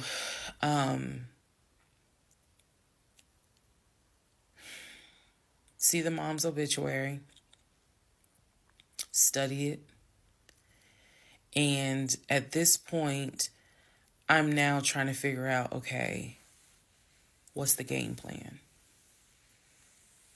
What is the game plan? And that's where we are about to get into the next part. Okay, part 30 of Who the Fuck Did I Marry? So I'm going to use this as a clarification video. So we're going to use part 30 as a stop. Let's clarify some things. I've done that before on a previous set of videos, so I think it's just important to do that so that way I can try to address some of the things that I have seen in the comments, both supportive and just downright mean. But let me clarify some stuff. Number one, it is important to remember that I am telling this entire story of how I met, dated, married, and divorced my pathologically lying ex-husband. I am going in chronological order of events. So what that means is that, ma'am, sir, whoever you are, if you were coming in at part 30, but you have not seen part 11, some stuff is not going to make sense. I know. It is a long playlist. And don't worry about watching the video as soon as it comes out, because everything, I'm trying to do this responsibly, of telling the story in the order of which things happen. So I say that to say, please, if you're able to, start at the introduction disclaimer video. Start with part 1 and then just watch each video, because a lot of the questions people are having that I'm seeing in the comments, and I say this respectfully, is just because you did not go to the other videos and watch them in order. That's just the first thing I want to say. It is important that I get this story out, but that it's done, like I said, responsibly. To me, responsibly is being honest, even if it makes me look bad, but then also trying to be clear and not ramble all over the place. So I'm trying to take the time to tell you, this is what happened at this time. This is what happened at that time. That's why there's so many parts. And we're not even to the part of the divorce yet. We're almost there, but we're not there yet. Second thing I want to clarify. I cannot stress this enough. My family and my friends did not know what was going on between Legion and I. They did not know. My family only knew, we've met this guy. He's dating our daughter, our niece, our cousin, our granddaughter. He seems to be a really nice guy. He seems to really love her. From what he has told us, he's done well for himself. He played football, and he has worked at this company 6-7 years, and financially he is in a good place. From what we understand, he just moved here from California. That is what they knew. They did not know about the red flags I had. They did not know what was going on in my head. They did not know what was going on in my heart, because I did not want to look stupid. I'm fully aware that when I tell this story, I look stupid. I'm aware, and I've made my peace with that. But at the time, I did not want to look stupid. So it was important to me to put on everything's great. We're really happy. We're looking for a house and everything's going well, knowing full well that behind the scenes, I couldn't figure out why he wasn't showing proof of funds. They did not know. So I say that to say, I see the comments about how my aunt gave me horrible advice when I called her about the sexting on Facebook. And I want to clarify something. She did not tell me to stay with him. She did not tell me to leave him. That's not her place, and that's not what she would do. She simply was in shock that any of this had happened and did not know what to give me advice on. The one thing that she did say was, look, he's not your boyfriend. Meaning, it ain't as simple as, oh, we just gonna break up. Pack your shit and go. Because you married him. My aunt is the most ride or die chick I've ever met. You fuck with me, you fuck with her. And she is straight Jersey. So I love her for it. But I needed to, it's not fair for me to leave it out there as if, oh, she just was like, girl, I mean, go home and deal with it. No, never in a million years. So I want to clarify that. Also want to clarify about my mom. So my mom lives in Arkansas.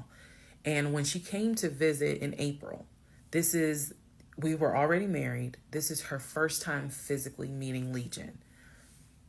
My mom will tell you she had no idea anything was amiss. But there was something that nagged her a little bit. She didn't know what it was. And my mom is the type where she's going to get on her knees in prayer. That's who she is. So for her, it was like, I don't know what it is. He seems like a nice guy. He seems to love my daughter. Because again, there was no arguing in the house. The house was peaceful while she was here, even though behind the scenes, we had just came off of the whole sexting incident with other women. So for her, it was like, I don't know what it is. She did tell me later on that it seemed as if I wasn't as happy as she thought I would have been. But again, she took it to the Lord in prayer. And her prayer was, God, protect my child. I don't know what's going on, but protect her. That was my mom's response. So she did not know, she did not pick up or overhear something that was going on while she was here. She had a candid conversation with Legion, and Legion kind of came across as, I miss my mom. He missed his own mother. And so he called my mom, and doted on her, again, putting on a charade. And so for her, it was like, bless his heart. That's what she said. Bless his heart. But no, she did not know the specifics. Nobody knew the specifics. They didn't know the specifics until we're talking May, June of 2021. They knew that we were looking for a house. They knew that the house fell through. They did not know about the proof of funds. They did not know that he wouldn't show me the savings account, the offshore account. So I just want to say that because to me, it would be irresponsible to not clarify what family and friends knew. Because these people have always been supportive of me, always had my back. I just simply did not share with them the things that I felt like were red flags, because again, my mindset at the time was, I want to be married, and what if he isn't lying? And I was making excuses for him to myself, so I definitely would have made excuses to family. Another thing I need to clarify, and I saw the comments on this about how a VP would never date someone that looked like me. And to the person that wrote it, that wasn't very nice. I need you all to understand, the relationship started in March of 2020. He came into my life as regional manager. Okay. That is how he came into my life. Then eventually he got promoted to VP of production or operations, some VP of something. That was later on in the relationship. He showed me the paperwork where it was basically a memo from HR. Your new position title will be VP of production. We'll just say production. Your salary, I don't remember the exact amount because it was a very specific amount, but it was over $200,000. It listed some of the benefits that he would have. He would have an office. He would be getting an executive assistant. That's where we get David from. If you don't know who David is, please go back and watch the series in order. He would be getting an executive assistant. He would be getting use of the company helicopter. He would be getting a company car. That is where we're introduced to the fact that he was starting to shop for a company car that could not be more than $90,000. That's what he told me. I didn't see this in the memo, the amount of the car, but that's what he told me. So that's where you get the car shopping for the Range Rover, the Jaguar, the BMW. He even test drove a Mercedes GLE, I believe. So I'm just trying to, again, bring some clarity to this so that way we all can understand what's going on. And hopefully this just makes a lot more sense for everyone. All right. Part 31. Part 31, who the fuck did I marry? So I found